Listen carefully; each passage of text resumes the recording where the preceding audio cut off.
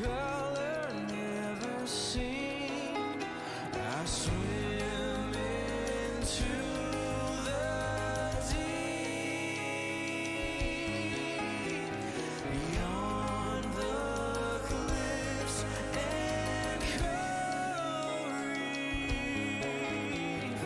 Rippled silhouettes, ships passing overhead, the rays of the sunlight fighting for their lives. Silence never told a story like this before. I made my descent. If only I could have written a plea from my watery bed, begging for air so my lungs are fed. The story at large will be lost in the sea.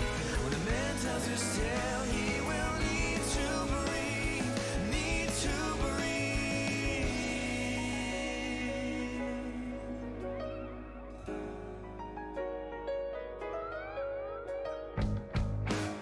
Better make your peace before you breathe it in. Oh my God, I thought that this is how I need my end. Oh, I suppose I made a big mistake. I thought it made this fate. I'll let me living in the great blue sea. I'll spend my final day swimming into the deep, beyond the cliffs and coral reef. Rippled silhouettes, ships passing overhead, the rays of the sunlight fighting for their lives. Silence never told a story like this before. I made my descent. If only I could have written a plea from my watery bed, begging for air so my lungs are fed. The story at large will be lost in the sea. When a man tells his tale, he will need to breathe, need to breathe. The sun has found its way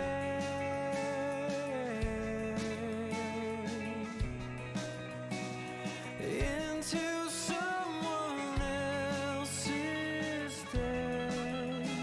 Such beauty I'm seeing now, darkness serene. If I had just one chance, I would have written a plea from my watery bed, begging for air so my lungs are fed. The story at large will be lost in the sea. When a man tells his tale, he will need to breathe, need to breathe, need to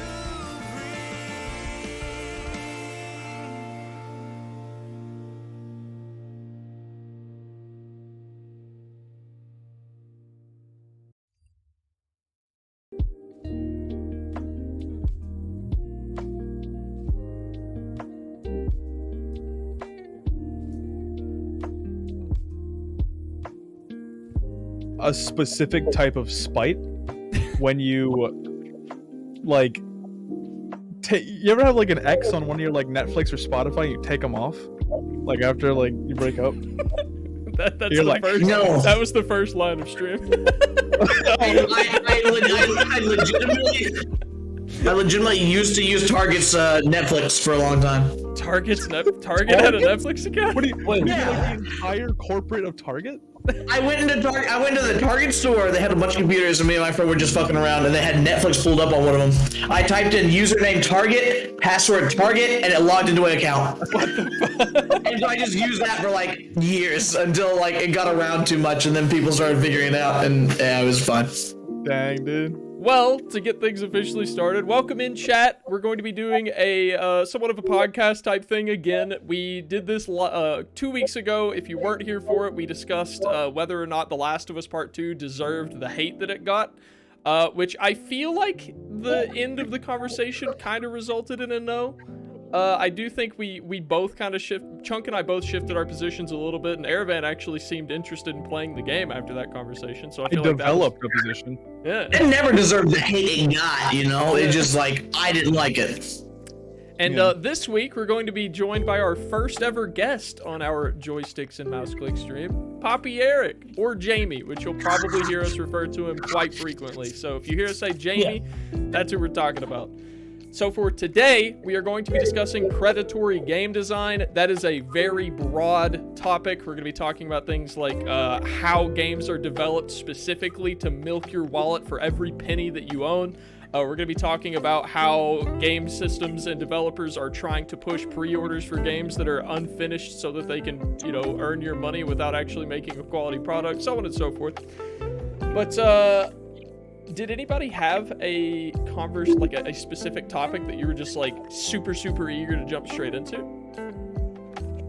Well, let me open my notes here, Debbie, and I'll tell you. I was just gonna let you kick it off because I know with how we talk, we're going to touch on everything eventually. We like to jump around a lot. One final thing I will say before we launch things off is that we will be reading chat, although it's unlikely that we will be responding to every message promptly the moment it pops up. If you have something that you would like to say to contribute to the conversation or a question that you would like to ask and have us debate it, we will be doing a Q&A section at the end of the stream, which is in that tiny little section up there. It's a little dark on the new background, I'm noticing now. But we will be noting down all of your questions, especially if you use the highlight my message feature. That's what that's for, to make sure that we see it. But if no one else had a super, super specific thing they wanted to start in, then I guess I could get us started on something like that. Probably the gentlest topic. So, I think easing in is a good idea. Easing in with optional paid content in multiplayer games. It's a little bit broad, but I think the first thing specifically is with paid cosmetics and how you feel about them in free games versus in a paid game to sell you paid cosmetics. A couple of games that I wrote down here for like League of Legends being a free game that gives them out, Overwatch being a paid one that's more like a gacha thing. We may get to that later, but I think you guys have an idea of what I'm... Yeah. The main question to tackle here is, do you feel more comfortable purchasing these cosmetics in a free game versus a paid game? Is it like a over-investment type thing? You've already paid so much money into the game, you want to buy the cool shit, or you want to support the game through skins? Okay, so can I interject with something that I wanted to bring in a little later, but already I feel like it fits in here. Okay. Already off topic immediately. How much do you think a AAA game is worth right now? Interesting. I think AAA games, I guess it depends where it comes from, but I would say certain AAA games aren't worth shit. Yeah. They're fucking straight what up should dumb. be the base? Like for years we've known $60 is like if you're getting a AAA experience, single player mostly, you're spending $60 on that. I think Do you think that's justified? it's fine, but I expect like effort to be fucking put in. Huh? Yeah. So a game like Cyberpunk 2077, what was promised, I would say would be worth like $80 US, but what was delivered was probably closer to 20 US. So it definitely depends on, which is also why pre-ordering is definitely going to be a huge part of this conversation, because pre-ordering is a terrible idea no matter where you go about it. But I think it should be a per game basis. I don't think there should be a standard for game pricing. Yeah, and it's I especially agree with that because with like the AAA standard for $60 has been in place for like 40 years. It's been like a long time that you've had $60, and $60 40 years ago was a little different than $40 right now. True. And that's like really strange. Where like a good example you were talking about is Overwatch, where it's like you say, would you be okay with spending money in that game? It's like, well, I personally bought the game for $40. That's at its on shelf price because they only sold the $60 version for console. So I bought the game for $40. put a few thousand hours in, if you know, I feel justified I could spend some money in this game. I haven't to this day.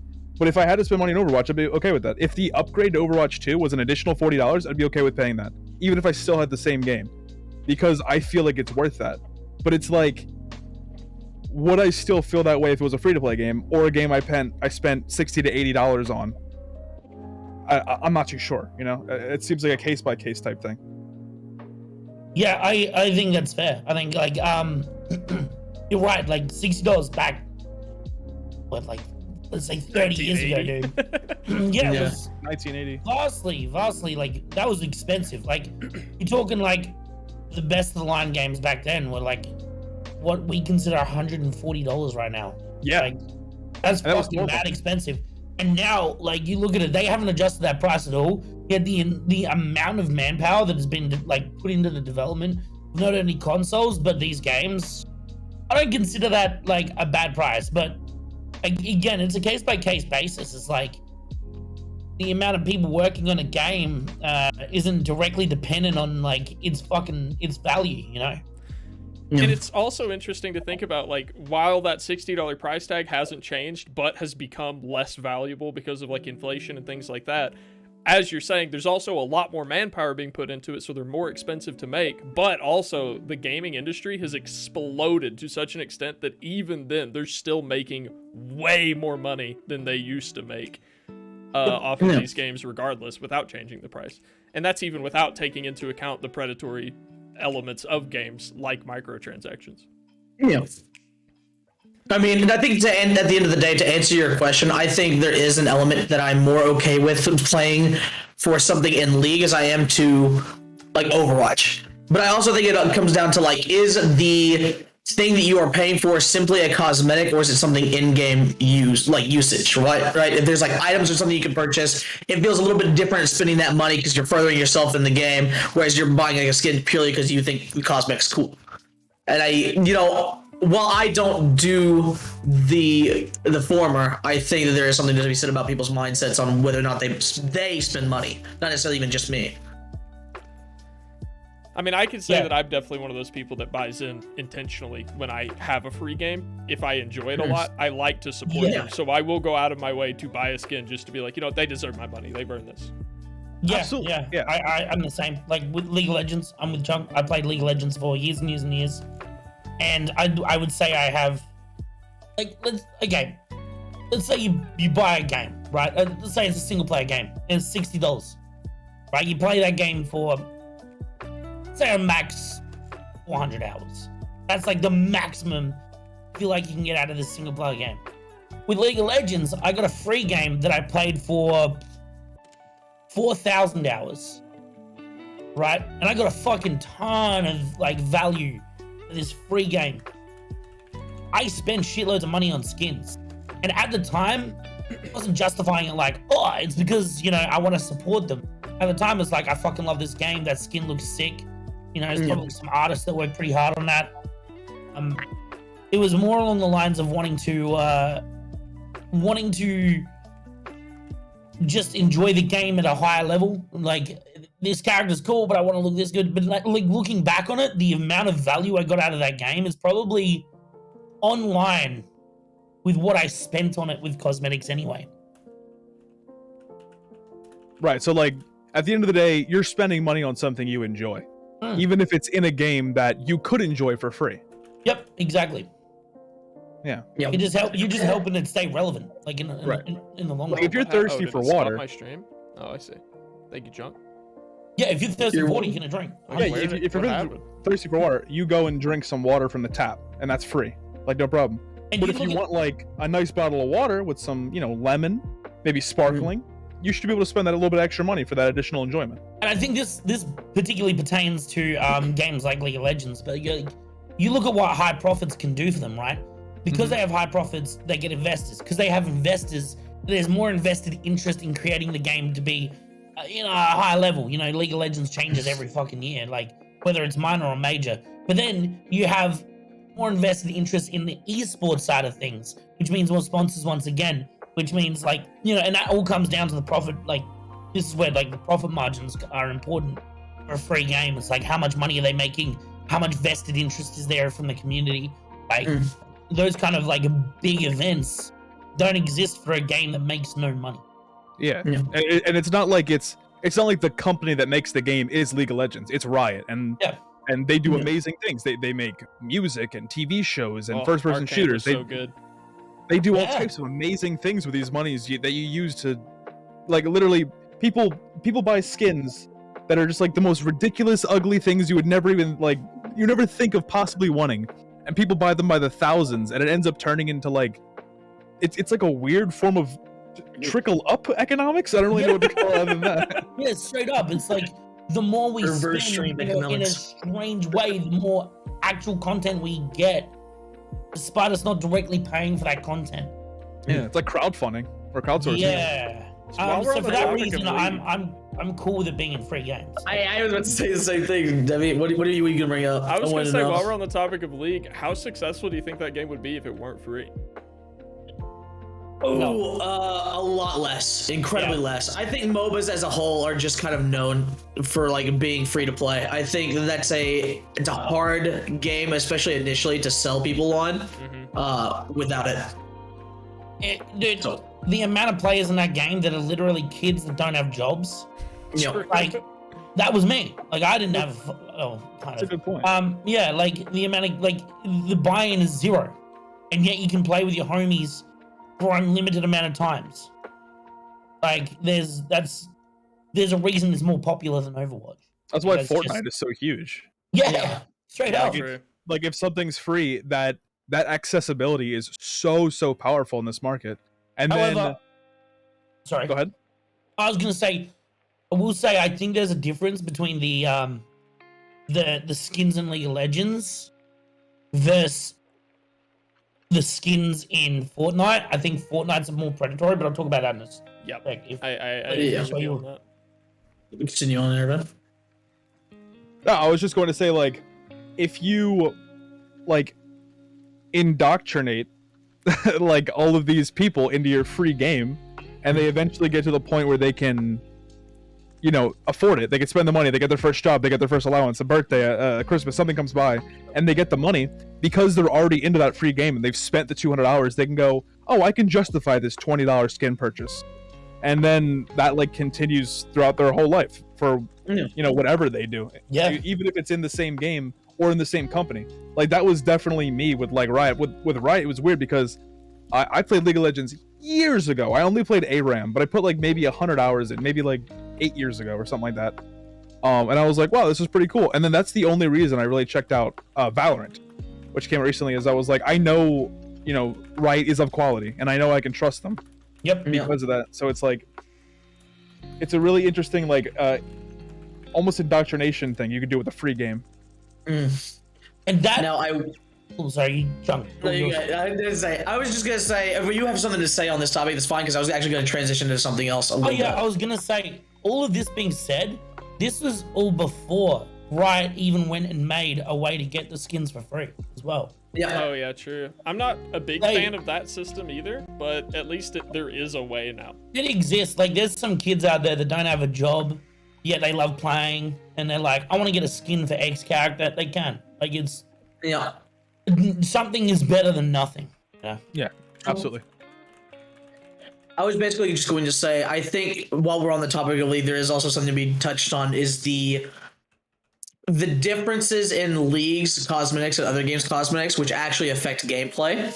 And in case you don't know, Riot is actually notorious for this, for having to like disable certain skins during like LCS championships and stuff, because certain like hitboxes and stuff of abilities or things like that could be changed and used. Really? Do you think, yes. Do That you was think actually that the conversation I was about to shift this to as well. Yeah, I was gonna say, do you think that changes, like, do you think that's an intentional predatory mechanic to actually like make people want to buy it, or do you think that's really an actual thing? Because it happens so often that to me it almost seems like another reason, like a pay to win skin, and then everyone hears about it and they're like, oh, I saw my streamer like playing this skin and they're like, the hitbox is bigger and I can like get ahead with this. Do you think that actually incentivizes people to buy the skins, or do you think it's completely accidental? From how you've explained it just there, it almost sounds like I don't know what to call this other than art creep. Like, you know, power creep? Yeah, that makes sense. Like, if you just keep trying to one-up yourself with skins, eventually you're going to come across art creep. And if it happens, like, a lot now, then it's going to keep happening more, you know? So, That's Arbiter true. actually did mention something on this, which is what made me want to bring up this conversation earlier. He said in TF2, they do have some limited cosmetics that are limited specifically to Halloween because they changed the characters' silhouettes and so on and so forth. So, that is actually something that we have seen in League. I've seen that a lot. I don't remember exact examples in League, but there was a lot of examples where like certain skins would make a character look so different than another character that you wouldn't be able to tell who they were at first glance, which Yeah. I don't really know that that's intentional, especially given that they disable them for like tournament play and stuff like that. But I've seen the opposite happen in Overwatch. There's a specific Reinhardt skin where he's like in a suit of armor and he's a ghost and his head is like glowing green and it's the brightest object on his body and it just makes it like a fucking bullseye for you to headshot him. Yeah, Reaper So- has the same problem with the orange pumpkin skin. Yep. Like, he has a bright, huge, bigger than normal orange head. Yep. There's the opposite in League where certain skins had to get disabled for competitive play because they gave you a literal advantage. Blitzcrank has a skin where the fist on his grab is smaller than the hitbox it shows. Yeah. So you would think you'd have more room, and then it would grab you with a jank hitbox. And so people would go out of their way to buy that skin because it had a legitimate advantage. So do you think that there would be no drama whatsoever in the, I don't know, the skin community if every skin put you at a disadvantage? Like, guaranteed, not much, but put you at a disadvantage. They would never do that because they're trying to sell yeah. skins. Yeah. That's why it's a hypothetical, but yeah. But it could also be like a clout type thing. It could be like, I only wear skins because I'm just that good. I need So them. you're like a flex thing. Yeah, exactly. It's like a double flex. Well, I mean, it'd be Yeah. like Smite's gold and diamond skins. They're like maybe their diamond skin makes the game harder for you because you're that good at the character. That would be a hell of a flex. And do you remember back in the day of like Call of Duty 6 where the skins were all in the game and you just got the skins based on your fucking skill? Such Like a the good golden job. guns and the tiger skins. Yeah. Yep. Man, I want that blessed to come time. back. It won't. Those were the I mean, it's still there. goddamn It's just good not. days. Ugh. Yeah. I remember what's- you see a guy with a tiger skin, you're like, oh, that motherfucker, he's good. Something You see really a gold funny gun, to you're think like, about. stay away. This I didn't entire have time to say he was good conversation. because I got headshot. This entire conversation stems back to one thing, and once again, I'm gonna blame Todd Howard for it. But horse armor in Oblivion was Oh, the first true. cosmetic paid DLC. Well. Yeah. And now we Yeah, have that's skins in every fucking Yeah. game. Is that You true? I know- thought it was TF2 with the loot box and the hats and whatnot. I think horse armor came first. That was 2010. Hold and on, let me check. Wait, when did Skyrim come Oh, I out? mean, Skyrim came out in 2011. 2011. This was Oblivion. Yeah, so Team Fortress 2 beat it too. No, the Oblivion was the game with horse armor. Yeah. Oh, what was Oblivion? Okay. Oblivion was the game before that came out like 6 years before Skyrim. Skyrim. Yeah. Here, let me, Oh, Jesus.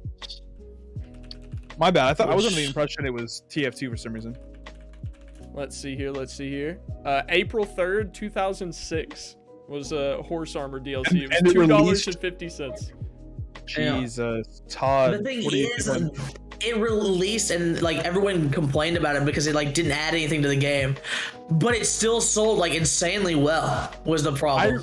I remember seeing that on X-Play. Do you guys remember X-Play on G4 yeah. with fucking yeah. Attack of the Show and whatnot? Can I find like Mhm. sales numbers on here? I don't think I can.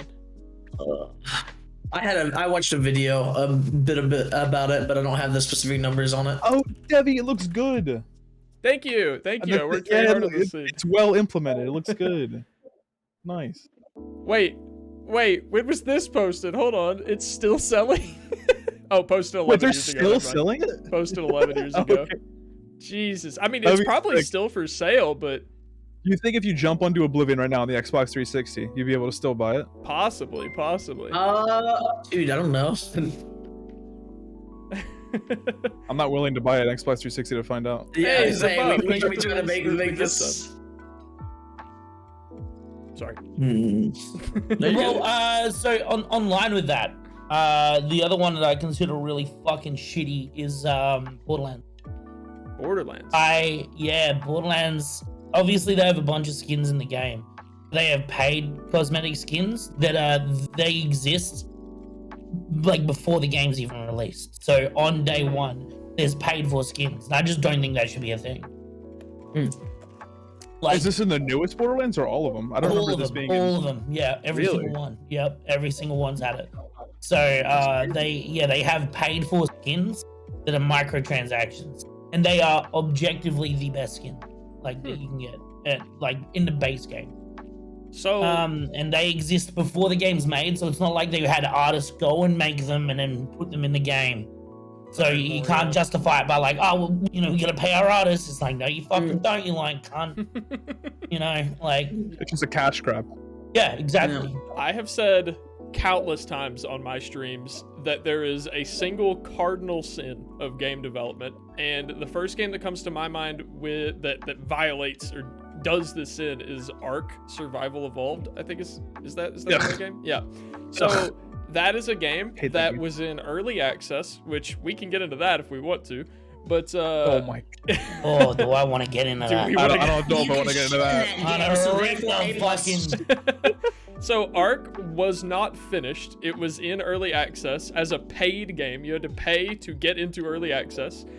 And then they also have released multiple paid DLCs for their unfinished early access game you had to pay into before they ever fully released it. That to me was like, I will not play your game. Yeah, I have people that have gifted me Ark and I refunded it for them. It is literally a print money glitch for people who don't want to play MMOs but love grinding. That is what that game is. True. Yeah. Chime says Subnautica is in early access. Do you mean Below Zero? Below Zero maybe. Actually, I think I Below don't think Zero Below is even out Zero of- is. Yeah. Is it? Is It still left in like early access? almost a year ago at this point. That's I why think- everyone started playing Subnautica, because it left early access. Yeah. Both Subnautica games are out of early access now, and neither, to my knowledge, neither Subnautica game sold any DLC. So I have so many people come to me like, are you gonna play Valheim? You should play Valheim. I'm like, no, I don't participate in scams, bro. Until it's released, and I'm not touching that again. game's still not I out. enjoyed. Oh, because enjoyed it's the gonna be a heck out of fucking that scam, dude. Yeah, it's Like, it's cool to vaporware. enjoy it. Like, that's fucking cool. Yeah. Like, if you, like, sure, it's great. But until it's fucking a full game, I'm not playing it, I'm not touching it. No, I- I agree that it is unsatisfying to get to a certain point in that game that you can no longer progress because the Exactly. developers are just. Yo, Well, it's not done yet. Sorry. It's like no, you're cool, you're cool. Like, it's so hard over Discord, obviously. Like, I was the biggest fucking DayZ player. I love DayZ, right? I used to play back when I played when the mod first existed. I played through all the iterations, right? And then I was like, oh man, fucking Rocket's gonna be making this like standalone one. It's gonna be sick. Then the cunt up and bailed with all the money and he fucking left. And I'm like, Did he go to jail? no, he didn't. He just left. Oh. No, there's all these rumors that fucking happened. No, he's making a new game. Fuck Gummy that. bastard. Didn't even finish his last one, and he's got another game in early access. I'm like, so like I'm traumatized from that whole experience. I refuse to touch any game that's not finished because Yeah, I you feel put that. money into it and they just leave, and you're like, oh well. It's like Well, it's how like many years have we Kickstarter, but for video on? games. That's what early access is. Yeah, but Yeah, like a little bit. Kickstarter, like they only get paid out if they actually complete what they're told they're gonna complete. Is that true? Yeah, they get given trickle like bits and pieces. As far as I know, they get given bits and pieces of the money. But if they don't complete the product, they have to pay it back. I thought. Yeah, they're held a lot more liable than like other like services and stuff. So And they- Kickstarter, if you don't complete the task, you get like held under like laws, and you have to like illegally you have to give people their money back. So Yep, early and access is you worse have to than show like a Kickstarter. roadmap. Yes. Yeah, it is, and you have to show a roadmap. And if you don't complete the milestones on that roadmap, then you get in trouble from the company. And if you continue to get in trouble, your shit's just taken out and everybody's refunded. Well, kudos to Kickstarter for making a change. I do have another game I'd like to specifically bring up while we're on this little tangent here. I think it's a little close to Aravant's heart, even the origin of his name.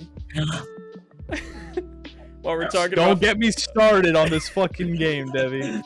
So, I'll just ask Jamie, since I don't think he knows this. How do you feel about Star Citizen? Oh, I actually love Star Citizen. Ooh, okay, okay. now so I have specific thoughts on it. But I understand why people would.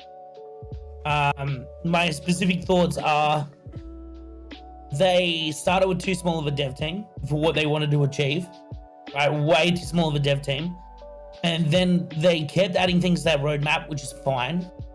But they were way too slow to complete things on that roadmap. However, some of the technology that they've made for that game never existed. Yeah. Never existed. It is brand new technology, shit that has never been done before. So I feel, and I'm probably a fucking hypocrite with how much I just ragged on early access games. I feel as though when you invest in Star Citizen, you're investing in kind of the long-term technologies of future gaming. Okay, interesting. But I admit If that they I hand probably that sound like a technology hypocrite out on this. anyway.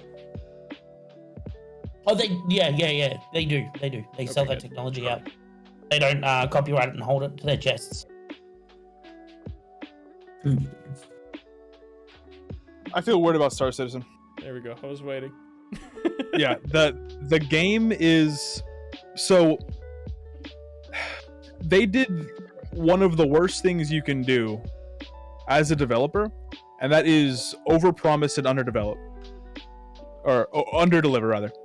The greatest thing you can do, Fallout 76, No Man's Sky, you can is a list.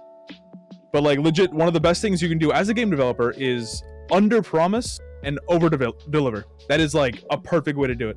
That like constantly back to back to back. They had like, I don't know if you guys ever followed the very beginning of Star Citizen when they had all those shows, like 10 for the chairman, The Last Great Starship, Bug Chasers. Like they had these awesome shows that literally ran you through the development of the game, and actually was the seed and the catalyst to why I enjoy game development now.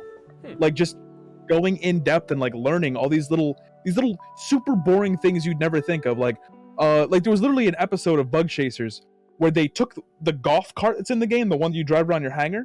One of the wheels wasn't working, and they spent 30 minutes explaining how to fix it. I'm like, this is amazing. This is truly a top to bottom. You're seeing every single little detail of this game being developed, and it's a game for the people, funded by the people. It's amazing. It's a perfect feedback loop of everything you need. But then they kept promising more and more, while you can obviously go to their channel, click, and see individually at all of the problems they're having and all the stages they're at. And then you're year 3 or year 4, and they're like, we don't like the engine we're in. We're going to entirely change the engine we're in and redevelop the game from the ground up. It's like, not only did you just promise years of things for this one engine, you're now making an entirely different game, essentially. And you're also making multiple different games. You're making like a single player and like a multiplayer and an MMO version. One where you're just a soldier, one where you're just... It's like, you need to have a clear vision. Or do the best thing. Shut the fuck up. Don't say anything. Let your product speak for itself. Like, if you're making a game like Red Dead Redemption 2, where you talk about the horse's balls shrinking, that's great. If you're paying attention to detail and you have the detail to show it, that's amazing. But if you don't have shit to show, and you're promising like a never before seen experience, it's a double-edged sword. It's a quadruple-edged sword with no handle. Stop. It's like, don't do that. What Chime said, literally Elden Ring. Didn't Basically say promised shit. nothing. Everyone just assumed it was going to be Dark Souls, They and said, it was like "All 6 reviewers, times shut bigger up." than everyone thought it would be. Yes, Yeah. and it blew up. It's going to win Game of the Year, guaranteed. Don't at me. Guaranteed, yeah. Like, it is amazing, and like that is how games should be. And Star Citizen, in its infancy, needed to learn. Not Chris Hadfield. What's the CEO's name? Anyone have it on I hand? don't know. Chris Hansen. Whatever. yeah. The CEO, he made a few other games, so he was experienced. But the infancy of the Star Citizen company came through, and it's so obviously. And now, luckily, they're shutting up, and they're not really saying much. But for the most part, that's my opinion. They just need to be quiet. I think they've changed for the better for sure. Like as of Absolutely. recently. Yeah, they've they've- turned around. Yeah, well, it's what happens when people get invested in the game, and then you start hearing all these things, and they at least did the right thing rather than saying, "No, you guys are wrong." They Yeah. at least were like, "Okay, no, that's fair enough." The way I look at it is that it's like they've got ADHD, right? They're working on one thing, and then they get an idea. They're like, "Oh, that'd be cool. Let's work on it does that." feel like that, doesn't Yeah. it? Yeah, and so they just keep adding all these things. I think what they should have done is just worked on an idea at a time and continually update it, and just get ideas done while they're fresh. Mm-hmm. Like have an ideas board that you do keep putting shit on. Like you're like, okay, well that's cool, but we're still working on this. Let's not split the team into 8 different fucking sections, and that's a fucking undersell. But Yeah. they I wonder were- if we have 8 members. Like, do you know who the first of these guys were? There's one guy that I dub as the first of the overpromises. Peter Molyneux. Mm, Do you know who that is? that's director of Xbox. Makes peanut butter or something. He made Fable. Oh yeah. For some reason I thought Now- you were talking about. Okay, yeah. He That's promised the most outrageous shit. Hang on. Let me see if I can pull up Peter Molyneux promises that he didn't follow through with. There's an entire If you article share your about screen, it. it will kill everything. So just link it to me. No, I won't screen share. Hang on, I'll see. See if I can Wasn't it find. like- Partly like it was like you could plant a tree and watch its entire lifespan like Yeah, grow and like yeah. fade. Yeah, It was yeah, like yeah, yeah. ridiculous like lifetime events and like goals and stuff that you could just experience. I'm like, it was not even close to like what the game was promising. It had a revenge system where if you killed somebody who had a child, that child would grow up in real time and later down the Yeah. line be given a revenge quest to come kill you. In real Yeah. time, imagine playing Fable long enough for a child to I grow know. up and get revenge. Imagine being Those like, man, I haven't unreal logged in things. 15 years, hops on Yeah. and just gets shunned by like a grown man. He's like, I send my regards. And just fucking Yeah, collapse into you would things. be able to plant an oak tree, carve your name into it, then return years later and see it fully grown. You could take Yeah. any weapon, make it amazing and all powerful, and the weapon itself would become famous across all games. You could have kids and later play them as if your character died. If you spent more time outside during the nighttime, your skin would become pale. This guy is like the crowned king of like the overpromises. And every time I hear these things, I just get reminded of Peter. He's a That's moron. such wishful thinking. Yeah. Yeah. The sad thing is, there's such cool ideas Mhm. that like you kind of like you're rooting for them. You want them to happen. Like, wow, I would love to see that implemented. But the fact is, it's just like not feasible and half the time not fun. Yeah. Yeah, 100%. I will agree with Duke. Even though Fable didn't live up to the promises, they were still fun games, except for the third Yeah, one. they were good. Except for the third one. Yeah. I don't hate the guy for him. I'm not like, man, Yeah. I sure wish my son had grown up to kill me. But like, My goddamn oak tree never grew. I hate this shut game. the fuck up and I've make been the sitting game you here wanna on my swing set watching this tree for 20 years. It's still not grown. make. Yeah, what the hell does that mean in real time? Like in real time No, in in real- game or in real time? No. in Real life? life. Real life. You came I've back to been your with my game. Xbox on for 20 No, years. yeah, that's what I'm saying. It's like you didn't need to leave your Xbox on. The save could continue progressing even while you were offline. That's ridiculous. These were the dumbest promises, and Well, everyone my bought into them. assumption because is it was that it would have a timer like triggered to this like when the tree started, and then it would just read the time and date when you launched again. So if those systems did work, a majority of the gameplay would have been exactly what Animal Crossing is now, which is just a bunch of people changing the system date on their console and turning it back on to see the 15-year-old come True. back to get revenge. I forgot about that. That like there used to be games that like you could change the time in the game of like when you like That's still created a the thing. account or whatever. Is That's it definitely really? still- yeah, I mean, Metal Gear Oh my Solid God. 5, you type in your birthday, and if you play the game on your birthday, the in-character NPCs will come up and like wish you a happy birthday and throw a party for you and shit. Like, oh. Imagine being like, I don't have any real friends, but I'll hop on Metal Gear Solid. I'll have a good time. Just once a month when I get real dark, I change the system date and I come back on Metal Gear. The only thing that stops me, dude. Change the date. Every day's my birthday. Let's go. So we did get pretty far off of the conversation time. Oh, It was a fun absolutely. conversation. But to pull us back to the final question I wanted to ask you guys about specifically paid cosmetics in either free or paid games. Do you think there's a game that does it perfectly? Yes. Hunt Showdown.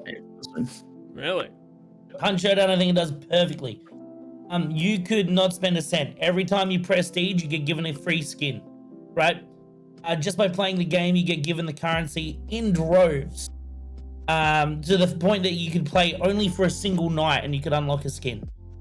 They have the paid currency that you could buy whatever skin you want, but you don't have to.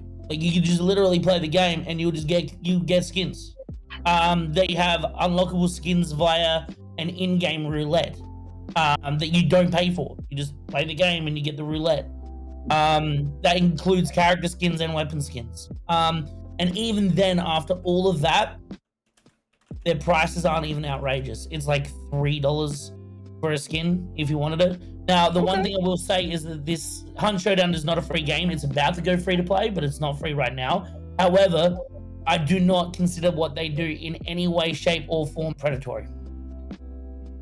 Well, kudos to the Hunt Showdown dev team. Yeah.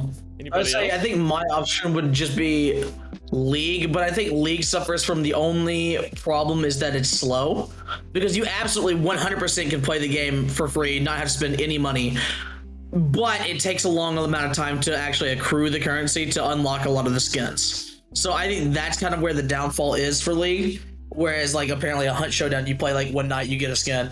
Not that fast, but besides that, everything is like it's set up in a way that it's like, yeah, you can pay, and they probably market it in a way to where it's like you're more driven to pay just because of like the way that's set up UI wise. But I think overall it's not predatory in the least bit, just because of the way that it's like you can get everything.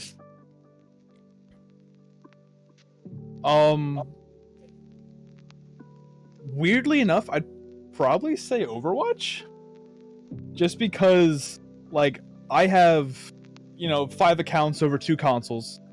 I've spent a few thousand hours in the game, and I've never bought a loot box. Like, I've never spent money on a loot box, but I have like all the skins I want, realistically. And like, it really is random, and sometimes you get a skin, you're like, hey, that's a really nice skin, I want to try this character out. And sometimes you get a really awesome skin, you're like, wow, that's really cool, but I prefer the skin I have now. And it's never like a butthurt moment. Like, literally sometimes you play like 2-3 games and you get a skin.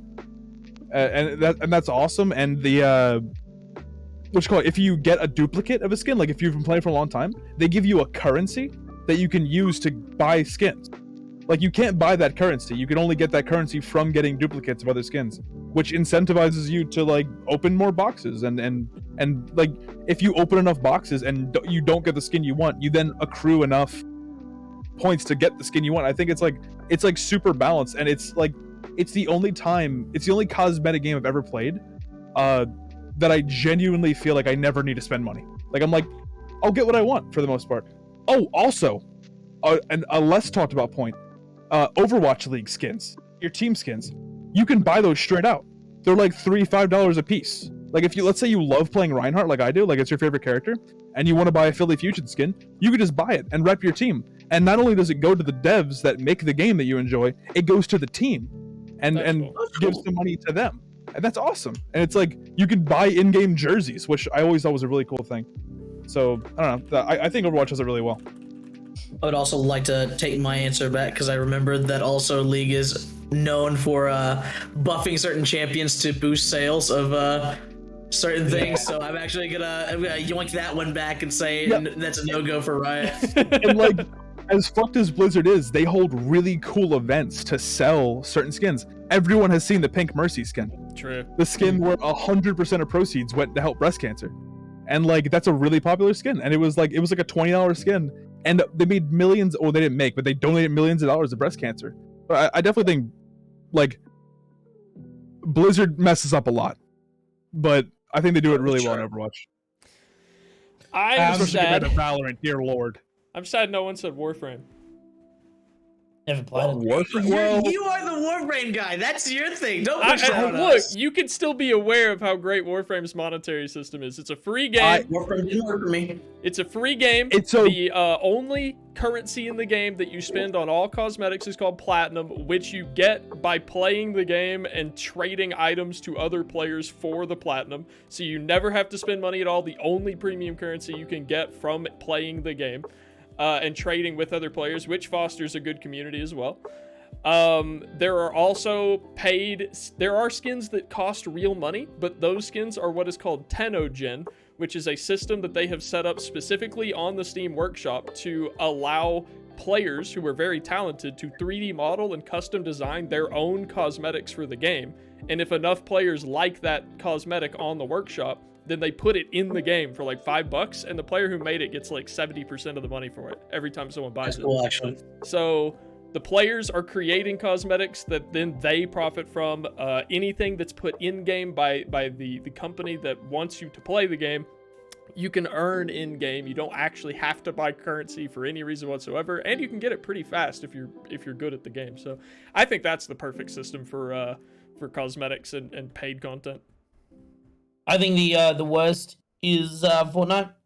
Yeah, Just straight up, like I just I think we wanna all agree, just right? straight up say that. they festered a so culture for it. I don't agree or disagree just because I don't know. Would you mind explaining why you don't like it?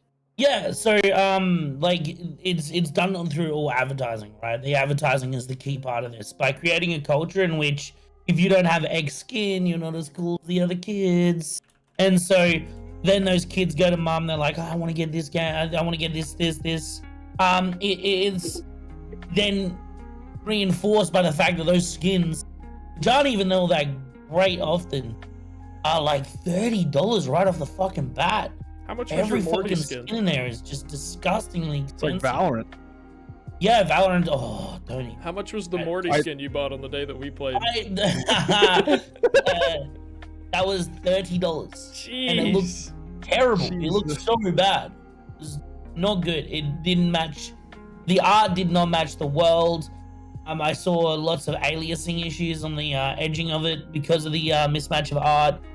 It just looked dog shit, and for that reason, I'd say because of how predatory it is towards children, the marketing campaigns used to be like, well, the new coolest skin, and creating a culture within playground type, discussions where it's like, what skin do you have? Oh, I don't have a skin. Oh, your skin's poor.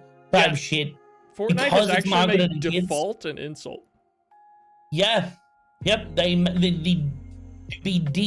be killed by a default. If you have a default skin, you suck at the game. Yep. You're bad. You are bad. You're the worst. That is If like you the have a definition default of skin on your predatory team, you design. quit. Play with them. And so that kind of marketing, that kind of schoolyard talk is just very predatory, and that's the only kind of shit that would work on kids. So anyway, I got this $19 V-Bucks card, chat. Nice. Giveaway time, chat. Let's go. No, I'm just kidding.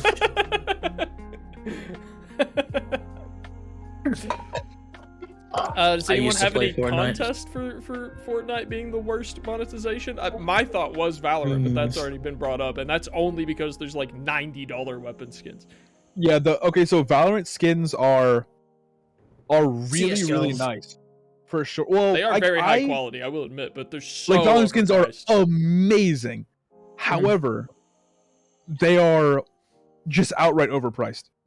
They I remember I think the second skin pack ever released was the Dragon skin pack.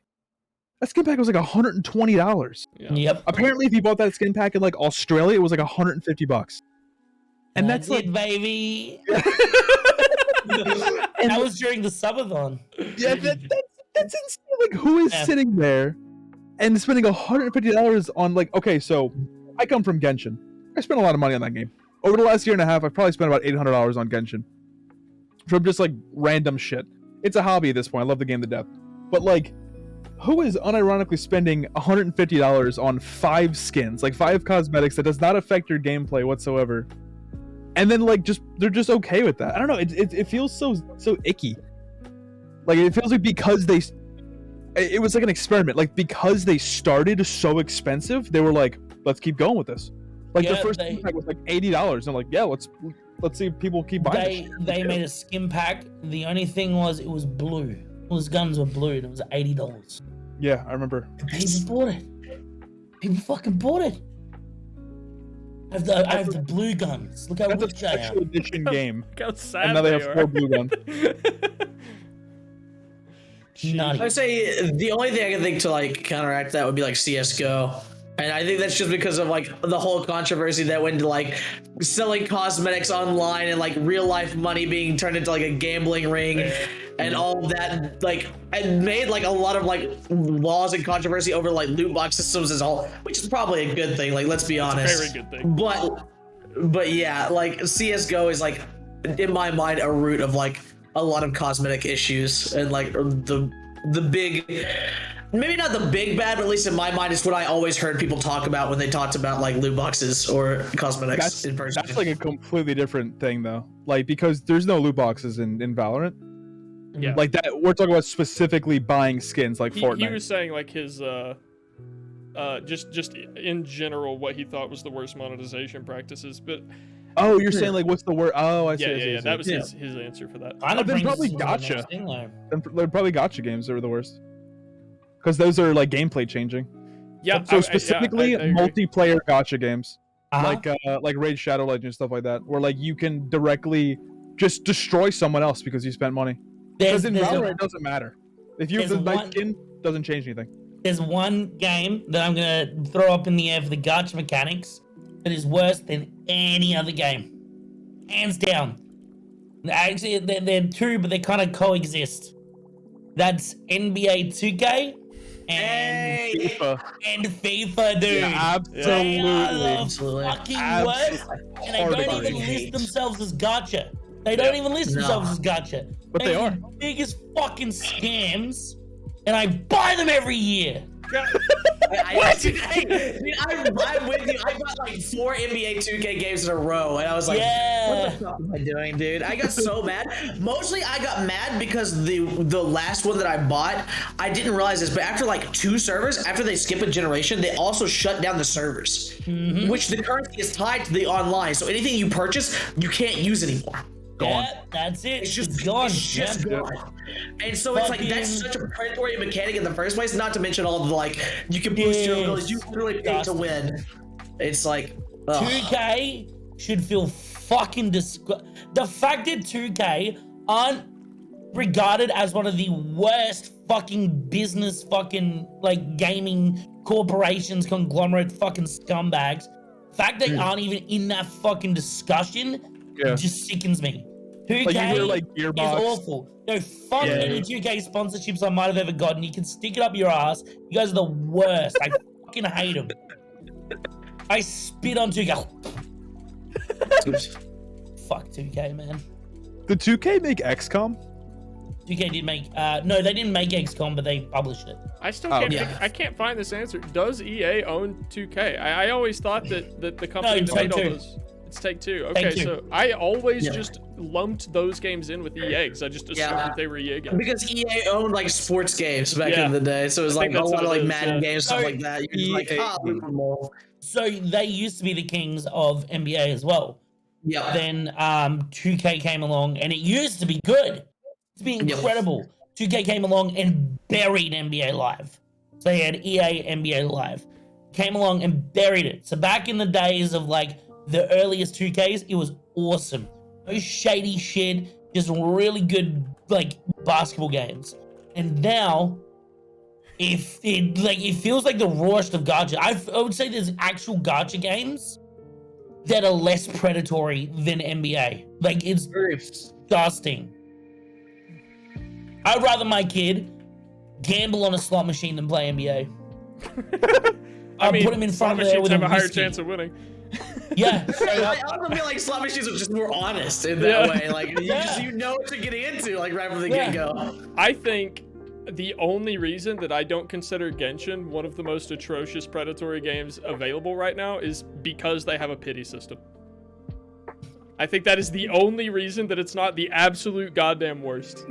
What's a pity system? Because like I haven't played enough of Genshin to like Essentially, actually know. To get 5-star characters, which are the best characters in the game, you can beat the game without spending a cent. Like really, it's not very hard. But to get the best characters or the most exclusive characters who are currently on the banner, you need to wish for them, and it's like 160 points a wish. It comes out to like 80 cents or a wish or something like that. So like almost $1 a wish. Yes. And once you get 90 wishes or soft pity at 75, so at 75 it goes 5%, you'll get the character, 10% you'll get the character, 15%, and so on. But before that, up to 75%, it's always a 1% chance you'll get that character. But then after it goes up to 90, you're guaranteed to get it. However, the shitty part about that is you're only guaranteed to get a 5-star. You're not guaranteed to get the 5-star you might want. Mm-hmm. So it's like there's a 90 pity system on 5 stars, and there's a 180 pity system on guaranteeing the thing you want. Essentially saying if you want a specific 5-star character in the amount of time you can get it, which is usually about 2 weeks, costs about $200, 200 real life USD. So that's insanity. So Hey, there are streams granted, where VTubers alone, you could scroll down through Genshin and just click on basically any female VTuber, and you'll just see people donating left and right so that they can just dump money into the game. Yeah. And it's crazy because generally Genshin is an amazing game that you can have fuck tons of fun without spending $1. I'd agree. But if you're in a situation where you specifically want this 5-star character right now, and you don't have the points already because they give you a shit. By the time you're level 50, they give you like $2,000 worth of the in-game currency. It's crazy. So if you don't have all of those things, then yes, you need to spend the $200. There's no other way to do it other than spending those $200. So it's like, that's where it kind of gets you. That's where it's like dangerous, and that's where it becomes gotcha. And it's still not as bad as 2K. Not even close. I 2K think never wins, FIFA like, is a they little don't- worse though. No, do you reckon? Because, okay, so take it from somebody who's... I've had expendable income for as long as I've, like, worked, right? I've always had expendable income. And so I've participated in this. So 2K doesn't tell you the odds ever of getting... Is that legal? It's not anymore. No, yeah, not anymore. They were the ones who okay. fought for it to not be legal. It's They probably don't- they they- probably have their odds listed somewhere on a vague side page on their No. website. Yeah. No. No. That sounds like them. I do not believe they do. I believe the only information you'll find on that is people who have done the research themselves with thousands of dollars. There is no pity system. The best characters are so good that you will lose if you don't have them. Yep. Like guaranteed, even if you're the Yeah, best. oh, 100%. Yeah, all Which your is shots will get insane. blocked by the... Jesus. If there's like a Galaxy Opal Giannis Antetokounmpo, he will block every shot in the court. He will move freely around the court. He will dunk on every player. He'll act as a center despite being a small forward. He is so far beyond every other character that exists. And you would have to like probably pay thousands of dollars to get him. Yep. I literally played against a guy that had, it was like a LeBron, like a diamond LeBron James, like 99 overall card or whatever, because it's like how the system works. And I played against him, and it was literally like I had like literally like 3 guys at the same time go up trying to block this guy, and it like shows a little bar of like whenever they're like shooting or whatever, like flash red if it's like a bad shot. This dude's like 3-point line, 3 people on him, shows that he mistimed it and it's like a bad shot, and just sinks it. And he did this like 7 times in a row. And I was losing. This is like why I stopped playing NBA 2K games, because I got physically mad because there was nothing I could do. I would go from like, it wasn't even just NBA 2K. It was like NBA 2K, MLB The Show. And they would have stuff where it's like, if you had bad cards, it would be the exact opposite too. Where like in MLB The Show, you had like a card that was like really crappy, and my guy got like a whole like a direct line drive hit to him, and he's standing here, and he just hits him in the chest, and then he pulls up his glove, spins in a circle, and then picks up the ball, and the dude's already home by then. And so it's like there's such like a wide margin of like pay to win that's insane in those games. And like And that is there's like a huge problem with multiplayer pay to win, or Yeah. what's the fucking term they use? Pay to compete. Yeah. Pay to It's compete. that's such a dog shit. It's so trite, so fucking like. And there's like a lot of games out there that are like that, where you pay to skip maybe a week's worth of grinding, or pay for a character you really want to get. Yeah, Clash of Clans or something like that. Like those are fucked because you compete against other people. I am perfectly fine with putting as many loot boxes and gacha games in single player games, or yeah, because if it's made for that type of content, go for it. Who gives a shit? If you want You're to not grind your competing life with on, anybody. yeah. But if you compete, that is when it's fucked. Yeah. It's so bad. And then on top of that, they run competitions for free. Like if you participate right and you do well, you get free characters that are better than all the other characters. Yeah. Who's the only Cycle. Who's the only people that can win that, dude? Who's the only people that can win that? Shit, dude. So It's so this actually fucking scummy. this They actually are transitions awful. pretty perfectly into what I would consider paid content in free games. Well, I guess not specifically free games, but I'm curious about how you guys feel about purchasing a game but not having access to all of the game, because you either have to buy the rest, like Rainbow Six Siege. You buy Rainbow Six Siege, you get 5 characters. There's like 50 characters. I don't know how many characters. There's probably like 20, 30. about They a lot. have it set up to where you can earn them in game. However, earning one character in game takes upwards of like 40 to 60 hours of gameplay. It's insane. It's insane. As someone, So I like, stopped playing that game just because it just took so much There's time. a balance. I think Valorant hit that balance. You can play Valorant for like 5 hours and unlock the next character. that is so the like reason that I 10 don't like rounds. Genshin, is because I would be I'd be playing Genshin right now on my second monitor while having this conversation if Genshin's wish system was for cosmetics or something like that. But the simple fact that it's the gameplay is locked behind RNG gacha mechanics makes me just not want to play it at all. Is there a Yeah. PvP mechanic in Genshin at all? No, not at all. I Not didn't even think close. so. There's not Okay. even like a leaderboard for how fast you do stuff. It's But nothing it like is that. like building your own team, customizing your playstyle, Yeah. having different characters with unique abilities that makes the game more fun, and not having access to those because I have garbage luck makes the game not fun for me. Fair. Oh, I there's think for I sure kind three of disagree to an extent, but I think it's not as bad as long as it's not PvP. I think that's where I kind of hard draw the line. So I think anytime that's like they're not directly in competition with someone else, I think that's where it's like it may be annoying, but I don't think it's like bordering the line of predatory. Maybe that's just me. I think that Genshin Yeah. is I think- it's a whale farmer. Yep. Yeah. Where it is a game for people who play for free and are the products, and people who spend like 10,000. There's a YouTuber and Twitch streamer named Tectone. He has spent over $120,000 in Genshin, and he has, like without a doubt, no remorse in my heart when I say this, the strongest account in existence, as he should, for spending $120,000 in a free-to-play game. Yeah, and it's like a out of this world game. He completes the final dungeon in about 3 seconds faster than I do. So it's like, at a certain point, it is just, I want the thing, give me the thing. You don't really need it. So it's like diminishing returns, basically. Like it's Absolutely, not worth. Yeah. Like literally, there's like a battle pass in the game, and there is a thing you could buy where it's like you log in every day and it gives you gems. If you Yeah. spend those, which is I think it's a collective like $15 every month. If you spend that money, then you're basically on par with the best in the game. So it's like you don't even have to spend that much money in the game. It really is. I mean, at the end of the day, it's a mobile game, so it's Yeah. balanced for quick gameplay, and a lot of the development went into specifically putting those grind sessions that people love sitting on PCs and just fucking going in on, and making that happen so it happens in like 10-15 minutes. Because like what most games would do is you would grind for a thing for like 10 hours, but in this it's like you have to wait 10 hours, so you get the energy to then grind it in 10 seconds. So it's like, it's really for someone who just doesn't have that much time to play games. I wish it was a bit grindier, because that's the type of gamer I am, but it's not made for someone like me. It's a mobile game at the end of the day. Okay, can I bring up something that I fucking hate? What's that? Absolutely. Assassin's Creed. All of them. Oh, go Assassin's on. Creed, in my opinion, has one of the most predatory game designs for a single-player game in this aspect, where content is locked behind a leveling system. Right? Mhm. It's I didn't know specific that. I didn't. to the newest games.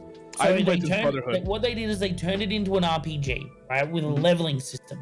Now, in order to complete the story, you need to level up your character, which requires an insane grind. They halted the gameplay, they brought it to a screeching halt, and they make you level up. Now, that wouldn't be so bad, because, you know, leveling up's part of a game. RPGs have that. Sometimes you gotta do that.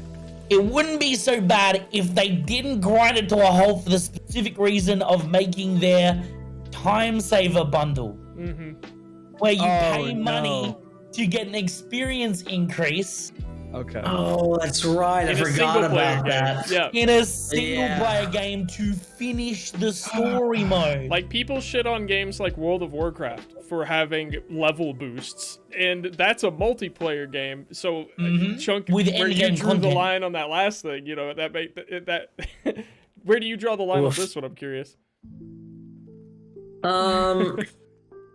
Does it give you That a one's PvP? definitely So- predatory. So to put this into It doesn't, you're right, but like slowing the pace of the game or making it impossible is like, yeah, you know what you're doing. You're being Yeah. predatory on purpose. So they the game comes to a grinding halt at about the midpoint. They do enough to get you invested in the story, and then they not that it's very investing. Then they grind the game to a halt. They fucking slam the brakes on, and they say you can't go over there because it's too strong. Can't farm there because it's too weak. You can't farm here because it's too slow. Buy our time saver bundle. It'll make things easier for you. So, have they released Slap the any? logo on there. Assassin's Creed, we're sponsored. Have they released any, or do they plan to release any DLC? They have. Oh, they have so released much, DLC. Which Assassin's Creed skins. specifically are you talking about, by the way? All of them. All of them. do they all No, have no, no, that? no, no. All of them. Not all of them. Sorry. Origins, Odyssey, and Viking. Okay, I assumed you were Um, talking about Odyssey and the Viking one, but I didn't know Origins was also like that. Origins I- also. yeah. That was the start. So they also have paid skins that do absolutely nothing. Right? They have like an unreasonable amount of skins. It's just unbelievable. They have, when you pause the game, they have like 18 overlays that are like, here's our store. Look at this. Press X to buy some currency.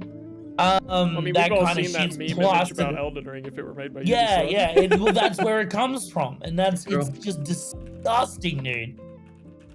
Yeah, it's so bad, man. It's so bad. Let me I see already if I can pull fucking it hated up. Assassin's Creed, but my god, did they make it work? Yeah, this fucking image.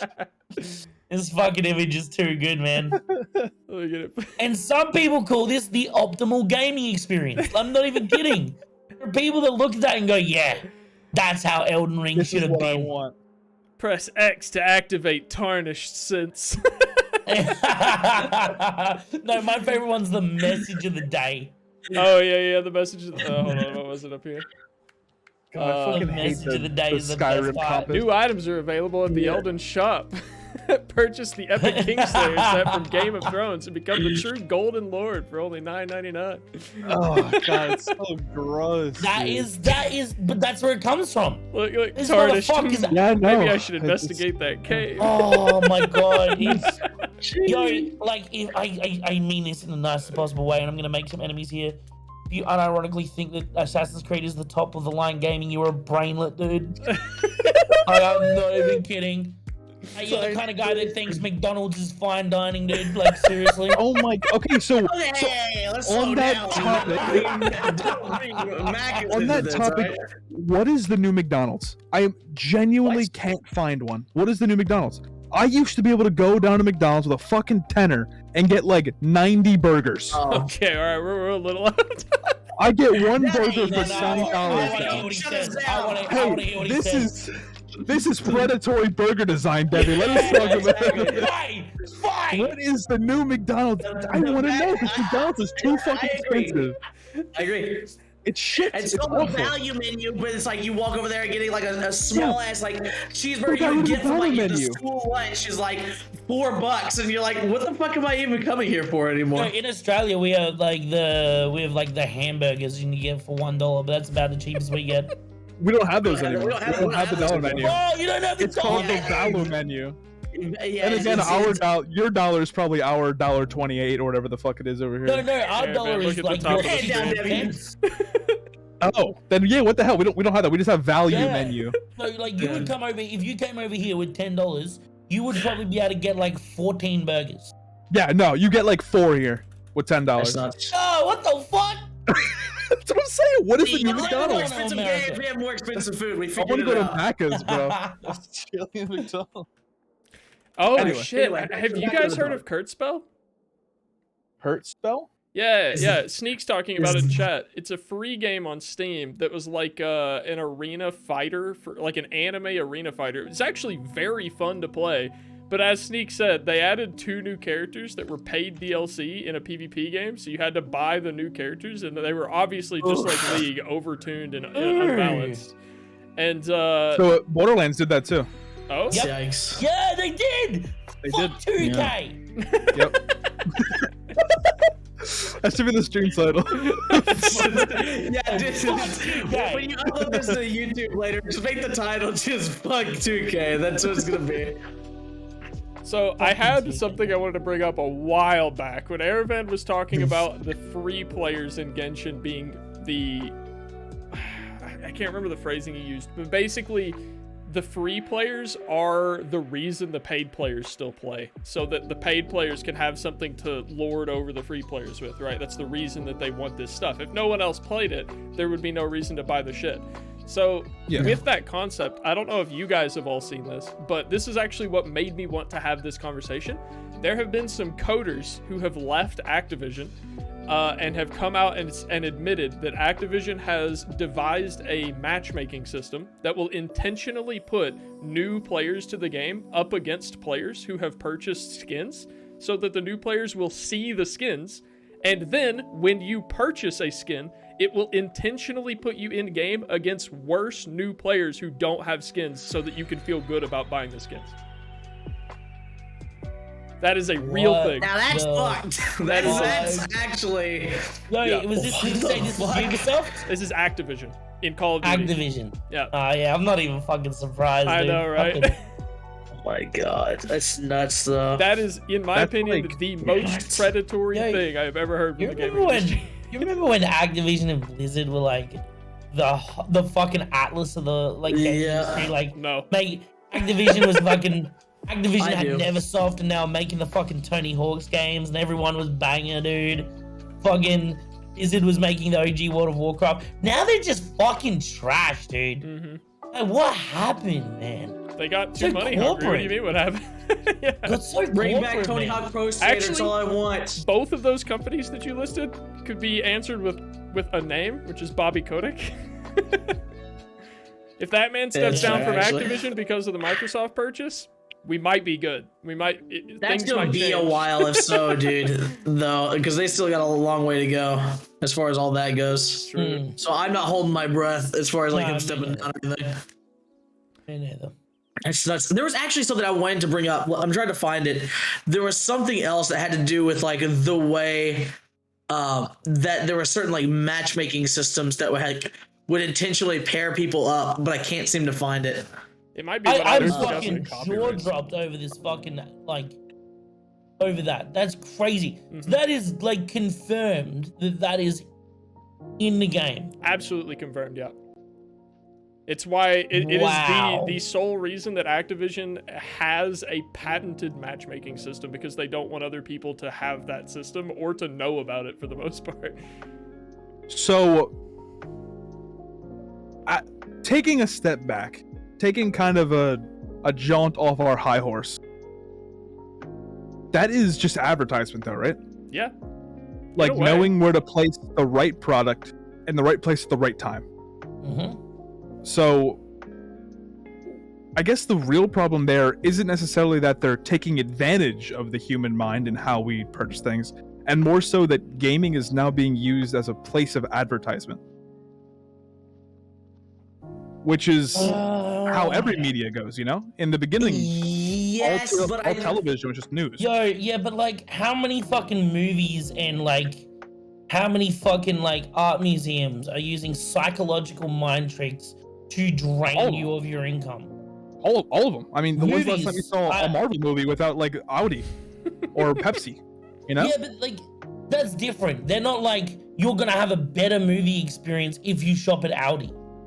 That's what we're getting here. Like, you don't go to Audi before the movie and see a different version of the movie that's objectively better. And what we're saying here is you're buying from Aldi and now you're versing shitter players to fucking pub stomp them to feel good about yourself. And which in turn makes you buy more skins. So like, that's where it's different. It's like, that's so fucking psychologically fucked. Yeah, I think the thing is, it's like, I don't think there's anything wrong with being like, even if it is like a little bit slimy in an advertisement way to like match players up who don't have skins with people that do have skins, so you see the skins and you're like, oh, well, this looks really cool. Now that's in front of my face, I'm tempted to go buy it. As opposed to like them having an advantage because they played the game longer and have more experience and making it to where they stomp you. I think it is also worth noting. Yeah, on that note, they aren't told, like, you're not meant to know that you're going to be playing worse players. So it's not like you're going to be a better player with these skins. It's just they happen to make you one for a few games by coincidence. Yeah. So I don't really know that it's marketed like that. Also, I didn't mean to interrupt. I'm terribly sorry. Cancelled.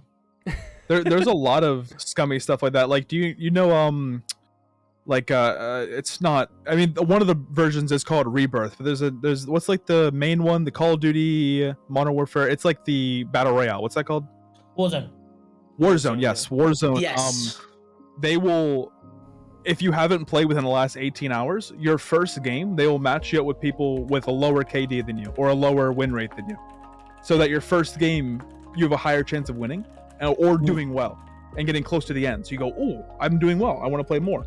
And that, I think, is like I think that's okay for the most part. Like, making gamers want to play your game more.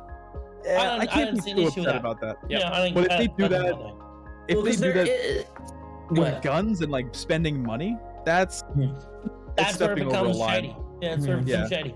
Straight up. Because there is like a science to it that's like there was some company that did like an experiment that was like toying with the MMR system that was like putting people against other people that would like when they would win too much and they would win like over 80% of their games, then people would lose interest and quit the game.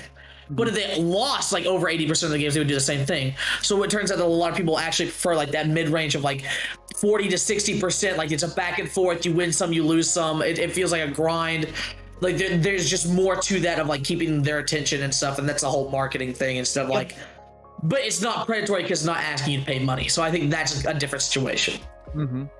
I am of the crowd of people who prefers an MMR system. I know there's a skill-based MMR. I know there's a lot of people that get really pissed whenever SBMM is added into games, and I just don't get it. Yeah, I don't get that either. I think there's exceptions, right? So I fucking hate this game. In fact, I was gonna bring these guys up for Predatory game design as well. Dead by Daylight, behavior. Yeah, I knew. As soon as you said I hate these guys, I was thinking the exact same thing. I was like, I knew it was gonna go there. One of my fucking viewer friends actually works for them as well. So sorry. Really? Love you. But your fucking company sucks. Everything about your game fucking sucks. Your whole fucking system is shit. So how do you bring in skill-based matchmaking in a game that's 1v4? How does that work? It's not like... So, and the way that the skill-based matchmaking is determined is just ridiculous. It's if a killer gets kills, they're better. They have a higher MMR. Now, every single Dead by Daylight player will tell you, you do not win a game based on killing every single player. Nope. That's not how it works.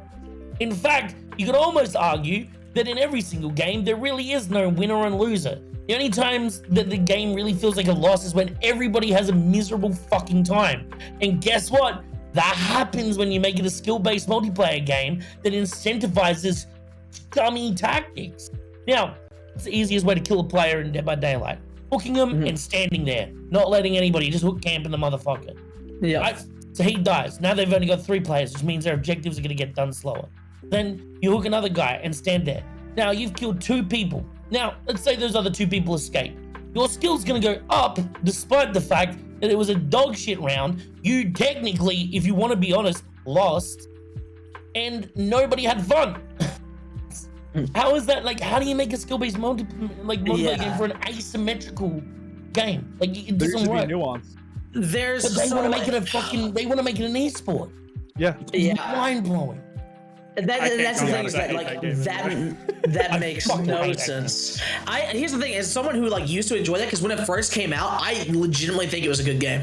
It was. Because it was because so, like so much worse. and there's so many things that like went into that. It's like a part of it was like the maps were like darker, it was scarier, so like things like popped more. It felt more like a horror experience. It did. Now it's more like a meme almost at this point of like just it's so wild. But not even like You now get laughed at if you try to play it like a horror game. If you try to play it like a horror absolutely. game, they call you like a blendette or like fucking. Oh, look at this loser getting immersed. yeah. I That's could be wrong, actually shit they say. but I'm pretty sure you get laughed at for basically any playstyle you have in that game. I'm Yeah, everyone 99% hates each other. sure that Everyone- every everyone- playstyle is bad.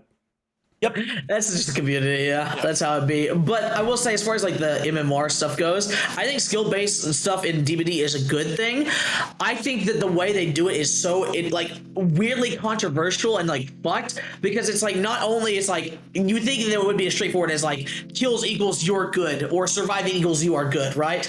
But it's not that simple, because it's like based off of blood points, and blood points getting like it's not equal. So it's like, as someone who like plays Survivor a lot, doing stuff like turning on generators, which is key to like escaping, Right. you get like a certain amount of blood points, but you don't get nearly enough to actually pip up and rank up as you do if you save someone. So Yeah. you could like literally like turn on every single gen in the game, not save a single person, and you will not rank up because you didn't save anybody. And so if people just sit there and camp people and they die, neither the killer, because the killer's not chasing enough people and not doing enough, there's other things that go into like channeling blood points. So even if the killer does like sit there and camp, they don't win either. And then it's just like no one wins, and it's just a bad time. No Now- one's ranking up. It's a shit system. So there's a difference between the rank and the MMR. They're actually different systems. Oh, true. That's fair. That's fair. So the killer MMR is not based on their rank. It's actually based on how many people they kill. So Yeah. But doesn't incentivize that. they're incentivized to stand there at the hook and just be a shitty person. The survivors, they only get an MMR increase if they escape. So you're not incentivized to help anybody as a survivor if you want your skill to go up. If you want your rank to go up, obviously blood points are the way to go. But if you want your skill-based MMR to go up, so you're getting matched against better players and having more fun, you need to play like a degenerate scumbag. Yeah. And then the killers, if they want to get better, they need to play like a degenerate scumbag. So now you got a bunch of people trapped in this low elo hell that are just playing like the biggest shitbags that you can be. It's terrible, man. I have Yeah. a lot of friends in the DBD community, and because I Same. used to be a DBD streamer, I hear about this constantly, and it's so it's awful. Not a single like streamer in the community is happy about the MMR system that they have. Yeah. They all want it gone. But Dead by Daylight, their devs go on they have the dev streams. They go on there and fucking chastise the streamers. You guys don't know what you want. You don't know what's good for the game. Oh, you the guys polar don't get it, blizzards. man. Don't you guys have That's a bad phones? strat. Yeah. Yeah. Oh my god. You want to avoid saying those things. Dude, and maybe it's just me also, but shouldn't like the MMR and the ranking system be interconnected? It should never be two totally separate systems because That's what it used to be. Is like a rank 1 would get paired up against other rank 1s. And if you Yeah. were not good at the game, you would DPIP. So you wouldn't, Yeah. bad players wouldn't get up to rank 1 and good players wouldn't go down to rank 20. Why was that an issue? What was wrong with that? That was good. That was fine. Yeah. Fucking Jesus. And then It's you like- have you have the raw fact, this brings it back to the fucking gumminess of this thing. The fact that in order to have good perks in that game, you need to buy the DLCs. You need to buy the DLCs. And everyone's like, oh, you don't have to. there are licensed killers that have some of the best perks in the game, and because they're licensed, you can't earn them for free. You have to pay for them. Yeah. So don't even That's- fucking oh. come at me. And also, there's stuff that's been removed from the game since, but if you bought the DLC from a while ago, you get to You keep got to that keep thing. it. Yep. Yeah. Yeah, And so you it's not talking even a about thing that Stranger everyone has Things? access to anymore. Yeah, Stranger Things one. Yep. Yeah. Yep. That's fine. I have that. I have that DLC. Yeah, me too. They're scumbags. The behavior used to be great, and now they've gone to the dark side along with like all these other shitty companies because they got a taste of the money. So, Yeah, I am one of the I'm against SBMM. For the most part, because most of the games I play, don't facilitate being able to play with your friends if you're a little too high. Like a lot of games I play, I'm just a little too high, so I can't play casually with friends, which is awful. like And that's Overwatch. just a terrible feeling. Overwatch is a great example. That's one of those games, right? There's some times where like people are like, "Hey, do you want to play?" I'm like, "I do, but I don't know. Like, I don't want to make it miserable for you guys and make it really, really hard for me. You know, when I could just jump into a regular game, because skill-based matchmaking on your own is great, but it's 95% of the games you play don't weight it hard enough for who is in there. If you have, let's say, a grandmaster and a bronze in the same game, it's going to weight it up to masters. It's going to weight it way, way heavier on the really, really good player side. And it's like, weight matters a lot in that type of stuff. And SBMM just doesn't really facilitate that type of nuance right now. That's perfect. Yeah, I can see where you're coming from there. Yeah, 100%. Well, this would have made more sense when we were still talking about Dead by Daylight, because I wanted to transition into a horror story about the future that I see of predatory game design. I don't know how many of you guys play mobile games, like at all, like even just once a week. None? I Like used to, but not really in a long. I used to like hardcore play Clash of Clans, but not in a long time. All right, so let me tell you what has become. I don't know how long it's been this way. I just recently started playing games when I have trouble sleeping on my phone, so I've been playing a few mobile games lately. But there is a system that basically every mobile game uses now, which is essentially it'll be like, hey, do you want this boost? Or hey, would you like to earn the premium currency for free? Watch this 30-second advertisement. And it's an option. It's a no thank you or a yeah, I'll watch an ad for free currency. Sure, why not? So my question for you guys and the horror story I'm going to present is, how long do you think it will take before, let's say, League of Legends allows you to watch a 2-minute advertisement for 20 riot points? And would you be okay with that being implemented in like non-mobile games? I think this comes back down to like, does it affect the game? In League, most of the time it doesn't. So except for the few skins that like have hitbox changes, I'd be fine with it personally. As weird as it is, it's not like it's interrupting gameplay or anything. It's like first they'd have to get their client fixed to even be able to display a fucking ad, because I don't have any faith that it would be able to like do that. But I don't think that there's anything necessarily wrong with that. Yeah, I used to play a lot of games like that, where if you really, really wanted to, you could sit there for 8 hours and grind enough materials to get like the rare legendary weapon. I know because I've done that a bunch in my childhood with an iPad, just like left alone in the living room. But yeah, like there's tons of stuff like that. But what I worry about are there's equal amount of that to times where you can pay to get rid of ads. There's tons of apps where you like go in and you're like, there's like a $5 to $10 get rid of all the ads button, and you never get ads again. Yes. So I'm like more worried about that happening True. to free to play games, because if you like, if you like a game enough and you don't want to see ads anymore, because like they have the ads at the bottom, like they have a little bar at the bottom or the top, Yeah. you know what I'm talking about? Just like the toilet games, you sit there for like 5 minutes. Or they pop up on your screen every time you finish a match. Every time you fail or something, and like those get so irritating. And like I'm like, oh my god, like I want to play more of this game. Yeah, sure, I'll pay the $2 to get rid of the.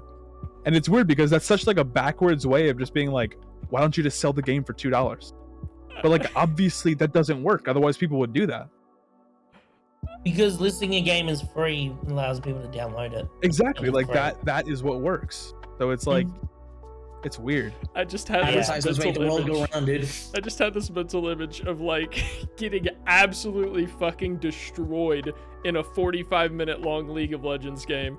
The defeat screen pops up, and then this match was brought to you by Coca-Cola. And then you just have 5 people going, "Fuck you, Coca-Cola!" Dude, here's the thing. You know, it wouldn't be Coca-Cola either. It would be that. It would be like some like the Homescapes ad I keep seeing like every fucking social media app, where the game is not even the game that if you clicked and downloaded it wouldn't even be the same thing. But it's just display this random like dude trying to fix a window with a plunger, and it doesn't make any sense. And that'd be even more pissed off.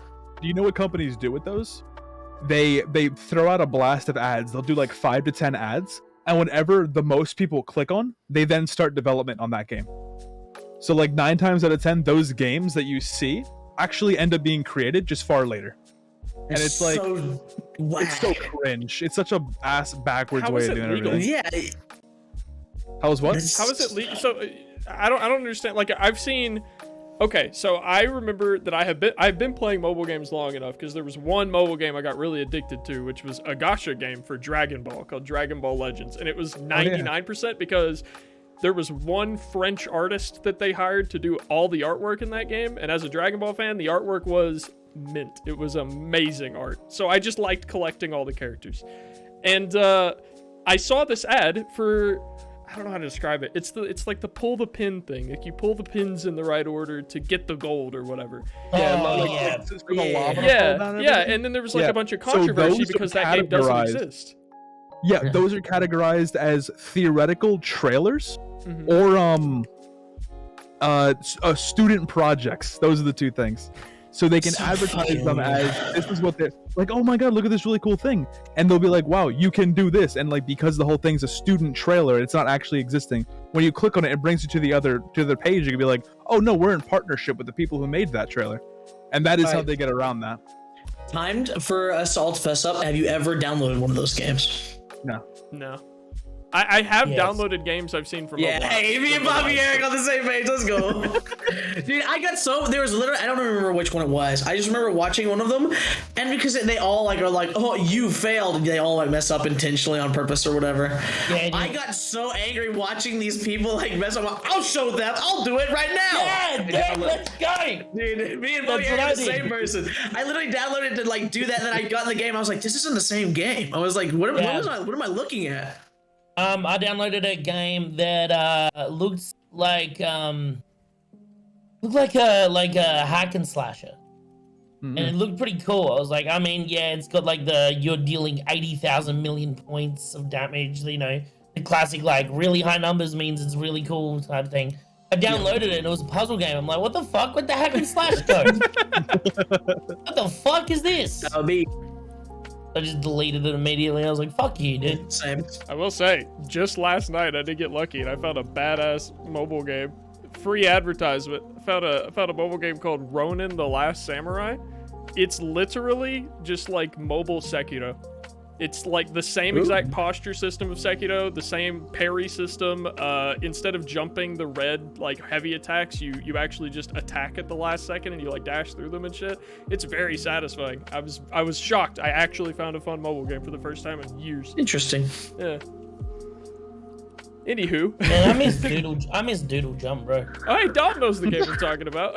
Dude, It's still in the App Store, Bobby. You can download that whenever you want. Yeah. Dude, I did download Temple Run again not long ago. Like, we had this conversation like a year ago. I downloaded it and I got to like 1 million points or whatever. I was like, okay, I'm done. I've still got it.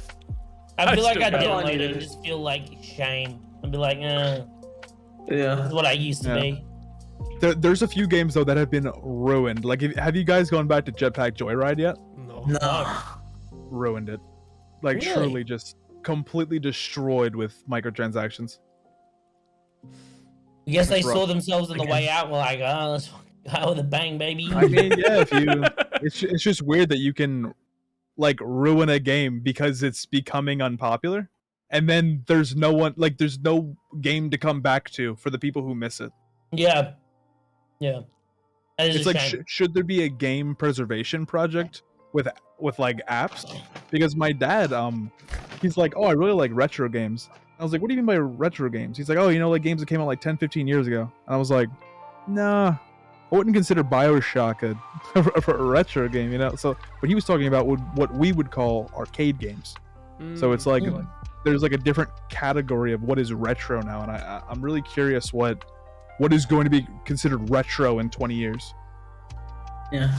We could that could be a good transition over to talking about how arcade games were the original predatory gaming system. Man. Literally by design, arcade games were meant to be very hastily thrown together, very quick, but just challenging enough that you'll never actually finish the game, so that you have to dump another quarter in. Absolutely. Well, also like the manufactured like difficulty, because it's like you had like 1 or like to 3 lives or whatever, and if you died, lost those, you hard reset the entire game. And so it's like it doesn't have to be that long, it just has to be hard to where it's like you continuously restart and then you add up the hours or whatever. Right. It will. In the very beginning, it wasn't that they hard restarted the game, is that there wasn't save. Yeah. Like save didn't exist until like the late 90s. So there Also, was that in the beginning. Even True. outside of arcade games, console games at the time where arcades were really big were also like that. Like console like Sega and like the first Nintendo, it was just like, oh, you lost, game over, you have to restart now. Yeah. Games used to be hard. Yeah. And it's weird because there was a time where the better you were at a game, the less money you would spend. That doesn't exist anymore. Like whatsoever. I feel like the better you are at a game, the more likely you are to spend money. Yeah. Like you don't see someone who put 10 hours into Valorant buying a $100 skin. I feel like there's a reason for that. Someone who's bad at the game is less likely to keep playing, so they might target them. You know? Yeah, and it's weird that like to think that it's the opposite of what arcades used to do. Yeah. So we need That's a what happens. hierarchy, is what you're saying. Scams. We changed the economy to be gamer-centric, to where all the good gamers spend less money and therefore are the rich 1%. I see what you're going for here. I'm here for it. Now you're Really catching quick. on. Still be middle class, baby. I really, really like this comment. I really like this comment, so I want to address it. But Gildermesh said, I'm worried the next evolution to free-to-play games would be them paying the player. If they offered monetary rewards in free-to-play games for competition, where people who put more money will win by default would get something in return. I'm just going to say Raid Shadow Legends. That's exactly what they do. They just pay small content creators to promote their game for them. They purchase a streamer to say this game is good, and then all of that streamer's community, whether or not they actually care, my community, I really appreciate it. I know none of them gave a shit about the game, but they all downloaded it anyway to support me. But some people kept playing it, so in essence, that's kind of already a thing. You saw what I did, didn't you, Debbie? I don't know if Chunk or Aravan saw what I did. So or maybe you didn't see what I did. Is it the screenshot you put in the chat, or? No. Oh, no. I did. So I had a Raid Shadow Legends. Oh, I did see what you did. Okay, yeah, you told me about it. Now they offered me $1,640 USD. I don't know if you want to say this live. Nah, fuck it. I did it live. What are you talking about? I literally did this shit live and they paid me. If I were to go to court for this, I'd be like, well, you paid me. That means you approved my product. So, alright. So what they did is they approached me through stream elements like. No, I've already done it. Fuck it. I remember. I now know what you're talking about. I was here for this stream. I remember that. Yeah. So what happened was, okay, you know what? This is somehow gonna get clipped. This company came to me and they said, all right, here's what we're gonna do. We're gonna pay you to promote our game. For every 10 people you sign up, we're gonna give you 240 USD. And I got a hint that they don't check VODs. They never check them. They don't give a fuck. They might check it if you're a big enough creator. So I put their logo. I loaded up that game. And before I went live, I tested a few theories. Now, do you need a real email to sign up to their game? No. You can make up the email. It doesn't need to be verified or anything. Oh no. So I was like, oh, that's interesting. So I loaded up that game and there I am on stream. On top of my stream says, fuck this game, I do not support it. Behind me is their logo pointing a gun at my back. And I streamed myself for 4 hours making accounts over and over and over until I got paid nearly $2,000. Sheesh. And they paid me, and they never fucking messaged me. They just didn't give a shit. Specifically Chat, with you're a snitch. No snitches in chat. no, if you clip it, you're a snitch. You're a snitch. Dude, So, I fuck will them. say, Fuck them, Go ahead. fuck them. dude, I think the difference is though that Raid Shadow Legends, for the most part, I think there's a way to do that wrong and a way to do it right. I feel like for the most part, Raid Shadow Legends pays like smaller content creators a pretty decent amount for like the amount of like concurrent views and stuff that they get. So I do think that it's like actually a good thing that they do this. And I think they give you some leeway, right, Debbie? I think whenever you talk to them, you were like, I'm gonna say what I honestly think about this game. They're like, go for it, just don't say anything too overtly like harsh or negative, right? I didn't tell them that was just in the FAQ. Like basically they said, if you have nothing nice to say nothing at all. And then I said, well, I'm very, very, very like I care a lot about my opinions on games, and I care a lot about expressing those opinions, and I would never express one that I don't actually believe. So if this is the last sponsorship I ever do, so be it, because I'm going to be honest about it. So that's what I did. Lucky for me, I actually had fun with the game, though. Yeah. I'm gonna drop some information on you, Chunk, that might change your mind. Okay. So Raid Shadow Legends, what would you say is the demographic that they tend to market at? Targeted demographic, probably pretty young, I would assume. Like, I don't know that there's an actual like. Reminder that actually, they got a ninja skin. Oh, I forgot about that. I forgot that they did like the weird ninja shit. So I would say that their target demographic is between 10 to 18. Yeah, Right. that's fair. Now, do you know who owns that company? Is it 10? Not a clue, honestly. So Plarium Games. No. Oh, player. Plarium Games is a subsidiary company. Is like they are owned and run by Aristocrats Australia. Aristocrats Australia are the premium in pokies, the slot machines in Australia. They own and run every slot machine in Australia, essentially. So they do test marketing and hardcore development in how to better turn children into gamblers. That's what the game is. And anyone who thinks otherwise is deluded. I don't have a problem with an adult playing the game, whatever. Yeah. Make a decision. The problem is it's a game that's free, that's marketed at children, and it's run by a gambling corporation that's further set on making. Now, that would be fine. Let's say their marketing was only done at 8 p.m., like post 8 p.m. or on adult websites, right on TV. That's fine. That means you're marketing to your correct demographic. But they're not. They're marketing towards kids. No, they're marketing it aimed towards kids. Who do streamers stream to? They stream to young people. They stream to kids. Even if you're 18 plus, you stream to kids. You like, it's impossible Pay that not back. to. I do not. Don't say anything, chat. No age discussion. No age discussion, No, chat. no age discussion. No I want to see. discussion. I don't want to know. But I fucking know who you are, all right? At the end of the day, they know what they're doing. They have two main choices. They have two main things here.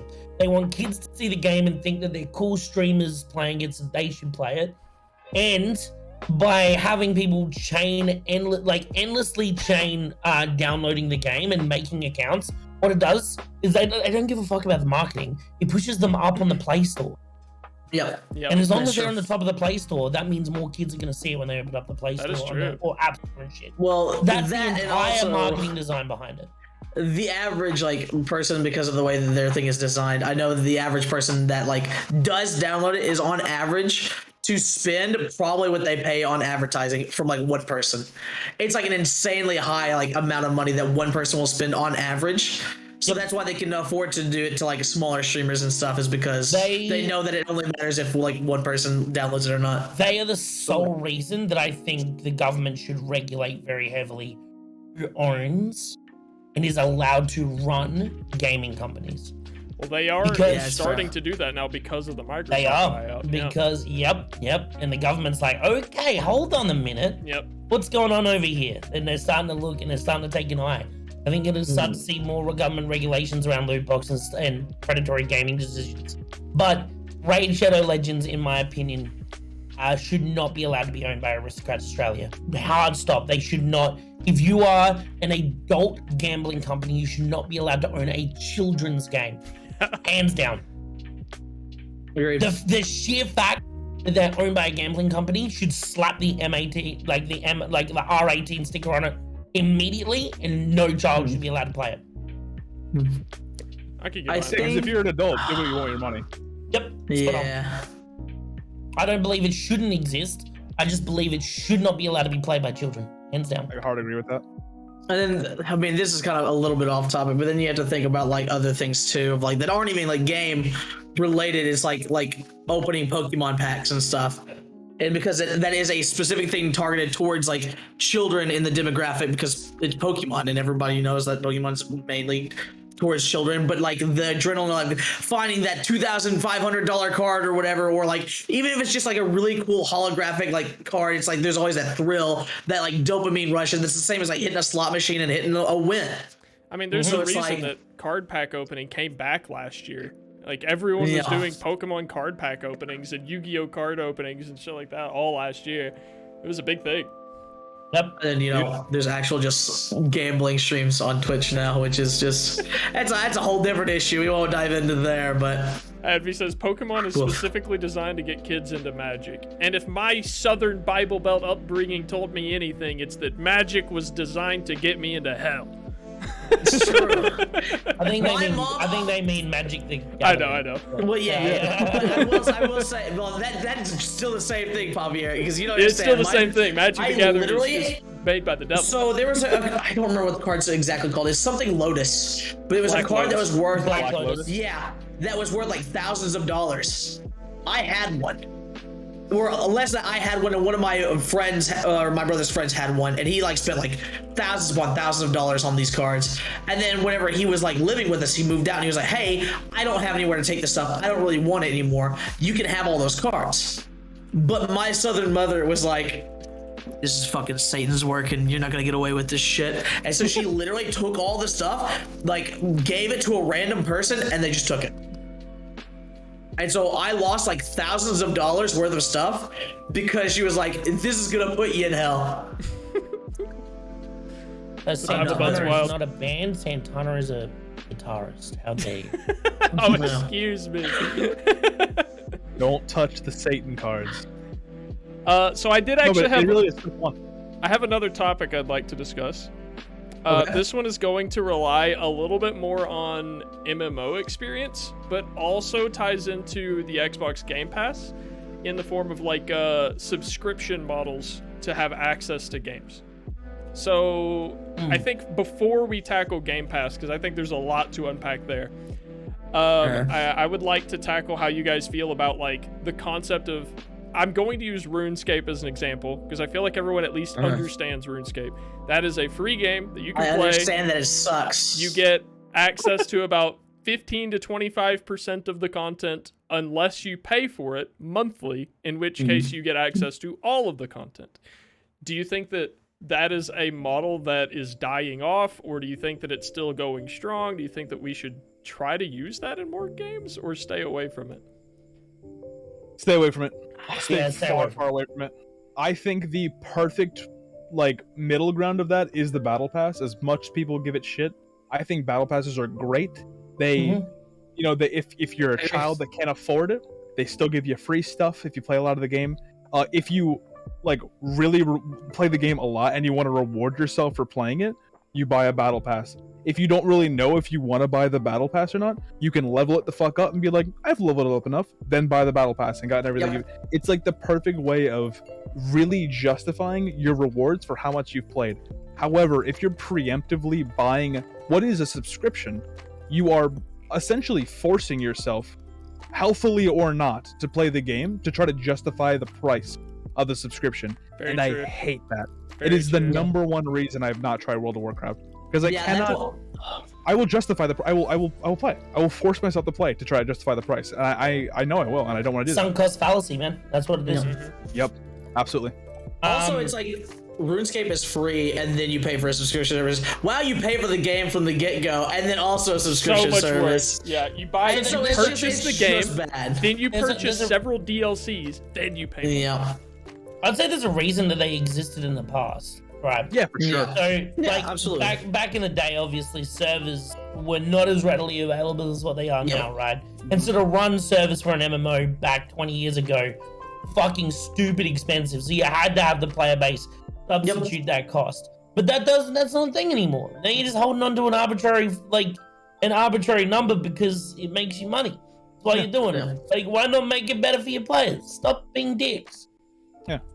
And like Agreed. a lot of the money they would get from subscriptions are now taken by battle passes, are taken by monetization of, DLCs, additional content, additional characters, skins. Like all of that stuff covers what the subscriptions used to cover handedly.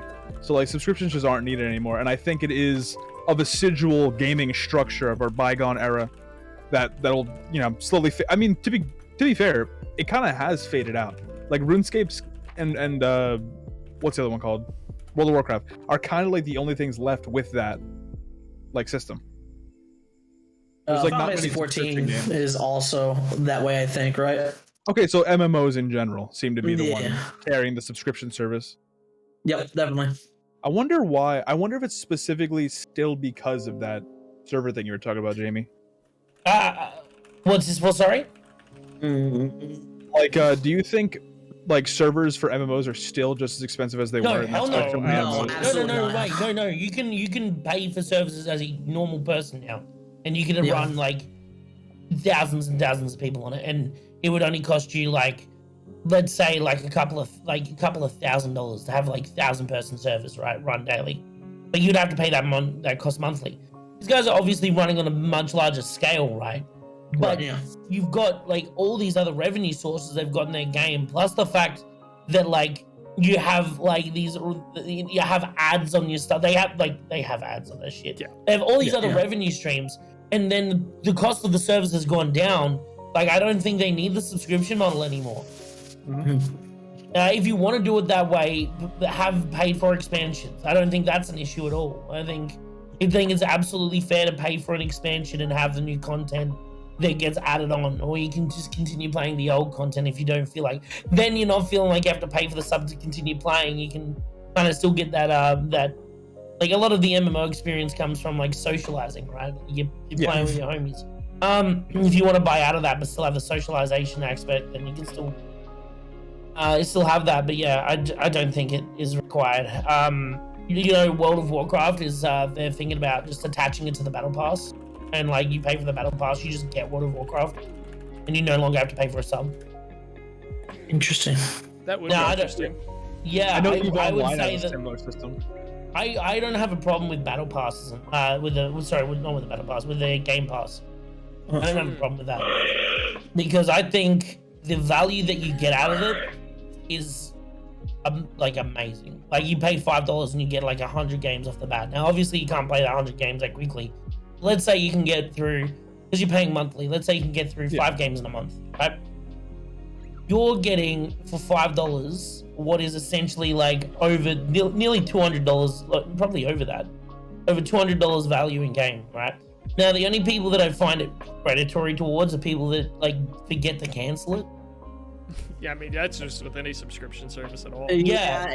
That's all predatory. Of like, And they I make you would go out say of your that's- way to, like, that's- have to cancel it in a certain way. That's not really predatory as such as do better with your finances. Yeah. Like, be more responsible. There are definitely websites out there that make it really, really hard to like. Yeah. Have you tried to Those cancel are predatory. Audible? Have you Yes. guys done free Yeah. Audible and then Yeah, tried to it's cancel rough. that? Yep. You have to call someone on the Yep. phone. Like what? What year is it? Yeah. Well, I will say they made it to where you can cancel it online now. You don't have to call anyone, because I did that That's recently. because that's But- because it's the law. Yeah, but you can't do it on mobile. Like, they literally Yeah, you made it still to where can't it's do it like you mobile. can't do it from your phone. You have to be on a PC like browser to do it, which is still just a wild thing to like make people jump through hoops and do certain things to be able to cancel the thing.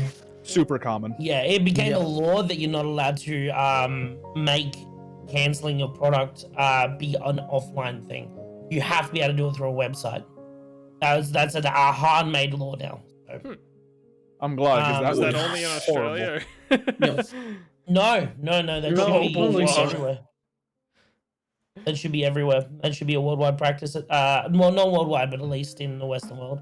So my specific question that I had about these subscription models to as well is for games like Final Fantasy 14, World of Warcraft, RuneScape, discounting Games Pass here, because I think we all agree Games Pass is pretty good right now. It's a pretty good deal. Yeah.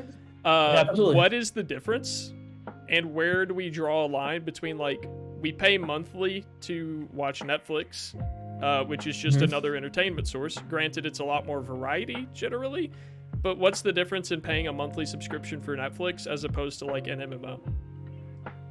Amount of content. Yeah, And amount of also content. like, yeah, it's just like you have so many different options and so many different things, especially with like WoW, where it's like you pay for the base game, then the subscription for a service, and then each DLC that comes out. But also the DLC is not just like added content, it actually takes content away, because certain areas will change or close off, or certain quest lines become dead, and it changes the world like that shaped it. And so it's like, it's not just a simple addition matter, whereas like Game Pass is very straightforward. It's like, you have these games, this is what you're going for, go for it.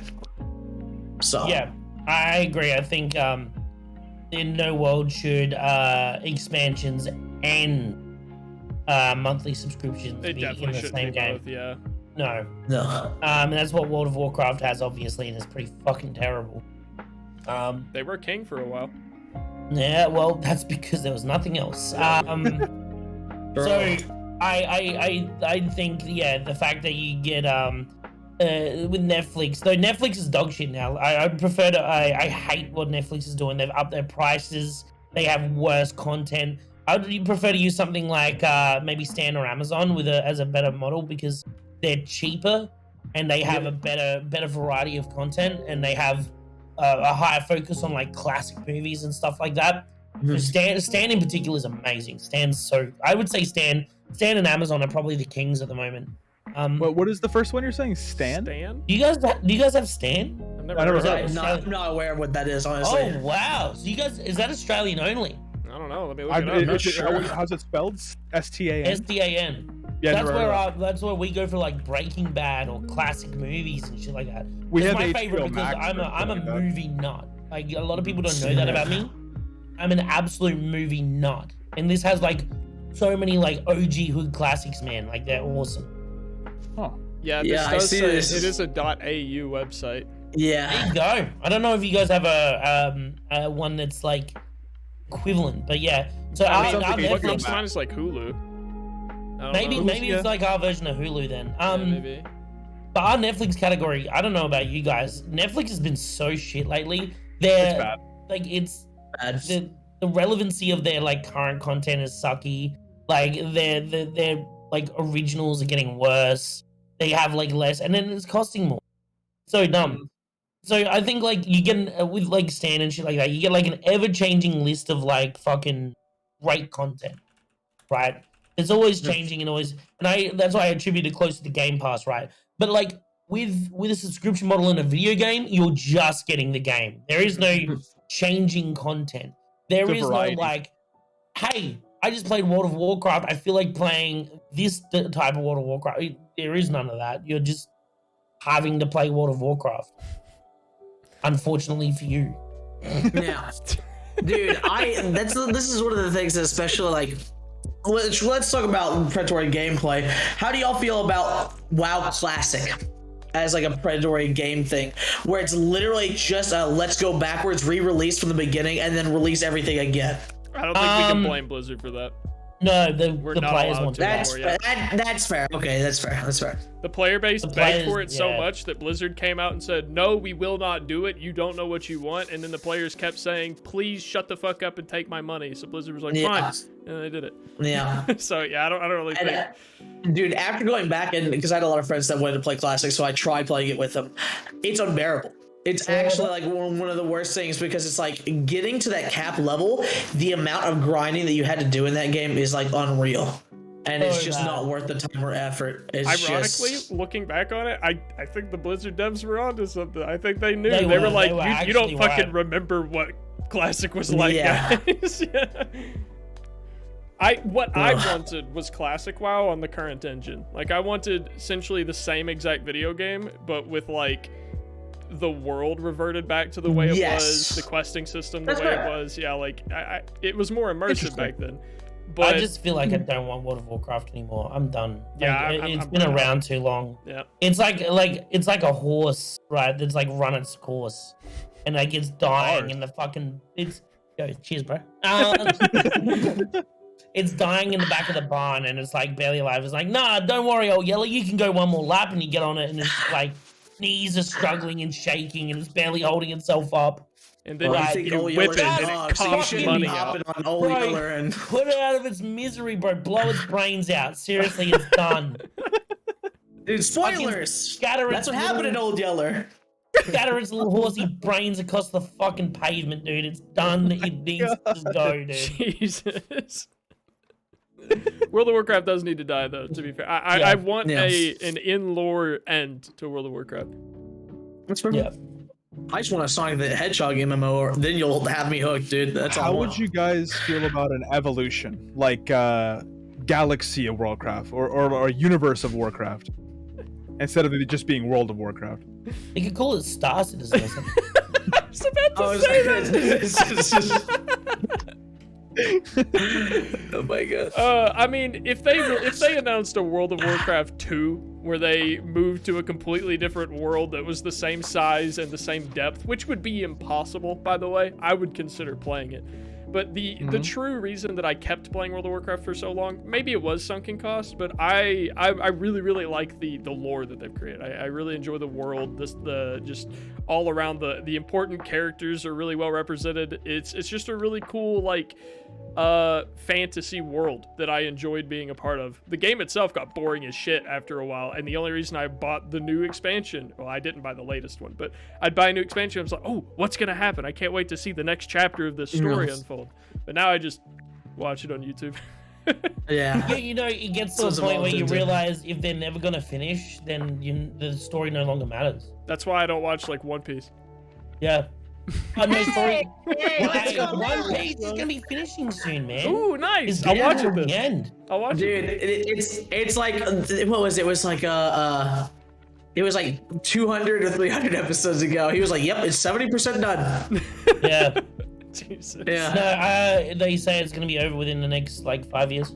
Well, we will have an anime debate at some point soon. So. Oh, dude, you Super aren't One Piece ready. has been going on since like 1997. You aren't even ready to take me on a One Piece. Trust me. I'm not the slightest. I was born in 1998. I I am. couldn't imagine. Also, Toma I have knows me been really well. watching He knows it I won't watch for- One Piece. It's got more than 100 I've been episodes. watching it for its existence, and it's my favorite fucking anime. Wait, you I'll won't be watch glad. anime? It's over 100 episodes. Yes. No. I'll be I'm glad. bringing it. I swear to You God, wanna I'm watch actually My kissing Hero? you. Sean, bring it. Huh? You won't even watch like Oh, My fuck Hero no. Academia? I watched the first that? like 3 seasons, then I got bored of it. Okay, that's fair. Yeah.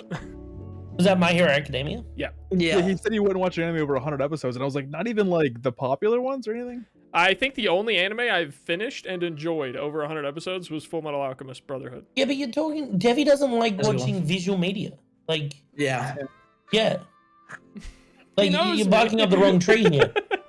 Like that's the difference, right? Is Devi Yeah. doesn't like visual media, so like, you know, asking him to commit to something that's longer than the average movie, let alone longer than the average TV show, like is That's interesting, because that kind of wraps back into back what we were talking about.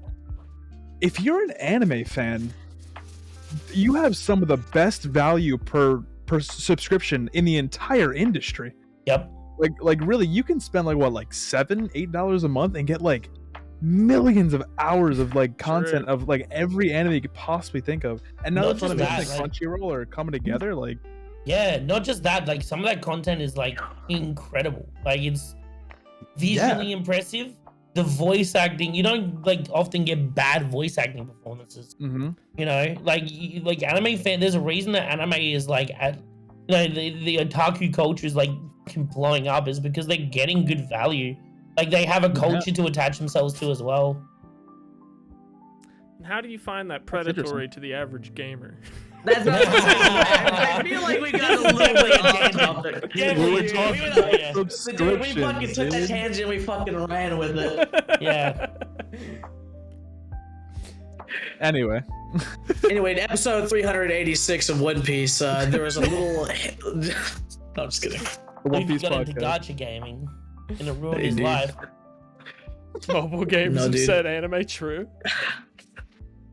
Just anime games are predatory gaming. Let me talk about that. It's always shit design. It's just bad gaming, but they prey on me for liking said anime, and I buy it No. anyway. He's wrong. He's wrong. The Ninja Storm games from Naruto are fucking bangers. Dragon Ball Fighter Z is yeah. phenomenal. Wait, when was the last time they had a Ninja Storm game? Demon Slayer just did one from the same dev team. I didn't know that. Yeah, it looks fun. Go buy Check that your now. facts, chunk. Mwah, love you. He just Oh, you do. I only actually have one more subject to really go into. I have two left that we haven't touched on, which we barely talked about battle passes. So I do have more to say on that if we want to talk about that. Yeah. The only other thing I wanted to really get into was pre-ordering, and then all Yes, up I to you have guys. that as well. I'm ready for pre. I have a lot to say about that as well. Go for it. Before we start on that, Dude. what is the worst pre-order you've ever done? Oh, that Cyberpunk. I've ever done? I don't pre-order. Minecraft Let's play Dungeons for me. Andromeda. I don't pre-order anymore, so I'd have to like dig really far back. Probably Dead Space 3. Yes. I think I know Yes, what that's the a really worst good game one. to pre-order ever That was. also has predatory. That also has predatory gaming in it as True. well. You can buy materials for no Yep. reason. I think the worst game that anyone could have ever pre-ordered was specifically a PC copy of Batman Arkham Knight. That is because it took nearly 2 weeks for that game to be playable beyond the intro cinematic. I didn't know that was a Yeah. thing. Jesus. Specifically the PC Jeez. version. Like, I think someone said that it was like a really interesting $60 cinematic that later had like it also had like 8 hours of gameplay if you modded it. Jesus. I firmly believe that there is no reason that pre-orders should ever exist anymore.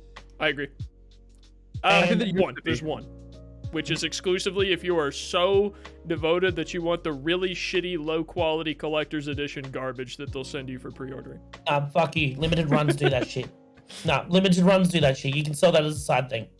You do not need that to be tied to a pre-order. That's okay. Yeah, I was explaining the reason for people pre-ordering, but yeah, I don't think it Yeah, should no, be no. associated with It pre-ordering. shouldn't be. I remember that's why I used to pre-order, because GameStop used to be like, you know, power to the players. We'll give you like Yeah. 70 free hours of double XP for the newest Call of Duty. Yes. And I would be like, fuck yeah, I need that. I'm gonna grind the shit out of the first weekend. So Duke, I'm gonna pull a comment in from the crowd because Duke's one of my boys. Duke says, I've explained my reason for pre-orders multiple times, right? And his reason for pre-orders is he doesn't know if he's gonna have the money down the line to buy it on the day. Get better at your finances. The reason they have these no, like Two I'm not different being, takes. I'm not trying to be a dick. This is why we call it predatory game design, right? So the reason they have pre-orders is because they know that there's people that are bad with their money, and so they're like, well, I'll pre-order it now while I know I've got the funding. And now they're like, yeah, we've got it. All right, let's slowly leak all the terrible decisions we've made with this game now that we've already got their money. Like once you've bought in, it's very hard to buy out of it because that's what they do. And so the game releases, it's shit. You've already pre-ordered it because you didn't wait for fucking review copies to go out, and Yep. all because you like couldn't put your money in your bank account for a while. I give you all my finances. Shit, dude, I'm gonna run. No, it's just a matter of like they're taking advantage of you, but you don't really know it. That's why it's predatory. They're doing it to you Yep. because they know that the average person isn't great with their money, and that's fine. There's nothing wrong with being shit with your money, dude. I'm fucking terrible with it. I've already got what I want, dude. I'll spend my money Yes, on sir. fucking anime waifu pillows, bro. I don't give a fuck. Okay, well, never mind. You lost me. Hey Jamie, do I you don't- have my stream muted in Discord by chance? Yes. Should I not? Yeah, go on, unmute it real quick. Oh, you're a fuck. You son of a bitch. Fuck you. Is No, this where all of it is- Duke's money is going? Duke, is this where all your Yes, it gaming is. money is going? Yes, it is. I fucking hate that song so much. You fucking crocodile. Dude, he starts throwing ad libs in the last verse. He's like, dude, he starts like ad libbing them. Like, This is a redeem in Jamie's chat. It's like $23, a $23 dono, and it gets played like 10 times a fucking streamed it. What the fuck is this? I don't even know what it's I've from. never been more. I fucking hate it. The little fucking shit that's singing the song, starts singing is hell good. It's like, snap eat a crocodile. Ooh, yeah. He starts throwing ad libs in his own fucking song. Anyway, pre-orders. Anyway, pre-orders. Anyway, fuck that crocodile. Pre-orders. Toma says that they're Dude. not always low quality shit. Can you give me some examples of some high quality collector's edition things that came out? Because my brain immediately, and to be fair, humans are trained to remember the negatives the most, or that's just how our brains are wired. I It's guess. how we defend ourselves. Exactly. So, like, obviously Fallout 76 is not going to be a fair example of, like, an average pre-order collection. But, man, what did, like, the helmets were, like, radiated and they had to be sent back? What's up, Airman? I have a list. Oh, okay. I have a list of really good collector's editions that I personally own. Oh, okay. Borderlands 2 Loot Crate Edition, Yep. Yeah, that was dope. amazing. I got the RCXD from Black Ops 2. Amazing. It's a RCXD with a night vision camera on the front that you see on the actual controller. One of my favorite things ever. So that was Black Ops 1 collector's edition, and then I got the night vision, like goggles from Modern Warfare 2 collector's edition. I got the collector's edition for Ghost Recon Wildlands, which is an awesome statue. Collector's edition for Battlefield 1, an amazing, like, really tall, sick black man with like a shotgun, and I have like a shit ton of really nice collector's editions. However, only one of them needed to be pre-ordered, and that was the Borderlands 2 one. The rest were Really? just bought afterwards. Yeah, so that's what I was about I to didn't say. know that. I thought those were Like- all pre-orders. Like, No, I only understand one where needed to be. I understand where Toma's coming from. Like, I get you, dude. But why does it need to be a pre-order? Like, Yeah, it doesn't. Say it's fucking it should be a banger. Like, product. that's cool, dude. But why the fuck is it not just? True. Yo, Evie, can you look up the limited run Twitter page Limited run. on yeah. Twitter? Also, I Limited want run. to pull this up for Sky. They weren't radiated. That was my fault. They had a mold in them that made it dangerous, so the people who put them on had to be hospitalized. Oh, that's way better. Limited run. Limited Twitter. run Twitter. Check this shit out. This shit is so cool. These guys do official merchandise for already run games. Okay. They essentially do like collector's boxes for the games that have come out. They do it for indies, they do it for majors. That's really cool. Yeah, it's sick. Why the fuck is this not the standard? Why is it gonna be a collector's edition? Agreed. Yeah, I like this. I like this concept. Yeah. And you can just go buy it, and there's not a limited amount. That means you're not fucking like rushing out down the store Yeah. waving your like. The limited amount is the predatory part of it. They're forcing you to buy into a game that hasn't released. They're taking your money with no product. It's Yep. pretty cool. Yeah, hard to go. This is a way better way to do it. Yeah. I love my collector's editions, I do, but like the fact that so many of them are locked behind so much bullshit, and Yep. oh my god, scalpers! Hey, it's like, yo, yeah. you're so fucking Look at that. Look at how cool that is. Contra Your skateboards. skateboard. Why? Whoa, Yeah, but that looks sick, dude. Look at it. I Yeah, wish I could, like it's ride this. I dope. would just have the board because it looks so dope. So like that should be the standard. But no, the reason the fucking collector's editions are the standard is because they can force people to buy that fucking shit game that they know is Yeah. not going to sell well as soon as review copies go out. And people are going to have a fucking buy-in sunk cost fallacy. My roommate They don't would want to love fucking this. admit it's trash. Dude. No, And that's nowadays, where the like, predatory part comes in. yeah, like the thing is about pre-orders like nowadays is that I feel like the bonuses and stuff that you used to get, like the RCXD car, was fucking dope. I wasn't even like a huge like Call of Duty guy, but seeing stuff like that was like super cool. And I had a lot of friends that like ran out and bought that. But like nowadays, like what things have we had like that recently that were like really good, that, like high quality like that with This the is like what pre-order like Toma collector said. editions. Toma said that he got this that was apparently pretty high quality. Jeez. Yeah, that one's really nice. I just want a picture of it. Holy fuck. Gotta go through like 5 different links to get a picture of it. Looks great. I think Oh, there Looks, we go. looks Yeah. very nice. I think the most recent collector's edition I bought that I love is the Battlefield 1 collector's edition. I think it is like that should be the gold standard for what I guess I don't like, know that one. No. a thing should look like. There's one in your Discord. Because like if you're buying Yeah, something, go for it. if you're buying something, you want to buy stuff that's in the game. Like I hate when it's like you get a collector's edition and it's like, oh, you get some codes for a few outfits in game, or like you get like a coin or like a little pendant. It's like I don't want that. I want something that's in the game in real life. Sick. Oh wait, this is actually really cool. Do you? Where Wait, is this is it like at? a lot of stuff. I don't. What are you looking at? I just looked up like a Battlefield Collector's Edition like on Amazon. Hold on, I'll send the link in chat. Boom, boom, boom. Which channel But is again, that in, Um, Toma? Because I can't find oh, it. now. I put it in the our like actual group chat. Oh, okay. Yeah.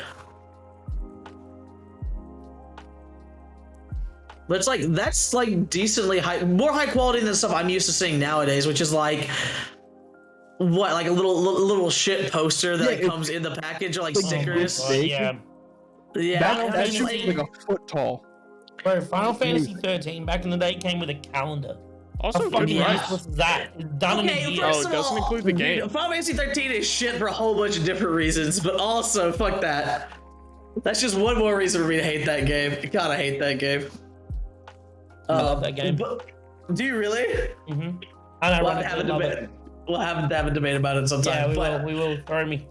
dude, I just think that like it feels like a like the same fall off for like McDonald's and Burger King toys, right? Like I feel like everything has just become like everything that's supposed to be like an included like bonus thing is just like such shittily made products that are just kind of tossed in there as a freebie. Do you want to know why though?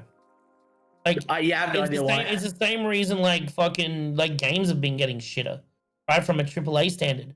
It's because no one complains.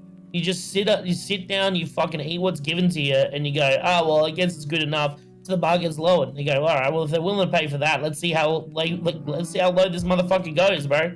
So like the more people don't criticize shit and still fucking buy it and don't actively vote with their wallet, the more that companies will fucking continue to degrade the art form. Like, Let's see. How dare you? I complain every time I get a Happy Meal, okay? I'm sitting there, I'm eating those apple slices, I'm bitching the My entire man. time. I'm not happy about it. yeah, fucking, how fucking you sitting there like angrily eating, you're like, yeah, I feel meal. good about this sack of caramel. shit. That just looked like a pretty detailed elephant thing. It looks sick. Yeah, Horizon Zero Dawn's always been good about that stuff, though. The Nuka-Cola Like, bottle. they're just- Oh, hey, Declan, by the way. I wonder how Horizon The new would have cola done bottle's so if bad, it didn't dude. come out a week before Elden Ring.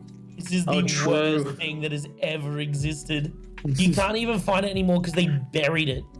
Yeah. That's not what I clicked on. Dude, do you want an AMD Horizon? So you won't be able to find it, Debbie. Sheesh. These are all going to be like custom-made ones from Etsy. Oh. There it is. Okay, that brown one there. This one? No, yep. Okay, do you want me to explain what happened here? Yeah, go for it. Okay, so you look at that, right? Look at that picture on the left there. That looks like frosted glass, doesn't it? Yep. Okay, so on their website, they had it listed as a realistic Nuka-Cola dark whiskey. Inside that bottle is a legitimate whiskey. And they're like, it's going to be like, it added $80 of value onto the fucking pre-order bonus. And so people are like, oh, that's sick. We're going to get this frosted glass bottle with a nice whiskey inside. They say it's going to be a high quality whiskey. What people got is, you see that thing on the right there? That is a plastic casing Oh my god. that was no. super trash, by the way. Plastic casing that went over this no-name brand of whiskey. It was probably made for it's like a $30 bottle of whiskey. Let's be real. Actually, no, you Americans don't get taxed like us. It's probably like a $10 bottle of whiskey for you guys. It's really dirt cheap dog shit, right? It's terrible. And on top of that, the casing was so poorly made that when you tried to pour the booze, it would not get over the lip of the plastic casing and then leak back into the plastic Oh my casing. god. On top of that, dribbling all over your table because it wouldn't pour nicely into a glass. So- How was the it's whiskey so though? bad. Did anyone try the whiskey? Oh, It was awesome. awesome. He said the whiskey people was did- like $10 bullshit. Everyone like, hated bro. it. Yeah, they said it would taste like raw gasoline. yeah. I mean, probably Who said that? realistic to Who's the drinking raw gasoline? environment. You don't Someone who drink drinks a raw lot of gasoline? whiskey. Because I'm a I fucking just like the machine. Hobbit, man. I've never drank it. Because I'm a fucking machine. All you sheeple not That's what drinking keeps me gasoline. going in the mornings. Fuck yeah, bad bitch. I fill my tank up with 20 liters, baby. So I think we all pretty clearly agree that pre-ordering just in general probably shouldn't, or collector's edition shouldn't be tied to pre-orders. And with collector's Yeah. editions detached from pre-orders, unless you want a physical copy of the game, which you're in the minority now, I feel like most people Yeah. want digital copies now. I understand why you want a physical copy if you do, not to say it's weird, but most people Yeah. prefer digital. You're not going to be fighting people for a copy. There's no reason to pre-order anymore. On top of that, right, the fact that so many people want digital, I don't even feel like there's really a need to pre-order physical. Because, No. again, no. like, you're not going to be fighting over it. Have you seen this? Yeah. Wait, is that why people used to pre-order so they can guarantee get a Wait, copy? what is that? Is Yes. There was a thing that was like a limited run. This is Fear 3. The collector's edition of Fear 3 came with a naked, pregnant statue of Alma. that's fucking hot, dude. How do And I it- buy that look now? on the I right. mean, I'm going The to baby Amazon. inside glows in the that? dark. The baby inside glows in the dark. That's actually Oh my god, sick. that's actually sick, though. Where Go, can I buy real quick, Debbie, look up- pregnant woman? Amazon. Look up Wait. Dead Island Riptide Collector's Edition. That is my least favorite Oh, dude, Collector's I Edition. remember that one. Oh, this is so bad, Fucking dude. hate that one. I forgot about this until you just said that. Oh, Holy shit. I yeah. had a lot of friends that were pissed. I hated that one. Yeah, it's I remember so holding bad. it at the store. It smelled. It It like smelled? literally made it smell. No. Not like plastic, like gross. Like it smelled like what you think, like a fake Halloween prop that was a zombie would smell like. So correct me. Pungent. Is it the camera angle or is the right titty like smushed? Oh, they fucked it up. Yeah, fucked with the right titty. Yeah, it definitely looks that way. also, it's got like no build up. There's no hang there. They just look like two semicircles. on the stand. It's very I thought it strange. was supposed to be a joke that one of them like popped, like it was fake boobs and one Yeah, popped. right? But maybe it was. How big is it? Can I like? It's like don't maybe worry. a foot Don't tall. worry, I don't want to. Boobs? I mean, Can I like? Can you Don't. what? Can you what, Poppy? No, Can you You what, like Bobby? I think we. can he? Yeah. No. Oh, here's you know, someone touching it from the top, so you can see how big it is compared to. Oh, an Oh, unboxing thank video. goodness. Let's go. Wait, let's Plug go. it. How big is it? We gotta My know fa- if Jamie can. My favorite fuck. thing Man, this is guy when, is taking so long to unbox this shit. remember Oh, back yeah, in the I day can- when I can unboxing see videos would be fuck with that. one hand? Oh my gosh. Oh, I get it. He knocked on it because they're knockers. I get it. Oh yeah. Nice. yeah, that's- What is this? Yeah, I hate it. Nice. Just- For this pre-order, you get some A9 wagyu. Hey, dude, Raw would buy that up in a heartbeat. Dude, you should put it on her car. Yeah. God, I Let me forgot how see. bad this pre-order was. What are some other ones? Chat, do you guys have any good suggestions for fun pre-order bonuses that we should like? Do you guys remember the custom Cyberpunk graphics card? No. No. Yeah, I looked that up. That thing was sick, actually. Like, unironically, really cool. Hey yo! Holy shit! What the? Wait, fuck? that's actually don't kind know, of right? sickly. That looks dope. Oh yeah. Imagine buying this and then forgetting that you had a case that wasn't like a glass see-through case, so you never saw it again. Oh You my just- god, I could buy the Alma statue of her naked for only $23. There was a $1 million collector's edition of Saints Row. I don't know if you guys knew that. Yeah, dude, I do said remember 1 million? that. $1 million Yep. collector's edition. So this Wait, is what why game it was was it? worth that. This is what you get. You get a Virgin Galactic space flight. You get to fly to space. A full-size replica of the dubstep gun. Plastic surgery. A personal shopper. 7 nights at the top royal suite at the Burj Al Arab in Dubai.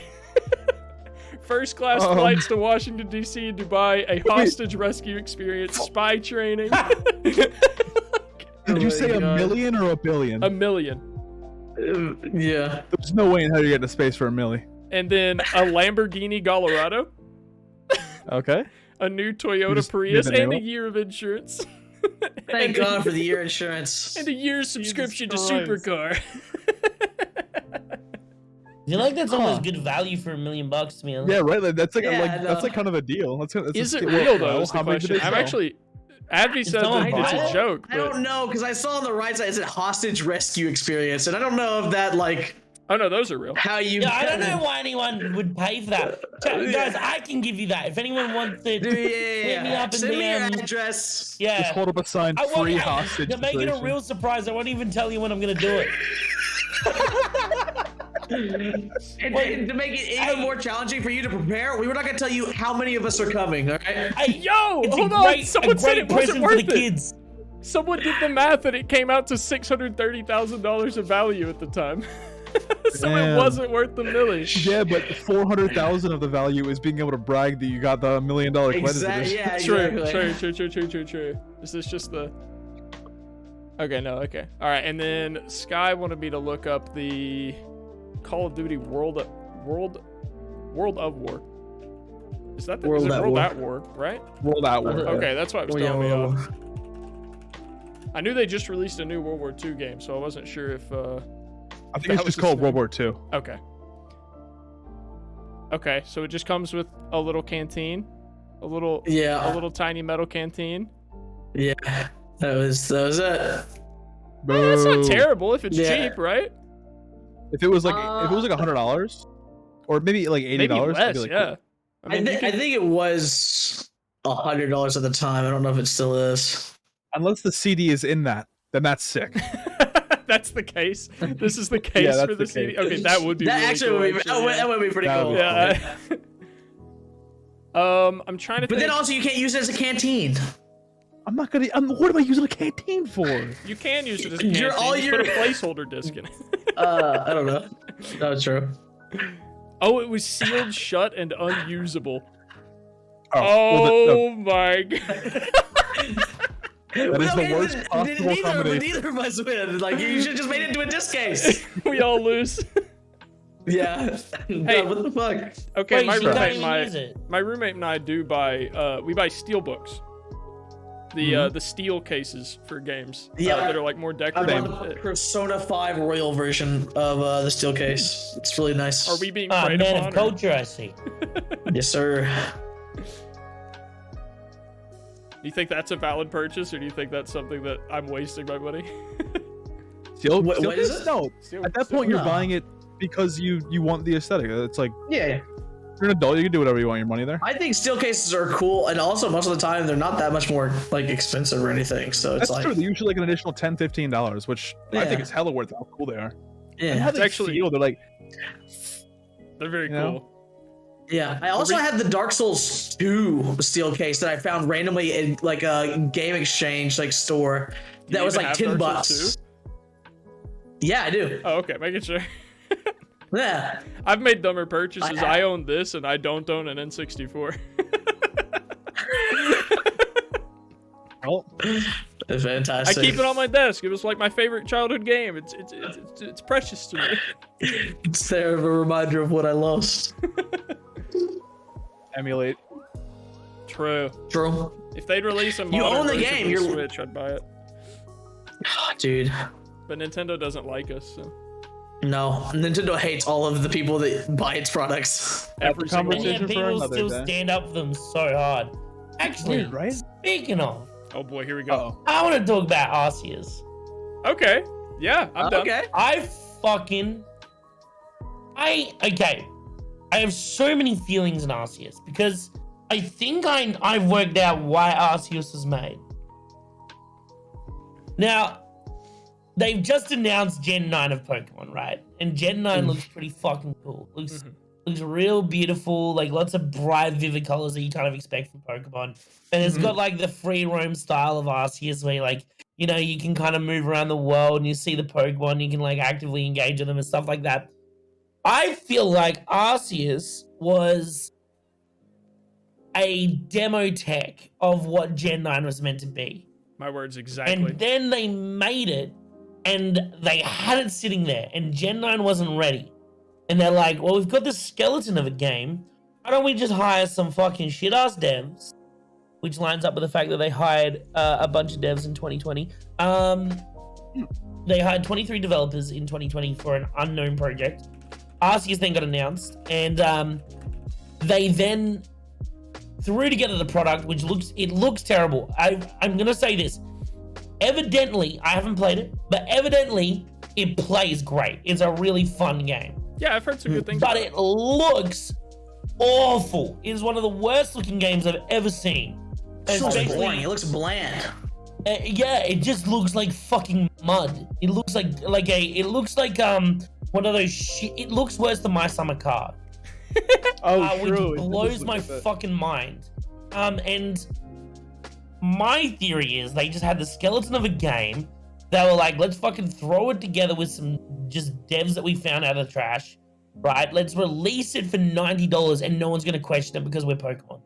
Yep. That's legitimately my feeling. And now there's a group of Pokemon players that are like critiquing it.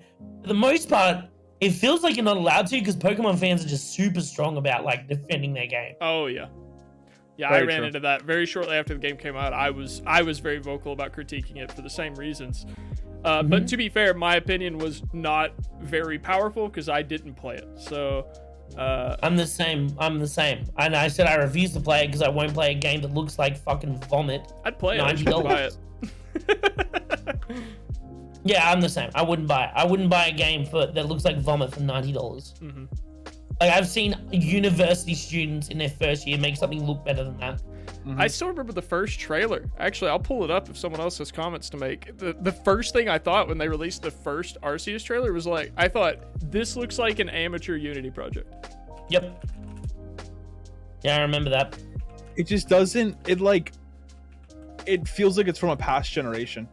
Like, do you guys remember when Fallout 4 first came out and everyone kind of universally agreed it looked like it belonged on the PS2? Mm-hmm. It feels like that. It's like, how are they still able to? And the thing is, for fucking ever, Nintendo has been getting away with that shit. About they making have. a really subpar 1000%. graphic. It pisses me off because they like the fucking Pokemon fans never criticize them for it. Yeah, Yep. they Like- can't keep getting away with it. Dude, but they will because Pokemon fans like I don't know what it is about them, but they're like, oh well, you know, it's what we got. It's like, yeah, but don't you want better? Yeah, you should want Pokemon's better. an ice cream cone. Like, That ask you're for allowed more. to criticize things you like. That's why it's like I'm always blown away by the games that are like bought on the Switch as like a port, and it's like it's just a worse version of the game. Like, why would you ever buy it for the Switch? That doesn't make any Yeah. sense. Yeah, I feel The like they Switch put should more just- time into the visuals for this scene than the whole game. Yeah, I could agree with Oh, that. not wrong. Also, is it just me or is it fucking weird that consoles don't have like a Steam? I went to go on my Switch the other day. There's games like Breath of the Wild is still $60. How is that allowed? Yeah. Full I mean, to be price. fair, that game What? is phenomenal. It is phenomenal, but It's it, like amazing out of even the park. so- Nintendo like, if games you- never drop in price That's insane to me. Like, how do they get away with that? because they're the only ones who sell them. Okay, that's how they get away with that. Yep. You can't Yeah. get. Where do you get that product anywhere else? Yep. It actually reminds me. I forgot. I went to try to buy a copy of Super Smash Bros. Melee, and it was $60. Yep. And that's like a GameCube game from No, forever ago. I'm being 100% serious. They never drop in price. The only I believe you. price change that Nintendo games go through is up. They get more valuable based on what is it? Sentimental value. Yeah. Yeah, look how crap this looks. It looks bad. This would be, I'll say, this would be really good looking for a Nintendo DS game. Yep. Yeah. But You know what for- those Pokemon look like? They look like those shit statues we're just giggling. This would have been a Also, great what game the- visually on the Nintendo DS and a shit game Yeah. visually on any other console. Dude, this is what I understand too, because like when you look back at like GameCube games, GameCube was like pretty on like par with like all the other consoles of its generation, like stylistically and like the way it looked fantastic. Didn't age as well, but you know, I just don't know where Nintendo feels like it fell off. Is it just after the GameCube immediately? Yeah, or I think so. I think Nintendo was a powerhouse. It still is, Nah, to be the fair. Wii's But sick. Nah, the Wii is awesome. well, no, Wii's I'm got saying, some- hold on. My thing is that Nintendo was a competitor to the other consoles up to the GameCube, and then after the GameCube, they like abandoned what the other consoles were doing and stopped trying to compete with them, and instead went the gimmick route. Every console they've made since the GameCube has had some major gimmick, and that's just been Nintendo ever since, which is why it feels like they don't hold up. yeah. Yeah, but again, I disagree because the Wii is so good.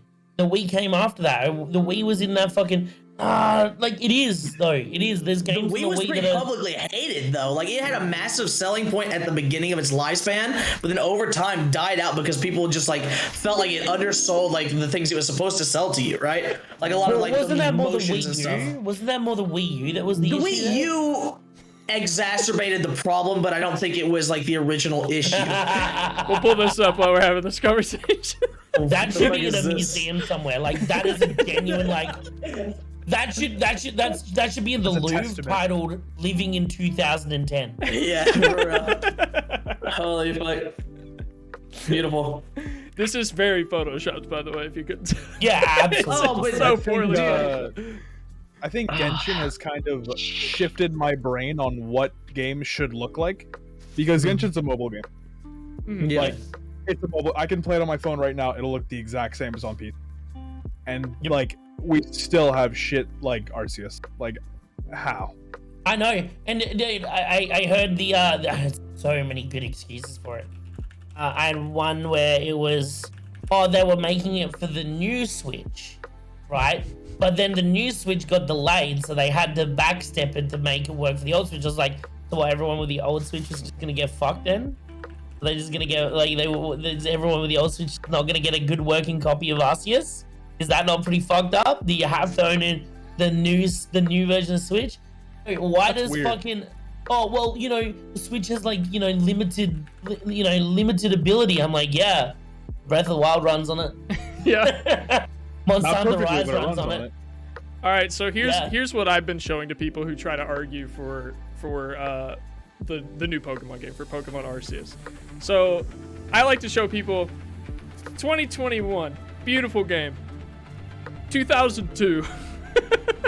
Dude, I fucking love Wind Waker. Like, The Waker's great. Oh, Wind Waker Literally a is beautiful. 20-year difference. Looks worse. So- It's Okay. styled though. Now, I will say, so what Pokemon was trying to do is they were trying to make the traditional ink style art, right?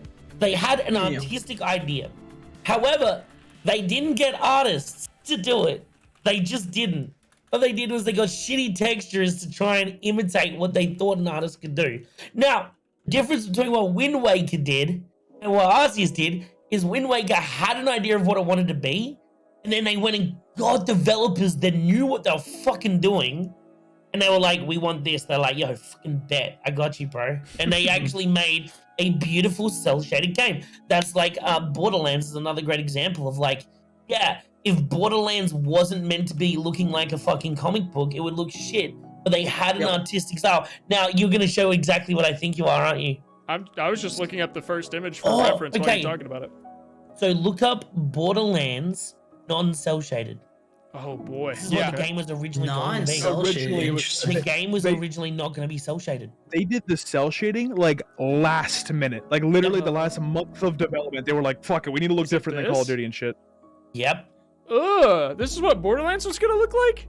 It was gonna look like that, and then like literally the developers were like, "We need to differentiate ourselves from the rest of the field because everyone Yeah. looked like." They played their This game and looks they were like like, shittier Fallout. they played their game and were like, oh, this is a really good game, but it's not doing anything artistically that's impressive. Ugh. That's awful. And so they're like, how can we set ourselves to be different? They're like, well, we're trying to imitate a comic book, like, right? Why don't we make ourselves look like a comic book? So what did they do? They went and paid proper artists to turn their game into a cel-shaded experience. And so you get this beautiful, one-of-a-kind, never-before-done type of game where it's just every fucking piece looks like something out of a comic book, and that's where the art is held at as high of a point of value as the gameplay itself. Now, Pokemon didn't do that. They just didn't. Because why would they? They had their good artists working on Gen 9 already, and this was just a fucking prototype that they knew that they could shell out to fucking Pokemon fans. Let's be honest, and any Pokemon fans out there, don't even try to bullshit me. You will eat anything they fucking serve you, like it's troughed into a pig trough, dude. Yep. Like 100%. Dude, little pig, you gotta eat sometimes, you know? Dude, I'm just saying, like, it's okay to buy the game and enjoy it. I'm not saying you can't. In fact, for everything, one of the best comments I ever heard was, it's like drinking the 50-year scotch out of old dirty boot. Wow, that is really It's good. okay to That's enjoy great, it. Okay to enjoy it, but criticize its faults. Hold them to a standard and tell them that was okay, and we're glad you tried something new, but this shit won't go. Like, do better. Also, maybe it's just me, but every picture I've seen of like Arceus, it's just the world looks so fucking empty. Boring. It is, though. I'm just like, why ever create such a vast like landscape? Like, see, that's Breath of the Wild. Look at all the textures, the hills, like the different like styles, the trees in the background, because it's got such a good loading distance that you can see everything. You can't even see trees on the other side of the lake. Look at the pond. It's so dumb. Let's go. Great. Yo, Woo! 100% Amen, brother. You just take a look at that that landscape there, right? What do you see? On the right, you see like a hillscape that looks rocky and terrainous, right? In the middle there, you see these vast plains, right? And you can get a sense of scope for how big those plains are. In the distance, you see a volcano, which you're like, oh, can I go to that? You can. You can go to that. Smaller detail. This little hole in the mountain right here is actually covered in-game lore too. There was like a giant laser beam that fired a hole into a mountaintop, and they got the mountain. And then that. they have a volcano kind of. Dude, the mountain looks like a PNG slapped in the background. It doesn't even look like it's actually like there. Also, This you looks see like how a like Windows none desktop. of the shadows are actually consistent. So look at the tree shadow, right? You see how the trees are leaving a long shadow? This is the Look at only shadow on the screen. What do you mean the shadows aren't consistent? There's only one. There is a slight shadow on. Yeah, the rock. No, it does. It's only like a centimeter off of it. So the shadows don't even have consistency. Do you know why? Because they're not using a lighting engine. They're using baked-in lighting sources. That's a baked-in shadow. Oh, God. So it's not so global bad. illumination, is what you're saying. It's every object has its own shadow attached to it, more or less. Yeah. Yeah. That's Whereas, nuts. God, Breath of The Wild, longer I'm I so look excited at for it, too. the Gorgeous. Dude, I'm convinced that they delayed too, just because simply they knew that Elden Ring was going to take Game of the Year, and they don't want to compete with it. Yeah. True. Yo, did you see all the salty devs of Horizon being like? They should be That's- salty. They fucked up. Yeah, they did. They lost. What happened? The on, devs was of the game of Horizon the week? Zero Dawn. No, so Horizon Forbidden West. Like being like really disgusting, saying Elden Ring's a terrible game. The creators have no idea what the players want. Wait, was this the stuff that I heard about, like people complaining about like story like differences or whatever? Yeah, look at Oh my this. God. The fact that Elden Ring scored a 97 Metacritic is proof that reviewers don't give a flaming poop about game user experience. My life is a lie. This is a developer. And then nor PC graphics, stability, and performance, apparently. Nor quest design, really. Obviously another developer. I don't... Nah, dude, I don't think he worked on the game. These people are so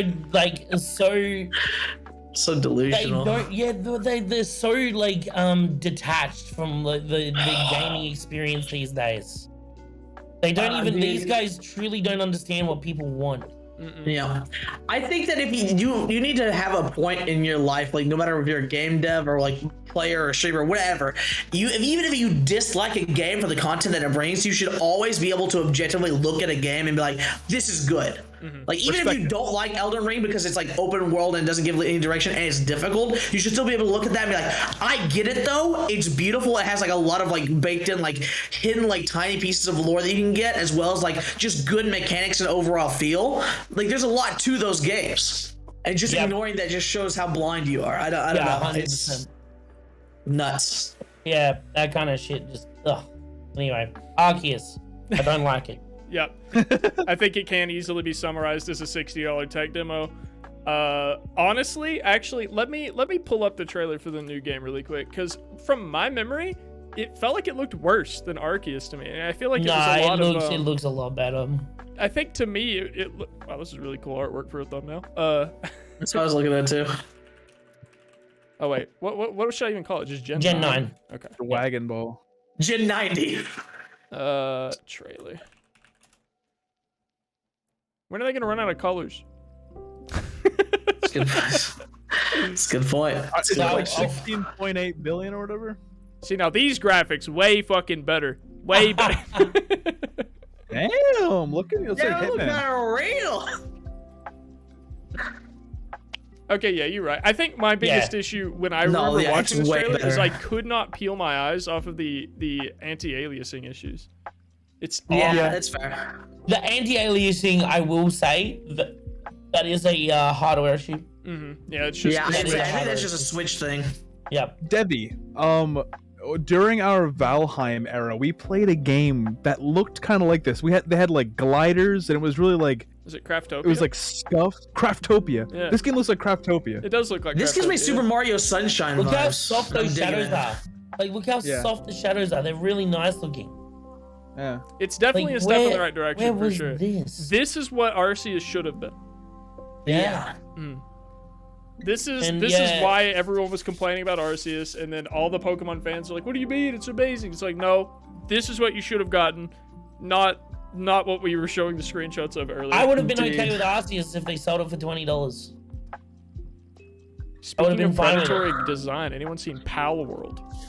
Oh, before I move off this page.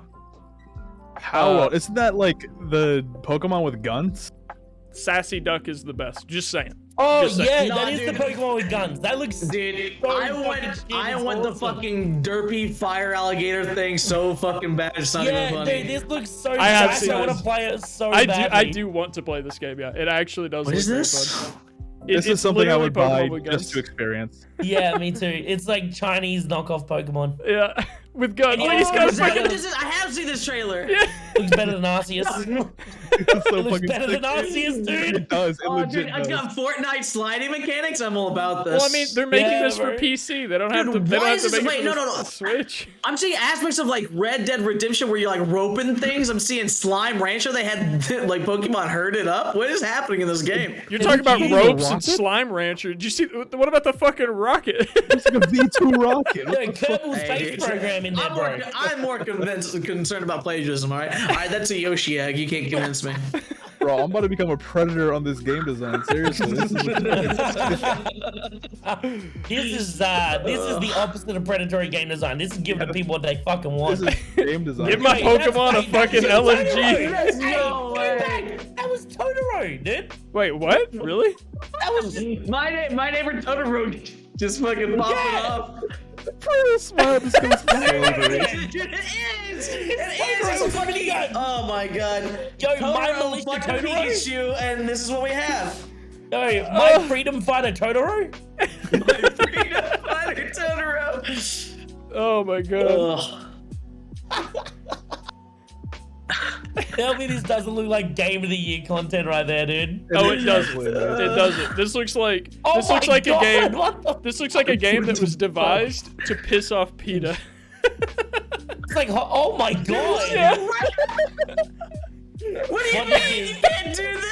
Oh my god. Oh my! What the fuck? I'm losing my mind, Okay, dude. actually, the more I watch this, more I don't think this is actually real. Dude, I hope. Dude, is this real? Is this actually like a thing that's gonna be made? It's got a release fucking date. cool. It's got a release Dude, date. Guys, can we all make it like a deal that the day this comes out, I'll take off work. I don't even care. I'll Yeah, like, yeah, play collab. together. We'll play together. Us four. Dude, Wait, will it have co-op? I'm so game. Will fucking it have down with co-op? this. Lock it the fuck in, Holy dude. fuck. Opt in, dude. Just 2022. What's the Steam release date say? That's this year. I know. Pal World multiplayer question mark? I'll just look at the Steam page. Because I'll be honest, a lot of people really enjoy because most people's problem with the newest with RCS is the graphics, right? Yep. My problem is I don't like Pokemon. Like just at its core, I just like I don't know. I've never been a fan, and I don't really understand the draw behind it. For the most part. Okay, Ervin. So I'm gonna come from a position. I was you last year, right? So I'd never played Pokemon before. Never understood why people liked it. And then I played it the first time, and I got hooked. Man, there's something about it. I played like with a specific set of rules that made me get very attached to the Pokemon, and then like. But you didn't unlock like the first. I did the first ever Twitch lock. Yeah. So like chat, so basically I had a set of rules like you could only catch one type of Pokemon 3 times, and then you can never catch it again. You couldn't catch anything in that evolution chain ever again. And so what chat would do is it was basically like chat would like donate a certain amount of bits, they could remove my Pokemon for good and stuff like that. It was disgustingly awful and one of the most grueling challenges of my life. And I lost the bet. I have to wear a schoolgirl outfit on stream now. Yeah, when's that happening, by the way? Because I've been waiting. Okay, so I bought one schoolgirl outfit. I got scammed. I bought a second one. It came in Asian sizes, so it was way too small. The next one's coming now. Evidently, it's very hard to buy myself some nice female schoolwear. I didn't think I'd run into that issue in my life. I also have to dye my hair vomit green and get a dink donk tattoo. Yeah, I still have to dye my hair blue, so. You know, if there's anything I want from the Harry Potter universe, it's animated, like, photos and things, because having an animated dink donk tattoo would be... Why have we never gotten a good, like, Harry Potter universe RPG? We are getting one. They're working on that. Yeah, they're working on the MMO, right? What? Yeah. Well, I mean, no, not the MMO. Not the MMO. It's the one that people are already boycotting because apparently the main antagonists of the game look too Jewish. Is that bad? What is bad about looking Jewish? A character's not allowed to look ethnic now? No, so it's not that sorry, they don't visually look Jewish. It's like I think they're goblins. Is that what they are? Someone in chat's gonna have to remind me. But like, so are they people saying were the upset that goblins the look goblins Jewish? represented charged. Jews. Jewish charge. That sounds more like a person like made that connection, and that's in them. Yeah, that's what I think. Fuck? I mean, I do understand the people who are opposed to looking into the game just because it supports J.K. Rowling. Yeah, that's fair. Like everybody hates J.K. Rowling, right? Fuck J.K. Rowling. I don't know, dude. I always hear people go, this X fantasy character looks too much like, X race. I'm like, you're the only one making that connection, dude. I think that's a you issue. Yeah, I think you're the racist one here. I'm not gonna lie. We'll skim through this really briefly. 14 minutes, yeah, definitely. But it's like, it's set in way before the Harry Potter universe came to be. Damn, that actually looks pretty nice. It does. It looks pretty good.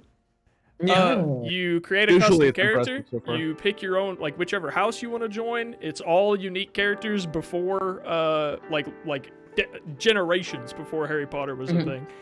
Wow. Okay, so this is more like in the what's the Fantastic Beasts era? Yeah, I think so. Yeah, I think it looks worth playing at least. It looks pretty fun to me. Yeah, that looks pretty nice. I like that the minimalistic. I mean, the UI. It might be for the trailer's purpose, but yeah, but like, look at that. Just R1 to pick up rock over there, and that doesn't like invade your space or anything like that. Yeah. Also, the particle effects look gorgeous. Okay. So Autumn has more information. Who's the developer? Autumn has more information for me real quick. Autumn says it's actually because it's about putting down the Goblin Rebellion, and the goblins are rebelling for wanting the same rights as humans. So that makes more sense to me. I hadn't heard it phrased that way. The only times I had people explain it to me, they were extremely vague about it. Okay. If that is the case, then yeah, that makes sense.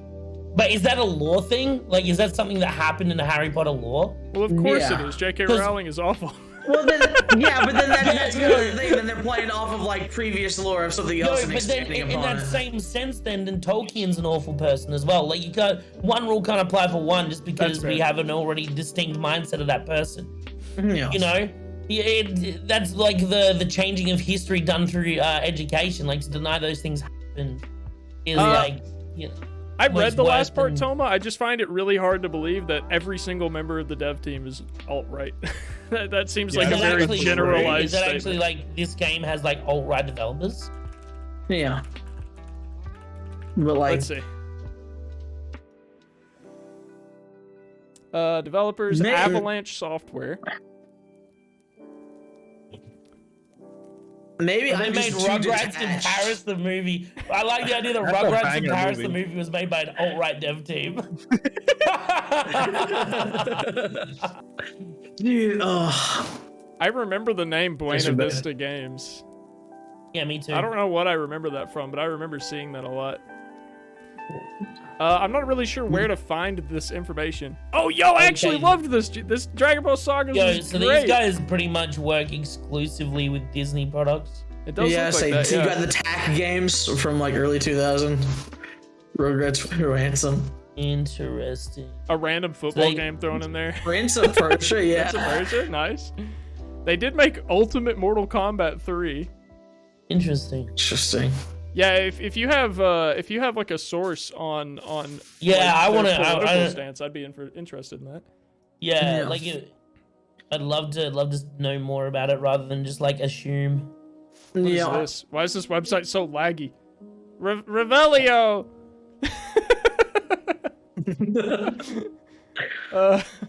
They made Toy Story and Cars. You're right. They are the alt-right. My God.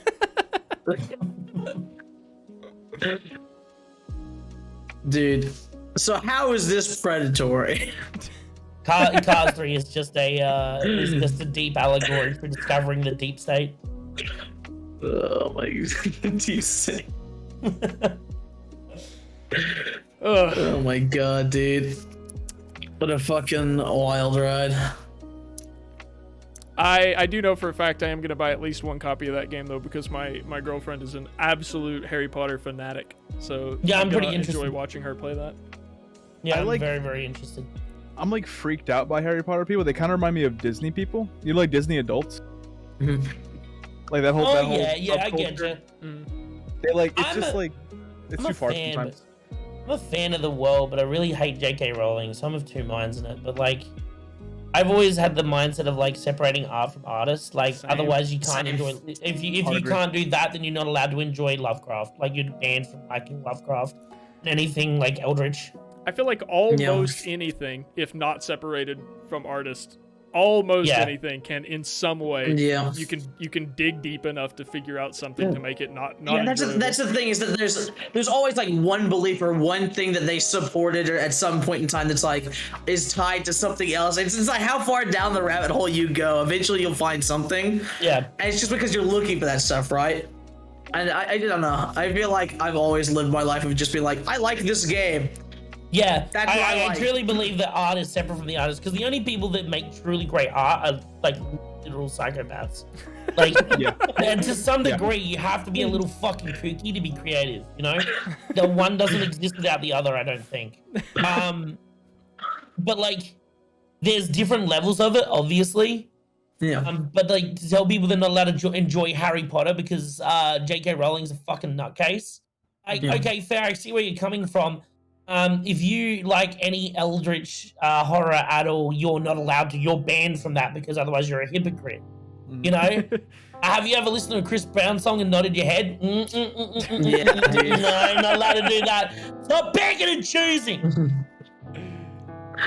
Damn. Yeah, don't go opening JK's PayPal and start sending your. Yeah, true. Exactly. It does exactly. suck. There are other it people does that suck work on those movies. Playing the game will, in a small sense, still, well, I guess not super small, but it will still fund J.K. Rowling's comfort, right? But Yeah. at the same That's time, why you like, gotta be big brain. if You you gotta are, send her if you V-Bucks are and get her hooked on excluding Fortnite. yourself from every experience that might support some bad person, then you Yeah. can't, you literally won't be able to survive. You would have to Yep. grow Yeah. a garden in your backyard. And that's You the can't, only like, food you're allowed to have. You can't like rap music because it was culturally appropriated, you know? Yeah. Well, The fucking rabbit hole goes too deep. Anyway, predatory Jazz game says, design. just torrent the game, Cap. True. That's the fucking most base take of the entire night. The old iPad showing. All oh right. my god. I figure we'll go ahead and tackle any of the statements or questions that were asked in the highlighted messages that we may not have read or seen beforehand. Let's see. Carhill said, oh, this was for advertisements going from mobile games to PC. Carhill said 100% against it on PC. Ads can contain malware, and sometimes games have elevated system privileges, which can cause serious damage. It would also beg the question, is the game running trackers in the background to obtain personally identified trackable information to sell to third parties? For the question, I think that already happens. Yeah, 100% has already happened. But like, I fully agree. Like, you look at Riot's Vanguard system, it's an anti-cheat, right? If you put ads into Valorant, they're getting a kernel level access into your computer. You know, the kind of damage that can be done on that. I just wanted to bring it up as a really good point. Like, I don't think it'd ever get done. I don't believe that these companies would stoop that low. However, like, this is why I think government regulation seriously needs to start being considered for video games. But then that's also a really tough thing, because it's like, where does government regulation stop? Yeah. It's fucking hard, but like, you know, if for every bad thing that the government regulations bring in, they also stop fucking people being taken advantage of to a degree. Yeah, I just thought it was a really good point to bring up. You never know what kind of malicious person can attach what to where. True. Correct me if I'm wrong, because I'm not super filled in with Valorant, but isn't the kernel level stuff, isn't that for like, it's to prevent modding, more or less, or cheating, right? Aimbotting, basically. Okay. Yeah. Okay. I was trying to remember what. So it's justified, but Yeah. Yeah, it's really but- rough how much they can get in. Yep, exactly. So if something malicious got in on a kernel level at your computer, like, goodbye everything. Yeah. You're not getting your PC back. Government needs to regulate software, not games.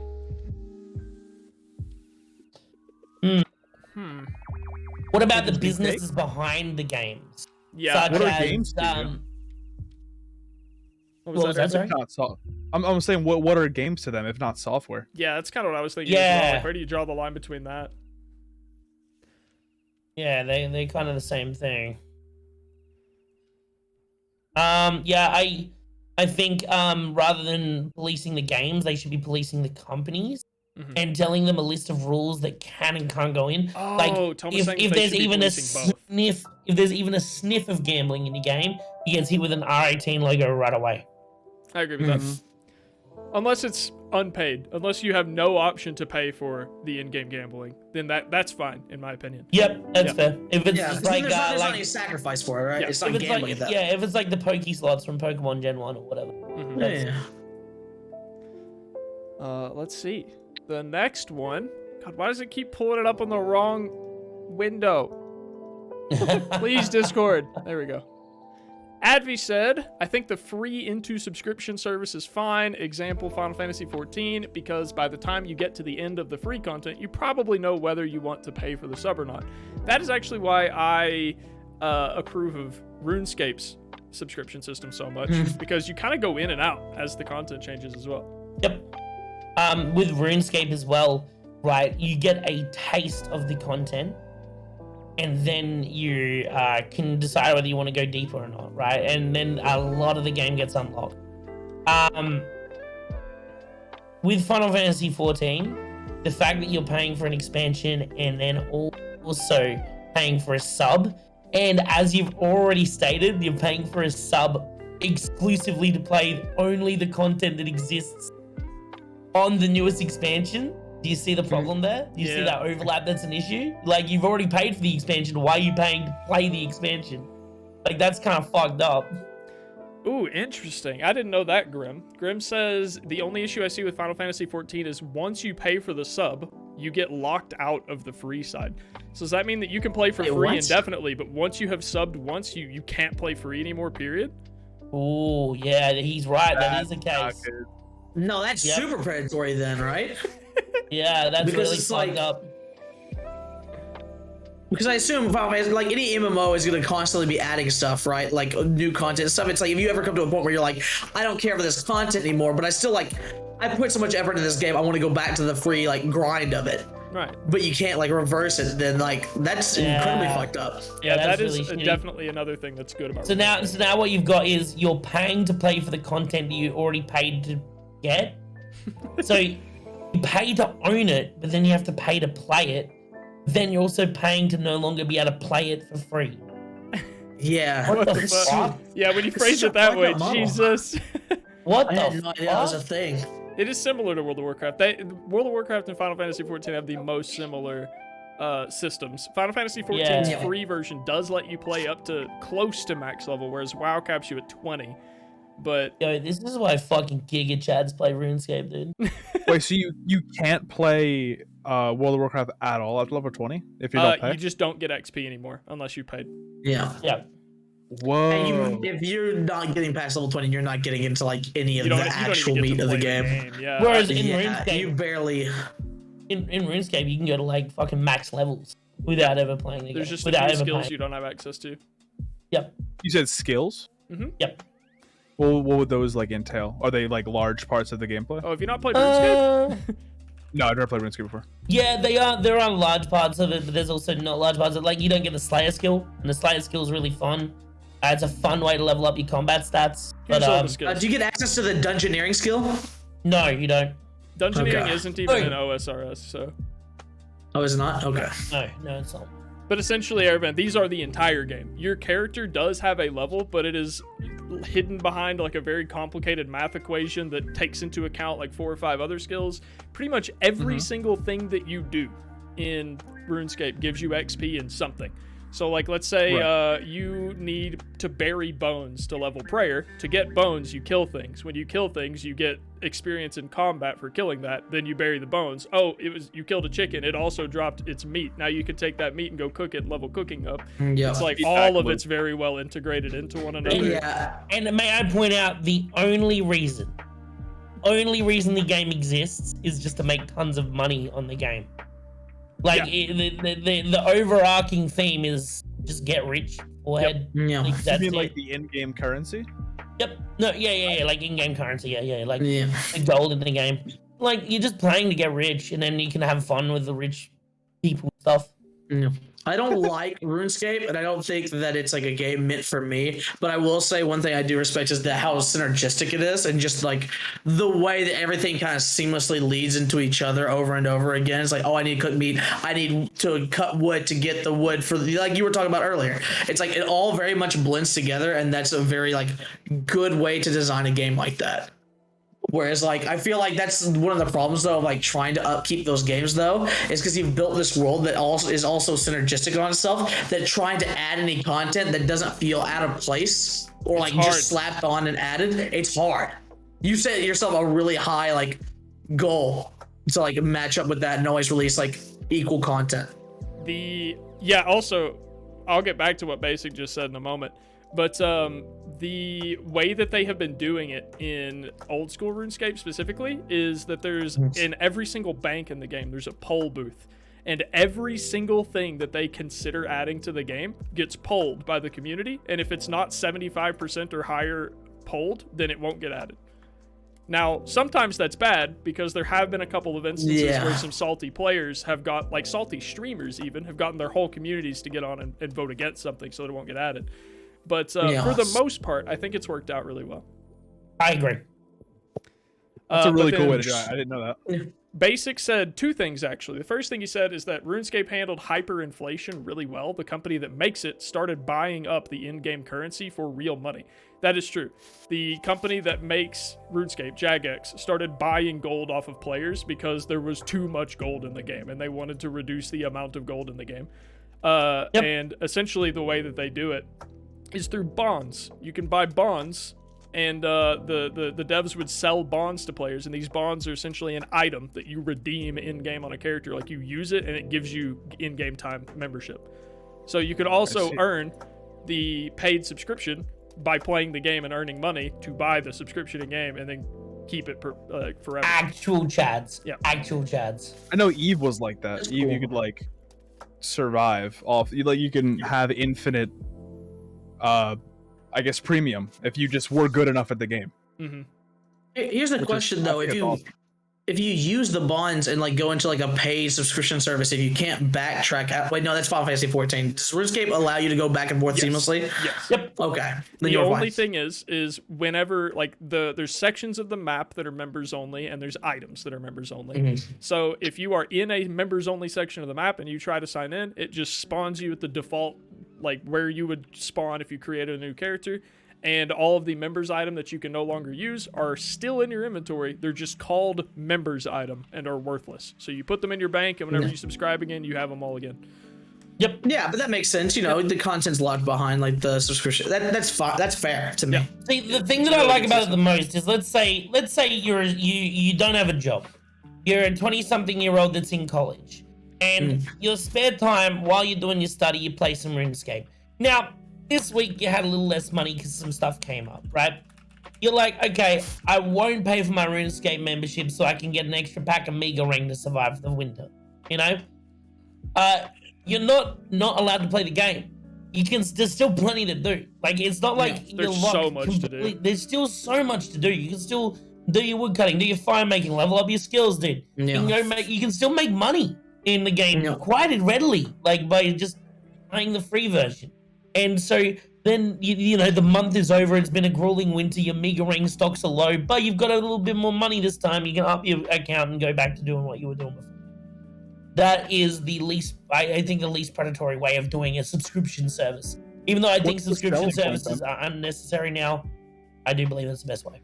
I'm curious how you feel about this. Toma also says that you could pay for a WoW subscription to play everything except the latest expansion for free. Now, I do know that is true. You could also get a WoW subscription with in-game gold, but I didn't know that you could play up until the most recent expansion. Did they make that change recently? I know if anybody knows, it would be Riznak. Let me see here. I don't Is that know. true, or are they still? Are you sure about that? Even Giz would still. know. Fuck if I know. Is Giz still there? Giz was in chat earlier.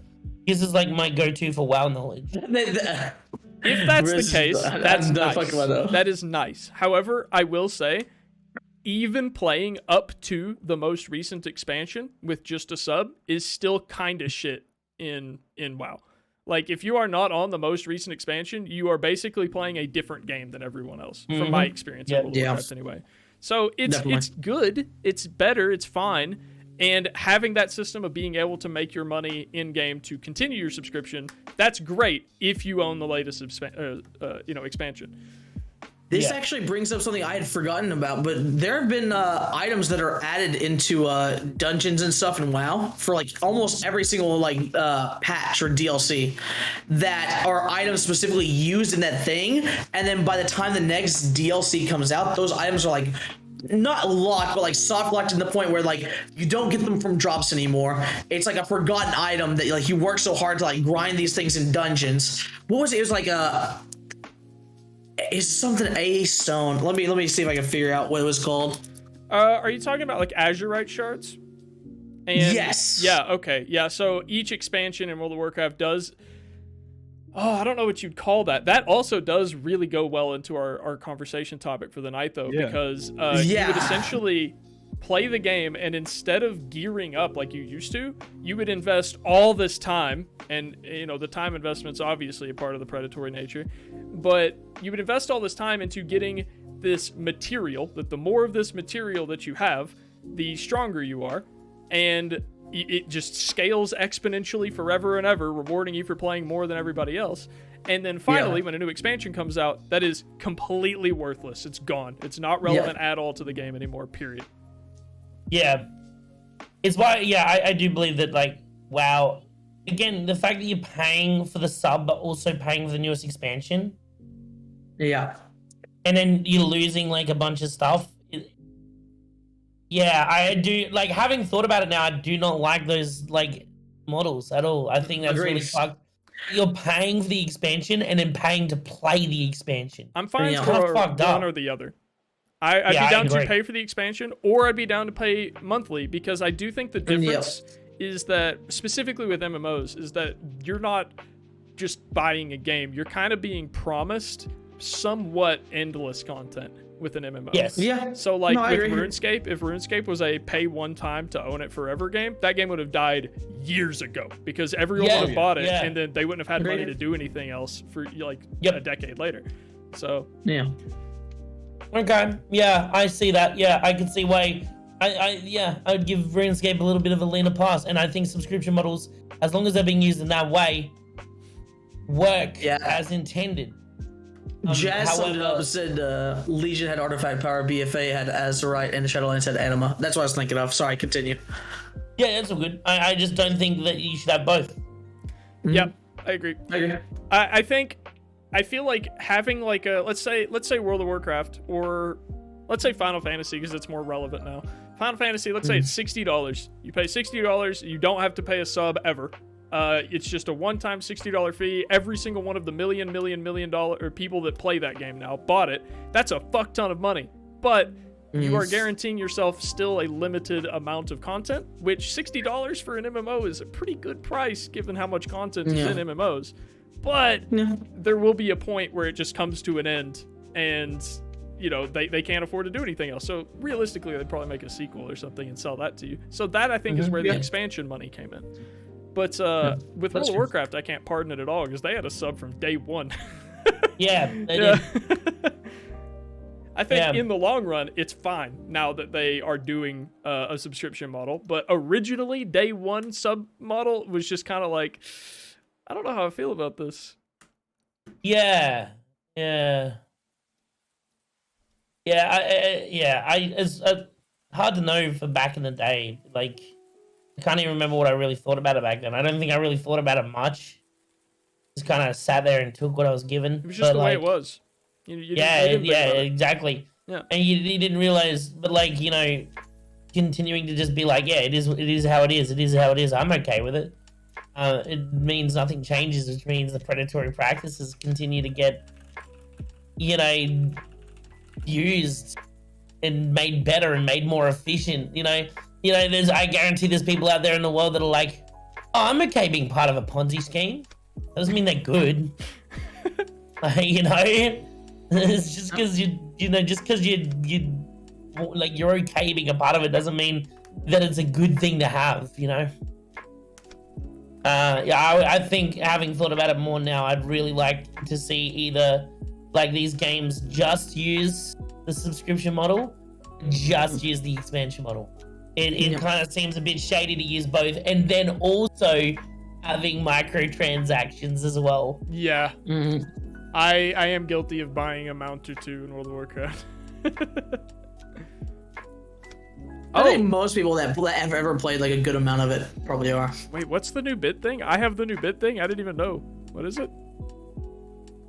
I didn't even notice it. I noticed the coin was different, Was but I clicked on it because I didn't recognize that icon. It said you cannot cheer in your own channel, so I don't know what the difference is. Oh wait, Oh, it is whoa, like what it's the like a fuck? What coin. is this? I don't know.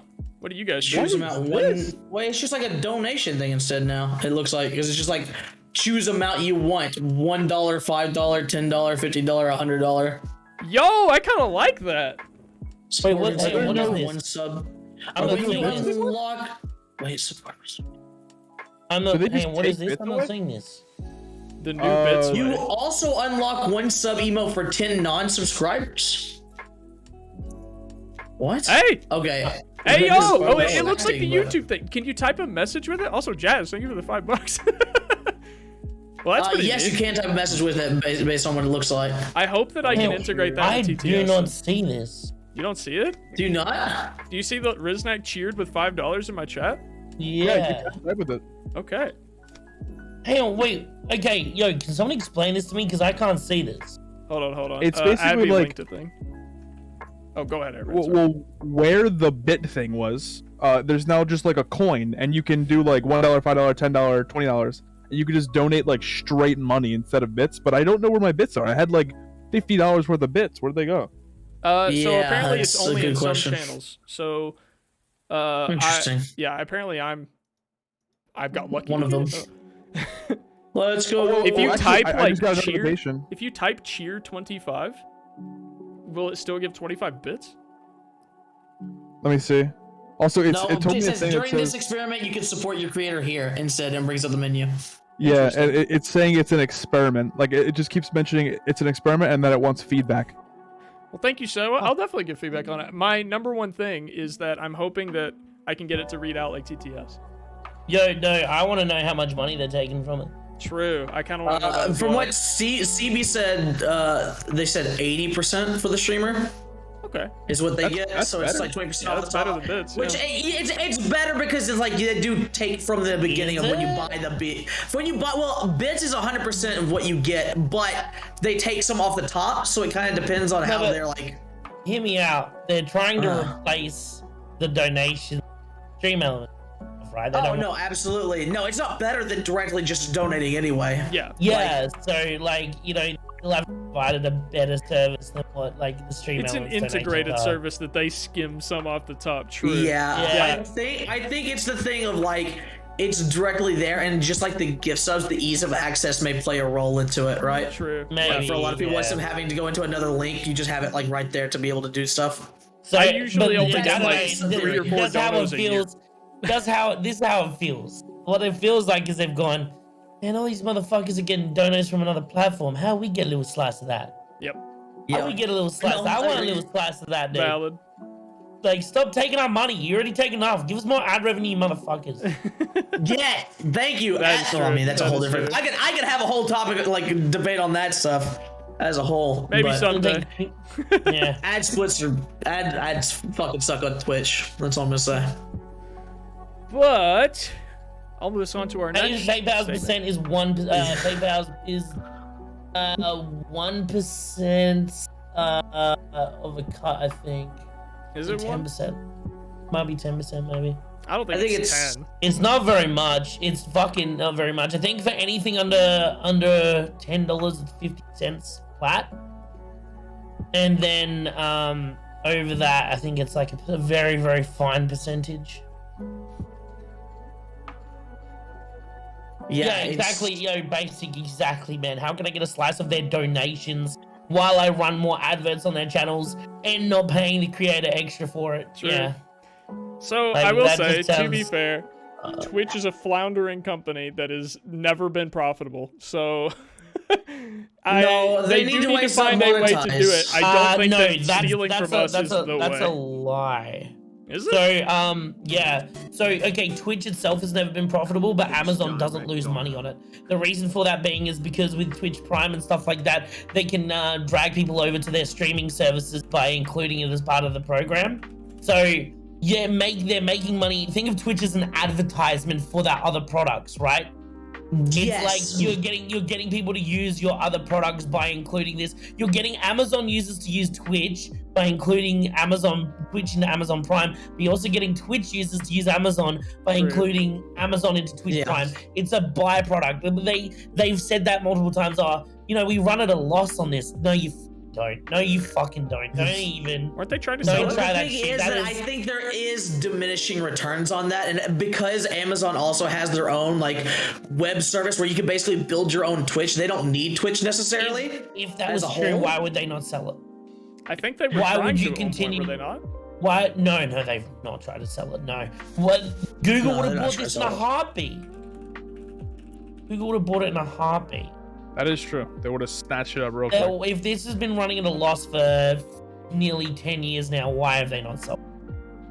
It was back in February. They were considering it, but they didn't. Yeah. Yeah. So if they're not selling, and they're not even really, they've only considered selling maybe once because the offer was probably outstanding. Why do they continue to have it if it's at a negative? You know, that doesn't add up, does it? So there's, it's one of those things that they feed to us saying, we have to take that much money from you. Our little old hands are tied. What do we do? Let me just change You the know? stream topic really quick. No, I'm sorry. No, I'm just making it appropriate here. I just want to make sure that we. You know, I really enjoy how Predatory critical you are, comedy Jamie. design. What's that? I was just saying, I really enjoy just how like immediately critical you are of everything. Like you're given new information and instantly you're like, I need to know more about this. I really Yeah. appreciate that. Hey, thank you, man. I like that about you guys as well, to be honest. Like, it's really fun having conversations where people they look deeper into things. Like, you know, just like, you don't just get given a topic and go, oh, that's on the surface level pretty great. It's fun to talk to people that go, why are they doing that? Yeah. It sounds like I'm old and jaded, right? It sounds like we're all old and jaded, like, we're angry in the world. Everything that people do to us is bad. It's not true. Like, there are I so just many like good things in consent. this world. Yeah. I just What's like that? to choose when I get fucked. Yeah, exactly. I want to know if I have to roll a cigarette or not, you know? Yeah, I want to make sure that, like, gaming is the best it can be. Like, I love gaming. Same. And gaming is this beautiful art form that has given me so many wondrous joys, dude. And yet I continue to see these mega conglomerates continually fuck people, and then people just go, well, we're not getting anything better, so we may as well just get fucked. Yeah. So that's I'm when it like, gets no, worse and fuck worse that. and Rise worse. up, motherfuckers. Like, tell them that you hate it. Yeah.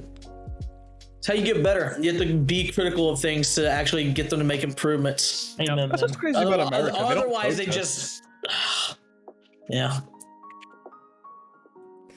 Man. Ugh. Man, Want I to get back to the fucking question though, Debbie? Yeah, At this point, yeah. We'll are we- move, are we'll we move outta on to here?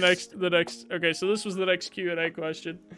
Gildermesh said, "I will fight that Dead by Daylight has the best battle pass in gaming. Now you pay once and get your money back. So if you finish it, you can get it, and then next Rift you can use those points to do it again." So I was specifically A lot wondering of about them have Chunk that. and Jamie's question because Yeah. Hey, are they putting money back in your wallet, Gilgamesh? Is that what they're doing? this Is that was money posted going a back in while your back. wallet? Yeah. Yeah, almost every battle pass has this where you get Yeah. the points over time to repurchase the battle pass. Yeah. Like, that's nothing new, honestly. Yeah, It is and nice. It It is is nice. good. It is a good thing to And include. I'm not arguing that it has a bad one. I don't know if it has Yeah. the best one. Apex's is pretty fucking good. Personally, Apex is good. Rocket Leagues. I Oh, love Rocket Leagues oh, is fantastic as well. It's literally I don't know infinite. if there's any one that's better than another. I really don't. I think they all use pretty much the same kind of ideas. Yeah, I do. What Cornelia said, Halo Infinite does have one good thing over every other battle pass, which is when the season expires, you can still selectively level up the old battle pass that you purchased. So that's Oh, that's amazing. good. So that means you're Ooh, guaranteed okay. all Ooh, of I the like that. content if you play. Yeah. Yeah. The whole like get your money back though, unless that money's back in your wallet, there's a reason that they do that. Because it keeps you playing the game. It means you can buy the next Yeah. expansion, brother. That's why they do it, man. Everything's a marketing tactic. Yep. Especially with a company like Behavior. Like they're so Yeah. money driven at the moment, it's not even funny. Like they have bugs that have been in their game for the last 5 years and they haven't fixed it. Instead, they've made a new character Oh, that you have to God. buy with money. I Yeah. just like Yeah. Rocket Leagues because it's the only battle pass that I'm aware of that is infinite because it has a max level of 70 and you can see all of the content that you'll get from 1 to 70, and then every single time you level up after 70 you get something from the battle pass but in a unique different color. So it's like every level you keep getting shit, and it's often not even just a color. Like sometimes it's like a cool effect where it's like a holographic version of this set of tires that people would pay you real, like the in-game currency to own, and then you get, you know, you can buy other shit with it. It's a really neat system. I don't like Yep. their loot box system or the I'm combining items I'm gonna system. say this. I'm all for battle passes, right? I just think they're great. I think they're good content. They keep you wanting to play the game, for good or for bad, right? They give you stuff for a cheap price, and you don't have to buy into them and can still have the same gaming experience as everybody else. And also, the fact that you can level it up throughout for free and then decide once you're going to get the value of it that you want and purchase it. I love that. also makes it like a non-predatory thing where it's like you make the decision when it's worth it. Yep. So, And you still get free stuff from it. So it's Yep. like Hold on. so I like Based. Rocket Leagues. I'm sorry, but I like based. Rocket Leagues a lot. But I think my current favorite is actually Dauntless. because it's like a really good battle pass that if you grind for, you can get like and still have like a life, which is a lot of them suffer from. Yeah, But like, true. and then when you get to the end, you start earning a flat currency that can be used to buy items from past battle passes. And I love that. I think Actually, that's great. I've got a good one. Okay. I've got a really good one. Hunt Showdown has a battle pass that comes in seasonal variants. So for Halloween they'll have one, for New Year's they'll have one. You don't buy them, you just get them. Oh, It's like a free battle Yep, pass. they give you free skins, free weapons. They give you free paid for money. They actually give you the currency that you would pay for to like skins. They give you that by just playing the game during the seasonal pass. Huh. And it's completely free. They do not ask you to buy anything. that is really sick. Yep, Hunt Listen. Showdown, in my opinion, I've been saying that I'm done with multiplayer games. I fucking hate them now. I used to be a pro esports player for Call of Duty, right? So I'm done with multiplayer games except for Hunt Showdown. I love it. I think it's like right now. I it's didn't the ultimate play it. gaming. Dude, I didn't tell play me, Chunk, tell me when I'll play it with you. We play on North American servers anyway. I'm just not- terrible at it. So Hey, it's fine. I rarely He play says now. with a positive KD. So I do want to comment on something Toma said. Toma asked, "How is a battle pass different from a subscription?" Consent. He's not wrong. I think the like most obvious answer to me is like it's what you see was what you get. Battle Pass feels like it's very open and honest about here's the content that you're gonna get and can continue to get. Subscription is like you are paying to use this like service or like this game or whatever, and it's not guaranteed that any updates or anything will happen over time, right? But either way, you will be playing this game. And it's like the Battle Pass is just an additional way to support like the game that you're playing for free, probably. Or maybe it's a paid for game, who knows? That's a whole different thing. Yeah, I would say that the biggest difference for me, like Aaron said, consent. I think a subscription is you pay monthly, a set amount, and you are allowed to play this game now. Whereas a battle pass is you're probably already playing the game, and regardless of whether or not you buy the battle pass. So first off, it's optional. That's one great thing about it. Secondly, you get a bunch more shit on top of the game for paying for it, as opposed to just being allowed to play the game. Yeah. I mean, Well, your mic's kind of cutting out, Oh, Jamie. Jamie? oh, is it? Fuck. Yep. I was sitting back. I was like, relax, boys. I caught you off hard. It was like, Straight up, it's about like as these guys said, like one says you can play the game, the other says, hey, if you're already enjoying the game, why not enjoy this as well? Yeah, exactly. I can't really think of many options outside of Dead by Daylight that are like a paid game with a battle pass, and I'm Well, you don't- excluding Hunt Showdown because it's going free to play soon. You don't If see you a want to difference. be technical about it, Fortnite is technically a pay-for game. very- It's just not the original version I'm of the very game. I'm very interested how you don't see a difference, Toma.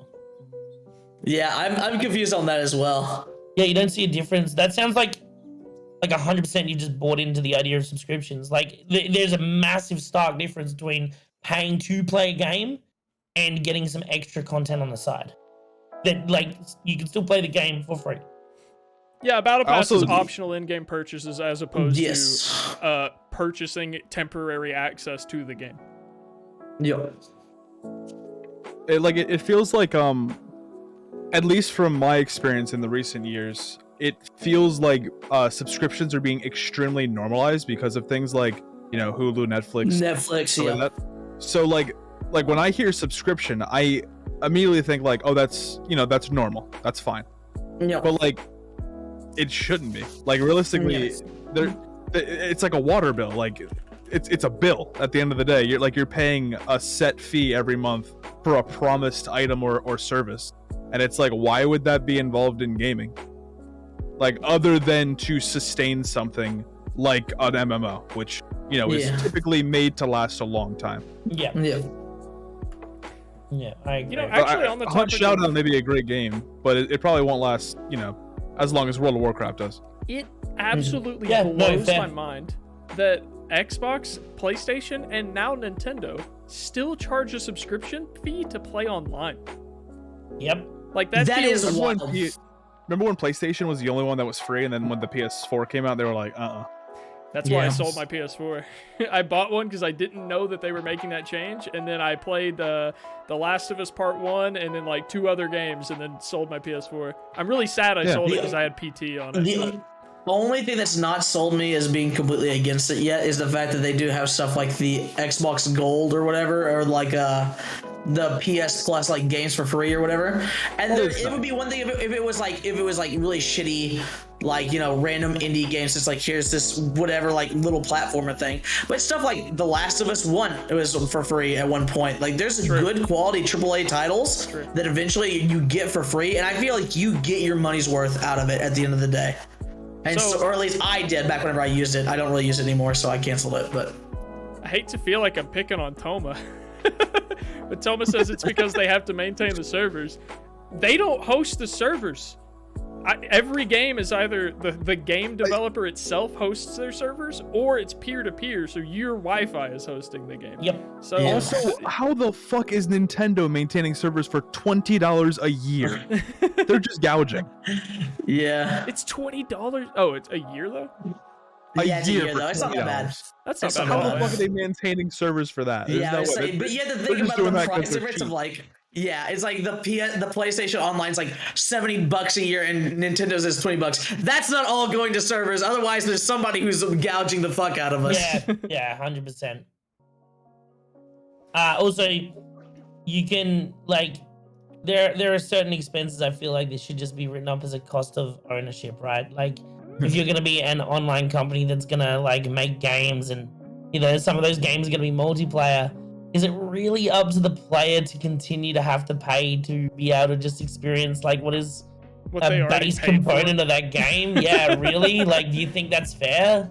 That is Like weird. you buy Call of Duty, right? Like, and so you buy Call of Duty. Call of Duty no longer has at all any single player content really, aside from maybe zombies, right? So you got Warzone and you got online multiplayer. So you've bought Call of Duty and you sit down to play it, and now you got to pay for online gameplay because why? No. What was the most recent Call of Duty? Vanguard. Vanguard? And that does Did have that one single have a player. single player? I didn't It even did. know It Vanguard was a thing. regarded as one of the worst of the entire series. I see. Okay, because I remember the reboot of Modern Warfare. I feel like people told me it was short, but everyone that I've heard that's played it said it was phenomenal. You watched me play it. I fucking loved it. It was great. I watched you play like one level of it. It looked good, but yeah, even then, like Zombies was a pretty good offline option. I think everyone still loves Zombies. I actually was one of the Wanna few play people Zombies. that I really missed the old Spec Ops thing.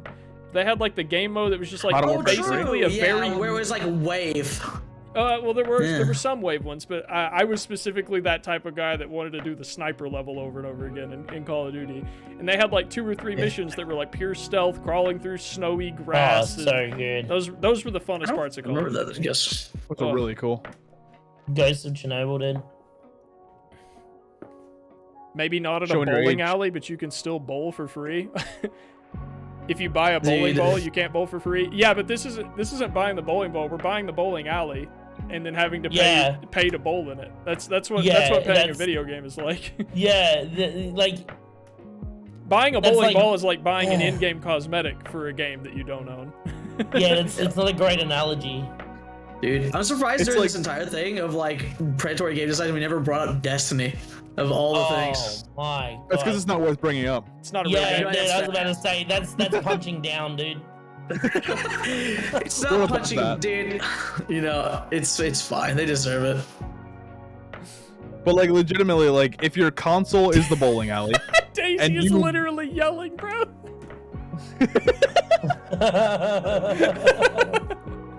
fucking Daisy, dude. Go on there. This poor man, yeah. If your console's the bowling alley and you buying the game is you paying to go play the game, the ball is the multiplayer, and you having to pay to throw the ball is what you have to do. It's just like this omega redundant Yeah. thing and like it's especially weird because it's free on PC. Yep. True. Like, how do they Yeah. even justify it at that point? Yeah, yo, Toma, like, how would you feel if Steam started charging you to play your games online? He's like, I Like- cannot do this over chat. Yeah, it's understandable. Yeah, honestly, it is a very intricate conversation to try to have. Yeah, that's fair.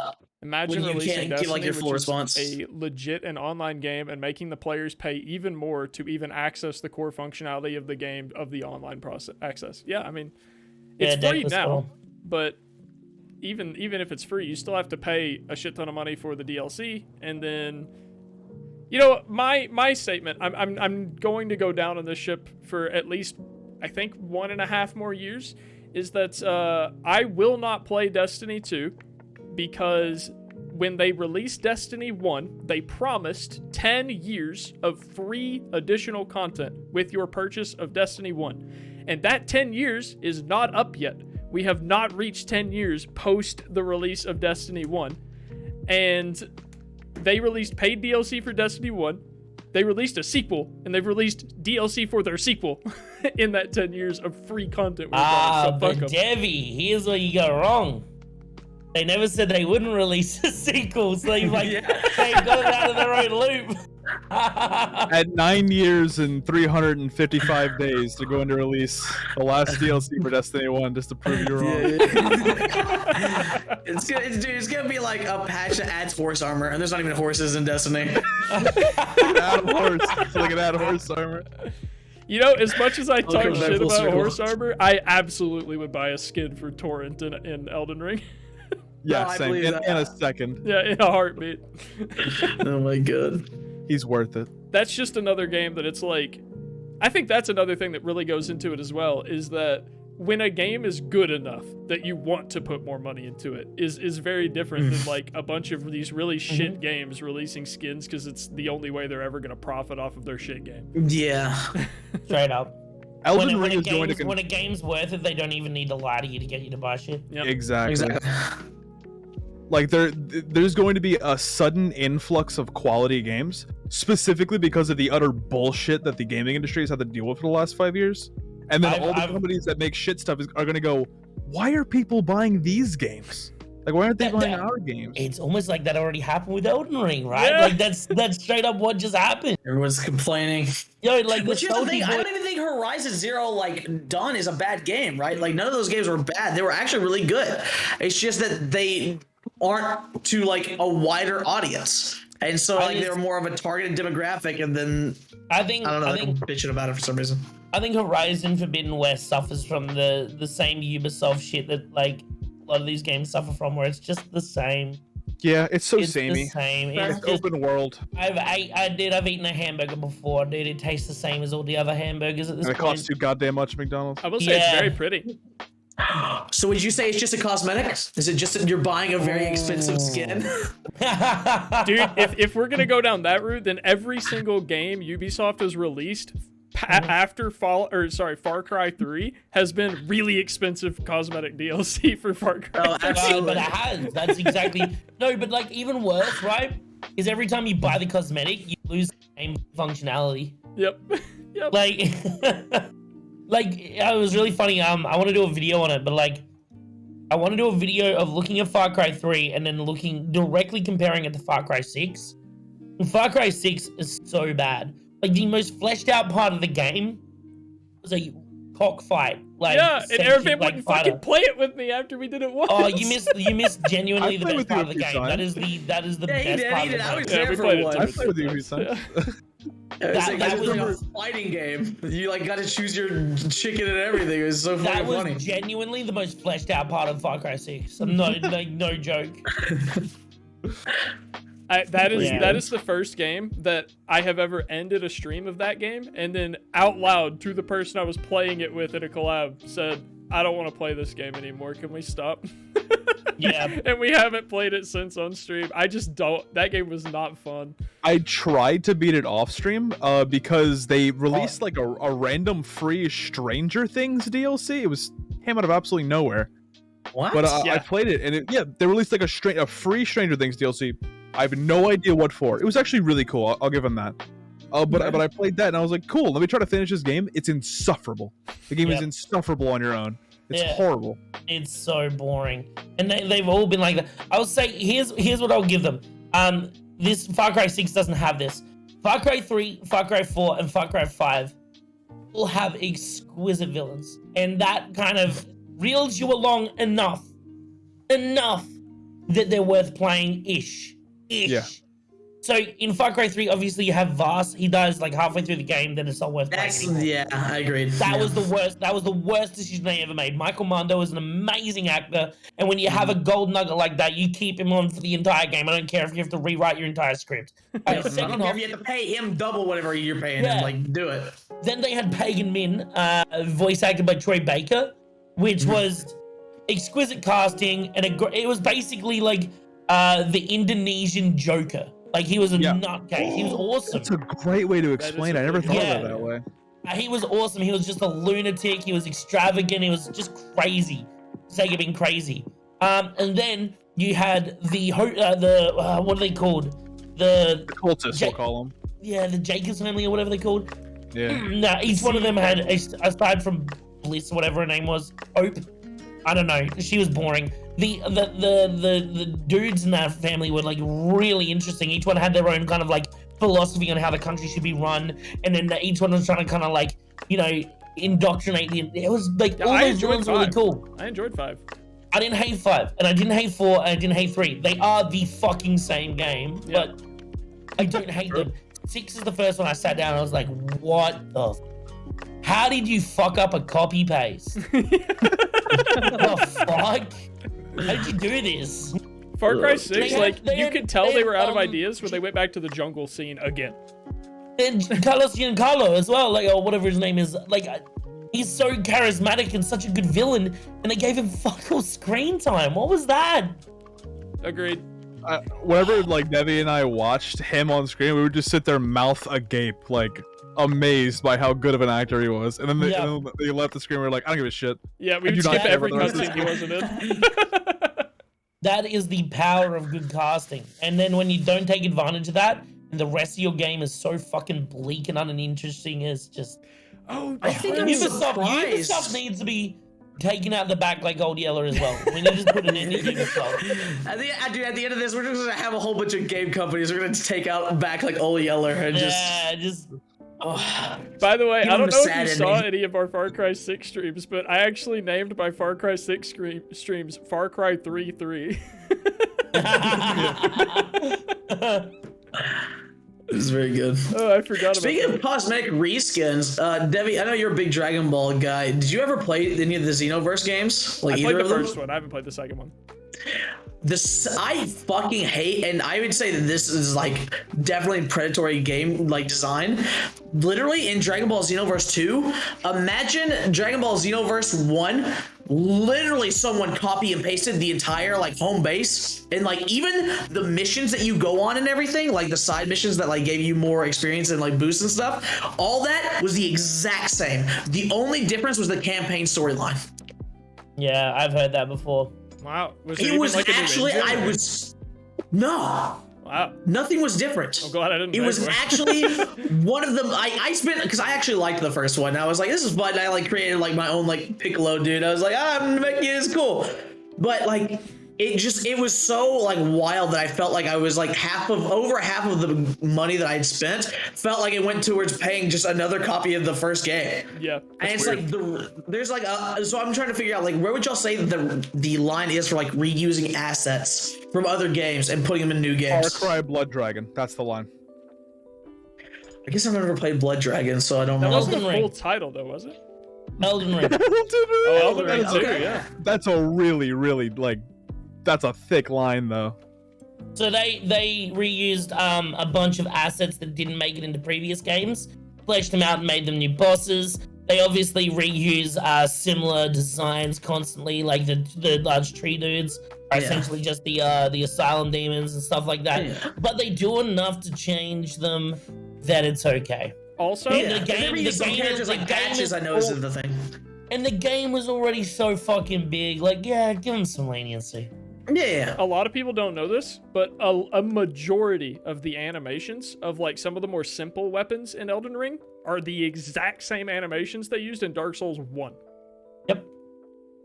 And do you Like- know why no one gives a shit? Because they look good. Yep. They already look great. Why? How do you improve a swing? Yeah. I think Elden Ring is like the baseline for me. I was like, that's how you do it.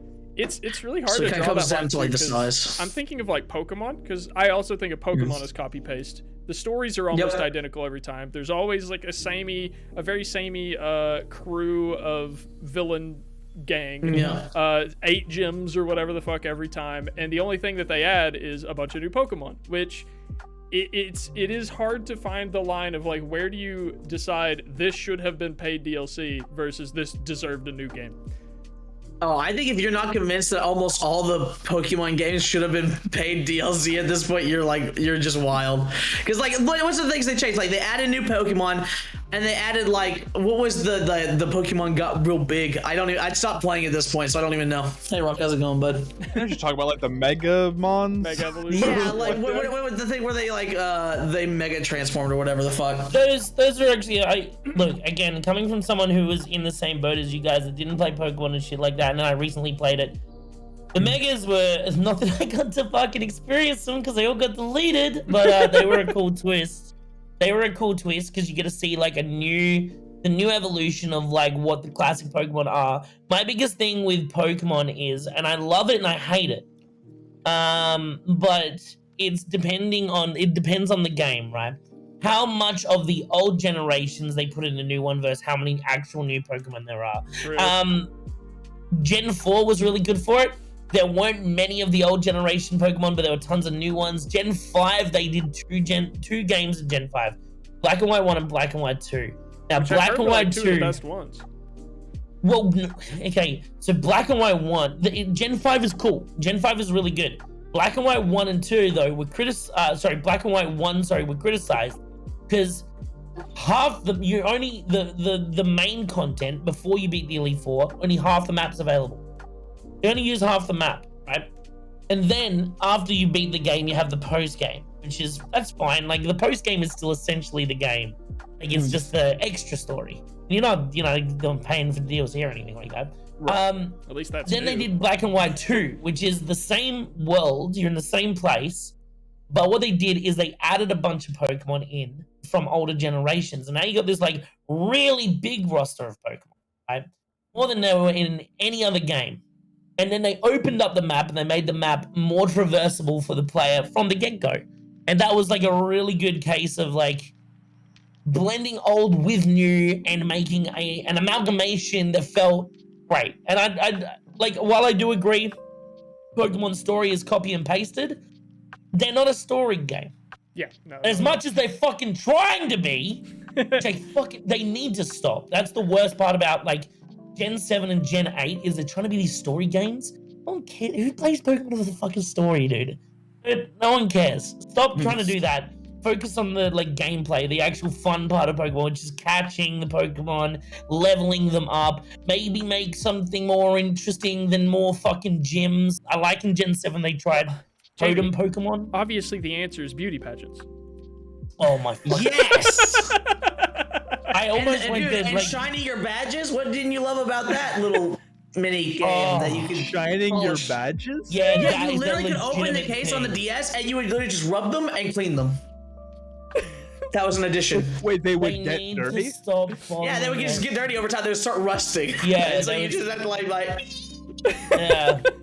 Okay. That shit they need to do less of. In Gen 4, they unlock the Underground, which is like this intrinsic set of mines where you can find unique Pokemon and also unique items and stuff like that. More stuff like that, less stuff like shining your Pokemon and beauty pageants. So some people like the beauty pageants. I don't know. I guess it is content. While it's not content for everybody, it is something unique and different. But I think it was still a miss in general. Yo, my furrow is a baller.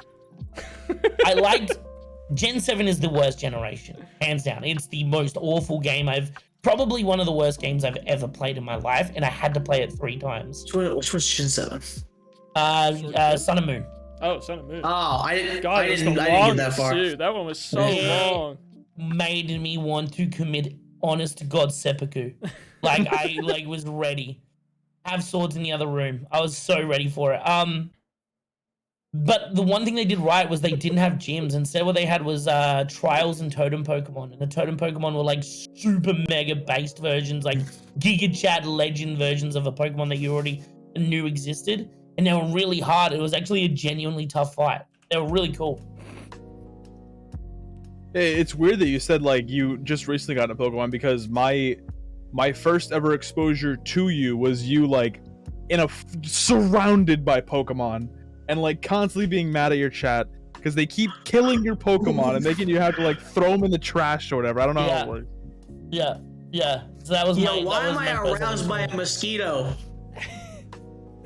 They all died. All your Pokemon died. It was agony. What is this? Yo, dude, Gen 7 had the best Pokemon. What the fuck do you mean? It's a small mosquito, dude. Is that I think that guy's in SpongeBob, right? Wait, is that Gen 7? As someone who lives in Arkansas where the mosquitoes are basically immortal, I don't want the fucking. I don't want that thing that exists. Yeah, imagine you wake up and that's just fucking at the end of your bed. Oh, dude, I'm just getting sucked dry because I'm not fighting that thing. Jesus Christ. Oh shit! Hold on. CB has a good question. Sucked dry. Smash or pass? Oh, smash! You already know. Dude, I'm Smash smashing it with you, the dude, I'm bottom of my smashing this. fucking shoe. Alright, hey. I need to know. Yeah. Bidoof, smash or pass? Fucking smash with a bat. I fucking hate it. Wait, no, that's Yeah, not no, what beat his fucking brains out. Baited. Why dare you? No, you tell me you wouldn't get by barrel from behind? Oh, this is the worst. No, I fucking despise Bidoof, dude. I owe my chat. I had to take a break from Pokemon because I played it for a year straight.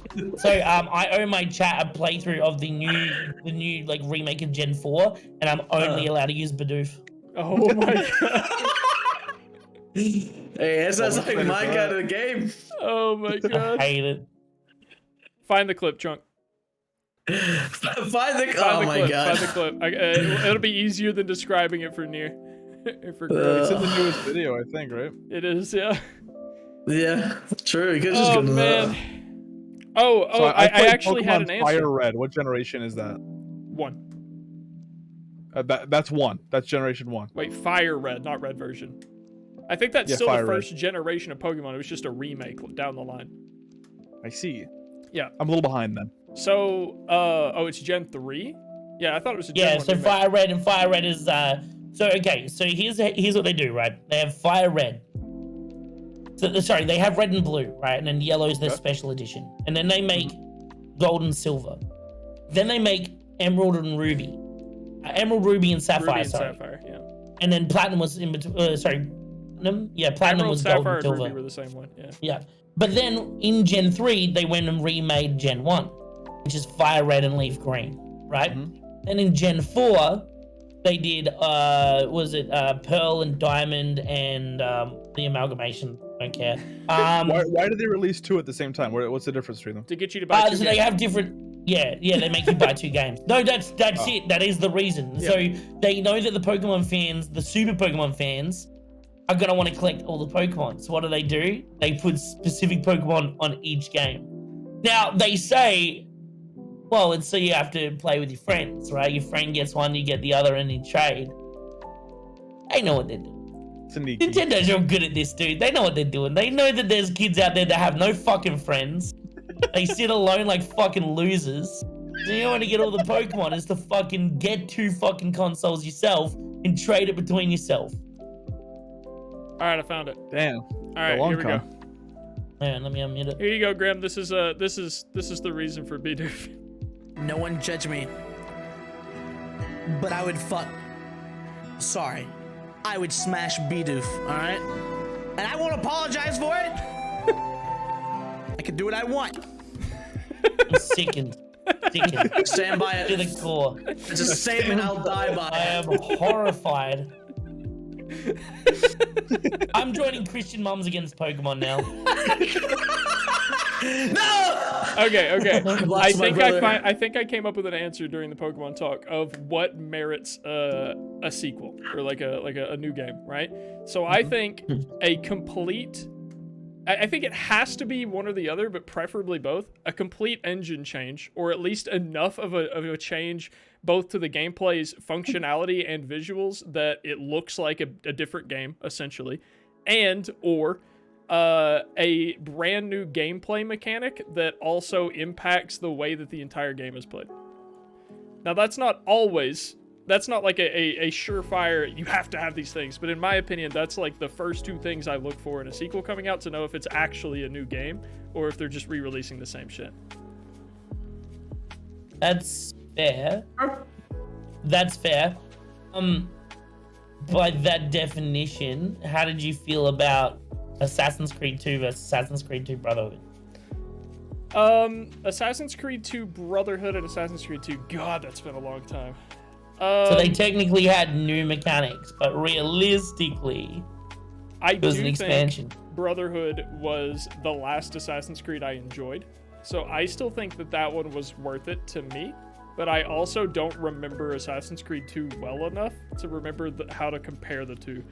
I remember one really well, and I remember Brotherhood really well. Those are like the two Assassin's Creed games that I really got. One was a really bad game, but it had an interesting story. And it just went fucking completely batshit balls up at the end, where it's like the Pope is actually trying to take over the world with a fucking alien orb. It's like, what the f is going on? I have another thing to talk about. It's perfect for this subject. Is Overwatch 2 a scam? Oh my god. Yes, absolutely. Yeah. To be fair, I haven't played it. I haven't even like watched a whole lot of content on it yet, so I'm gonna hold off on answering that. Overwatch 2 is the best patch that they've ever released. Yeah, no, Overwatch 2 is a scam. There's nothing that they're... I was, in my head, I was like, okay, if they do enough graphically to constitute making the change, then I guess... No, they've done nearly nothing. You could put on Overwatch and Overwatch 2 side by side and you wouldn't be able to spot the difference. Mm-hmm. You Except would, for the but fact it's that very faint. The UI looks nice now, though. The UI looks fine. Yeah, that's the best thing they did. I think that yeah, I would say I want to hear evidence. That makes me think. I wanted to ask you guys earlier, Pokemoners. So people who play Pokemon, how much do you think a Pokemon game is worth? I would say not $90 or $60. I wanted to bring Oh, this up. $90. Yeah. No, sorry, in Australia it's 90, but that's because of price. Like, Right. our 90 is your 60.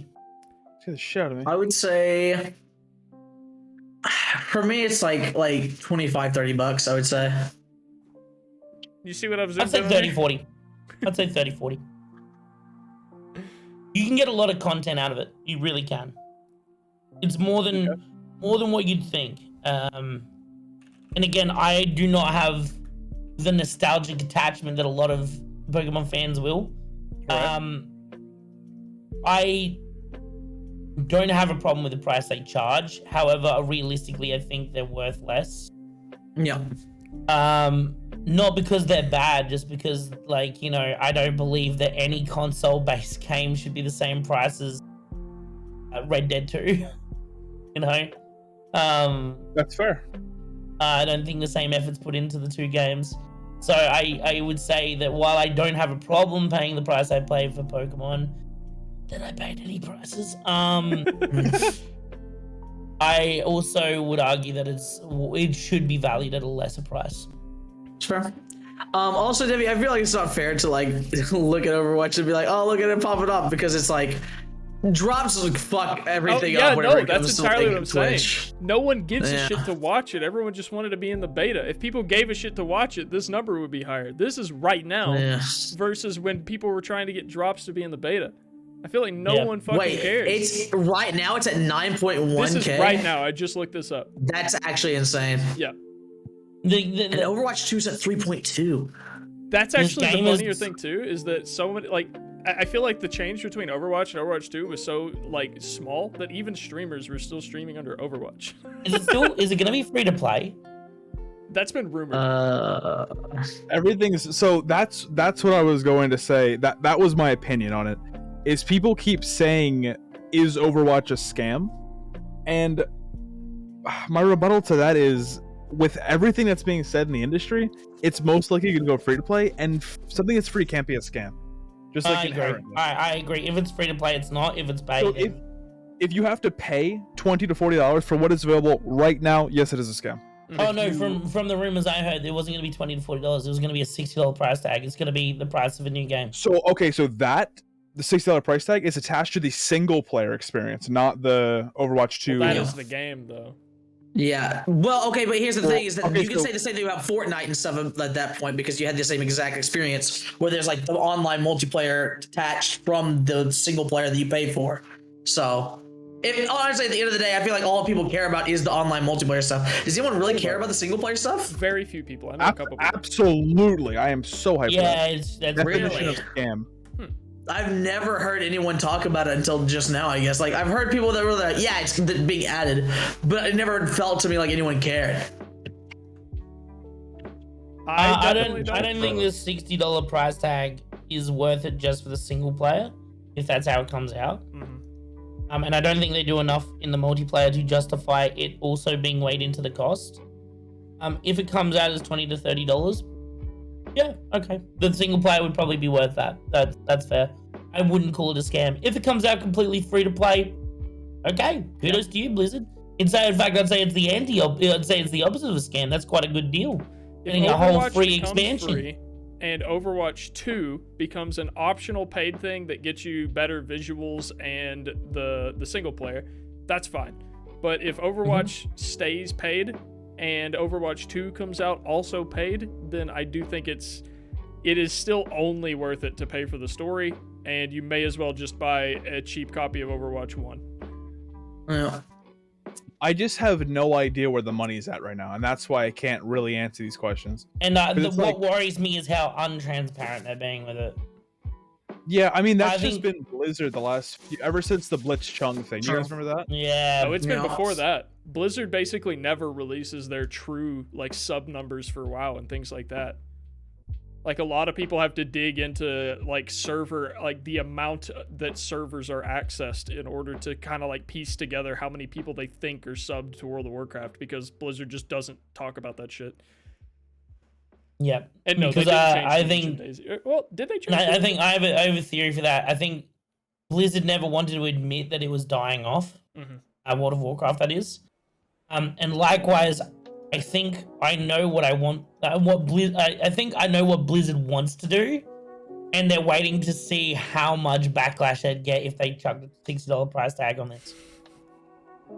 I feel And like I think now they've got a good answer, because they're like, let's see how people feel about the multiplayer. Let's just put it forward and see how they enjoy it. Oh, they really didn't like it, and they say if this has got a price tag attached to it. Okay. Well, aren't we the good guys? Because it's not going to be that expensive. They want to put $60 on it. They were just gauging as to whether it was going to be worth it for them. Yeah, I can definitely agree with that mentality. I've seen Blizzard pull off similar stuff like that. They've always been kind of deceptive in their business practices, and then they partner with Activision. Yep. Yeah. Yeah, So that it's was, like that was that- what it's all Yeah. downhill from there. Yeah. That's like being Hitler, and then I don't. Who's Yeah, more no, I evil than get Hitler? No, I get you. It's like Partnering being up with Hitler your and- twin. It's like being Hitler and then doing the fusion dance with Mussolini, you know? Yeah, I guess Mussolini is pretty Attila Genghis the Khan. Hun. I was gonna say Genghis Genghis Khan. That was the only yeah. thing I could think of. I was like, why can't I think of anyone more evil than Vlad the Hitler? Impaler. I don't know. Being Hitler then partnering with Disney. That's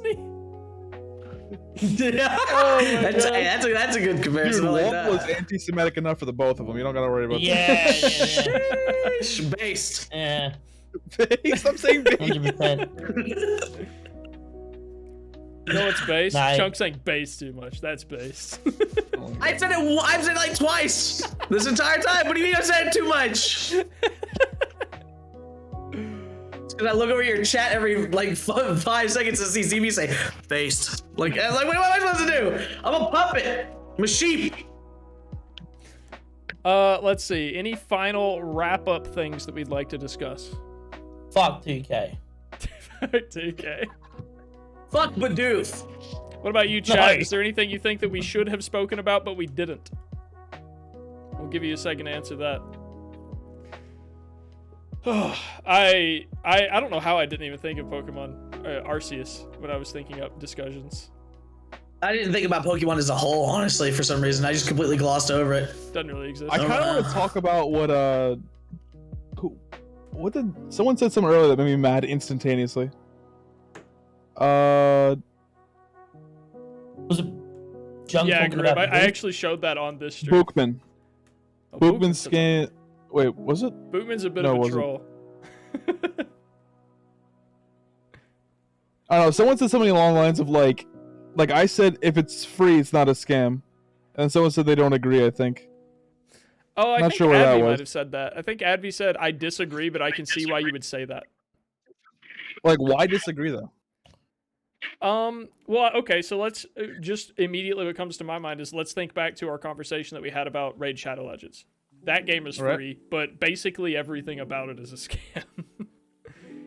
So I'm going to use Rainbow Six Siege as an example because it's the one I'm most familiar with, but it's not free, obviously, but there are free games that do this, so I'm just using this as an example. But Rainbow Six Siege is a game where you get access to a very limited number of characters, and you have a shit ton of other characters that are better and give you a gameplay advantage if you have them, or at least a different play style of some sort. And you can earn them for free by playing the game. It's just going to take you 50 to 60 hours in order to earn even one other character. And the reason that it takes so long is because they are like mathematically fishing for the longest amount of time someone is willing to play to unlock a character, like before they just go crazy and pull out their credit card. You know what I mean? Like it's Well, okay, but like a scam is another way to say fraud, basically, right? Yeah, Hmm. yeah. And Yep. fraud literally has to include money. So if you just Yeah. never put money in, it's just Also- not. It's like shorting your scam. I agree with So, that. now I want It's like a to setup, go back but- to your analogy. You said you wanted to talk to it from a point of view of like Rainbow Six Siege, right? Because you know Rainbow Six Siege. So Rainbow Six Siege's characters you need to buy. Overwatch doesn't. That's not a fair comparison. And like also Overwatch already doesn't really have the monetary kind of like restraints that Raid Shadow Legends has, where it's like constantly asking you to buy money. And as much as I hate Overwatch, I fucking despise the game, but I will defend it in this point. It does not have the same shady practices that those games have. So I'm gonna And agree if- with you. My argument on Rainbow Six Siege was not against Overwatch. It was No, more that's or fair. less to say that it is possible to be a free scam. And also a lot of people in chat seem to agree. I fully agree that scamming you out of your time is definitely still a scam, in my opinion. I think I disagree. I think I'm with Aravan here, and the reason being is that I think it is a setup for a scam. But I think until the moment of when you spend your money, you are not being scammed. Even if you spend like 30 minutes to an hour, no matter if you had a good or a bad time. Maybe this is just my mindset of trying things because I like to like do different stuff. But like it's a new experience. You're trying something out. You did not waste your time for the hour. If you continue to play that game for like 30 hours and hit a paywall, it's not a scam. You spent those 30 hours playing that game. You got value out of a game that was free at that point in time already.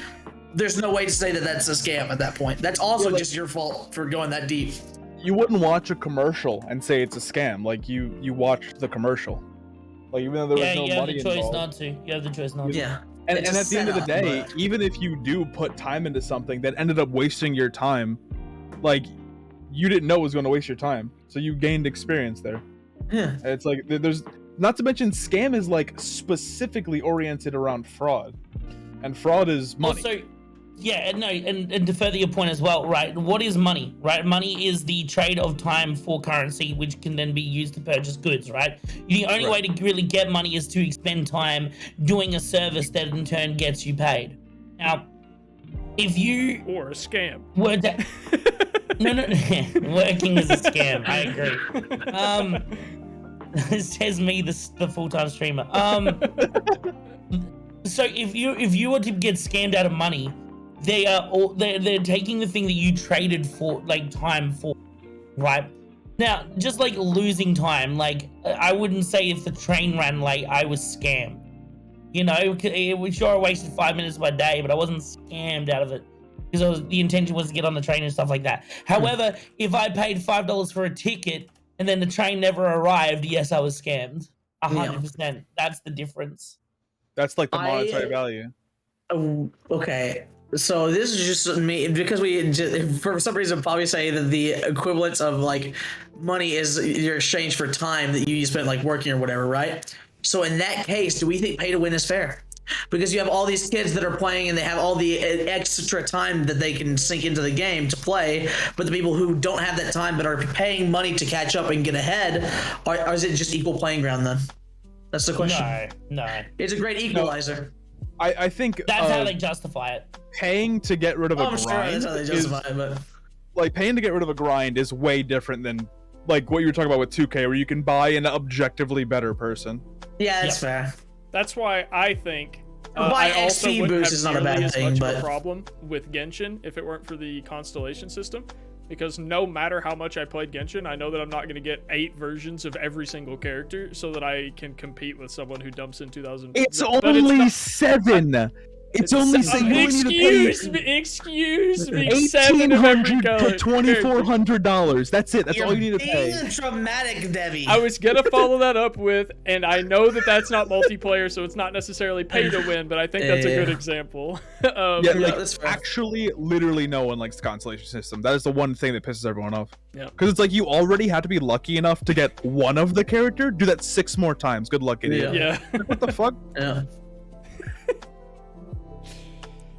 Oh, I've never played it, but I love the constellation system. I'm just here to be different. That's it. I'm checking my Clash of Clans. All this talk of predatory gameplay has made me miss. Daisy said, I will spend £10 on takeout and be happy, but we'll spend £10 on a battle pass and get angry at video games and capitalism. Hey, Daisy, I feel that. That's kind of spitting though. Yeah, but you know what you didn't get for that £10? Heaps Takeout. of McDonald's like you would in Australia, dude. But I you get know one what you burger. did I get a get? single burger. Diabetes. That's what I Hell got. yeah. All right, on the word diabetes, I think that's a really fun place for me to go ahead and wrap up our discussion for the evening. do you mean? As I did last week. I was gonna do some Clash of Clans gameplay. Thank you, Airman and Chuck, for joining me again. Especially thank you to Jamie for taking time out of your schedule for 2 nights in a row. I don't know I if you, got you, man. still wanted me to. If are you streaming? No, today? it's 5 p.m. now, so I'm just gonna move my Tuesday stream to a Thursday. All right, and, I'll let you pick who we raid. All right. Yeah, start looking. While Wait, you're are we doing streaming that, this? Spam on. Aravan, just like last time, if you'd like to shout out your YouTube, any socials that you want to do, Chunk, if you want to shout out anything, and then Jamie, if you have anything you'd like to shout out. I think most of the people know you here, but just in case. Yeah, obviously I stream 4 times a week, and I have a YouTube that does nothing, but it might one day. Yeah, these guys are my boys. I love them. Check out all the Otherworld streamers. They're all fucking good cunts. We are a great group of people that just like playing video games and obviously discussing and deeper about that kind of stuff. So make sure you check out everyone, obviously, in this stream. They're all just great guys. Yeah, I was really hoping off that would be an Otherworld. Is there any Otherworld homies online that I'm fucking blind to see? Who Probably said not this time of no, night. not this late, Nah, it's yeah. kind of a fucking time of night for it, isn't it? Yeah, Okay. that's my problem with I raiding wanna now, bring is us it's really rare to- for me that I can raid Otherworld. I want to bring us to somebody who's also quite critical of games. Insano. I'll type it in chat. Ooh, I already know him. I follow him. Okay. Yeah, yeah. Insano's a good lad. Insano is a good load. So yeah, we'll chuck it there. And it looks like they might be fighting Melania today. So hey, what do you know? What do you know? Ooh, All right, so we do have a very raid nice. message. We have raid 1 if you are not subbed and don't have the emotes. We have raid 2 if you are subbed and do have the emotes. Let's give a warm hello to Insano. Absolutely love this streamer. I can't tell if he has a standing desk though. That's the thing. Every does. time he does. Okay, every time I go into a stream, I'm like, does this fucker stand for his entire live stream? Yeah, he does. He's a yeah. He's does, kind of yeah. insane. Kind of Also, insane. I just want to say, I see what you did there. dude, what a great turnout. You guys are all legends. Like, look at the fucking people in here. So many Oh, cool true. I people. didn't even look. Right? That's what I'm saying. I hope you guys had as much What fun else as we is did on? because I had a blast. Yeah, Yeah, man. I'm cleaning plan some on tree doing trunks these- right now. We plan on doing these podcasts bi-weekly, so not next week, but the next one. If you want to be updated on that, you can follow my Twitter, join my Discord, either one, or just hang around to the stream. I don't know what the discussion will be for the next one, but we should have that information out in about a week. Generally a week ahead of time. We like to know what the discussion is going to be so that we have time to plan and research for our conversation topics. But have a wonderful night, everybody. Just in case you are interested in coming back tomorrow, I will be playing Walking Simulator tomorrow. So. Oh God. Well, sorry. What the fuck? To be more accurate, I will be playing. I'll be playing Death Stranding. Oh, you mean an artistic piece of beauty? Okay, I get you. Now you know. I actually really love Death Stranding. To be I honest with you. fucking love Death Stranding so All much. right, have an awesome night, everybody.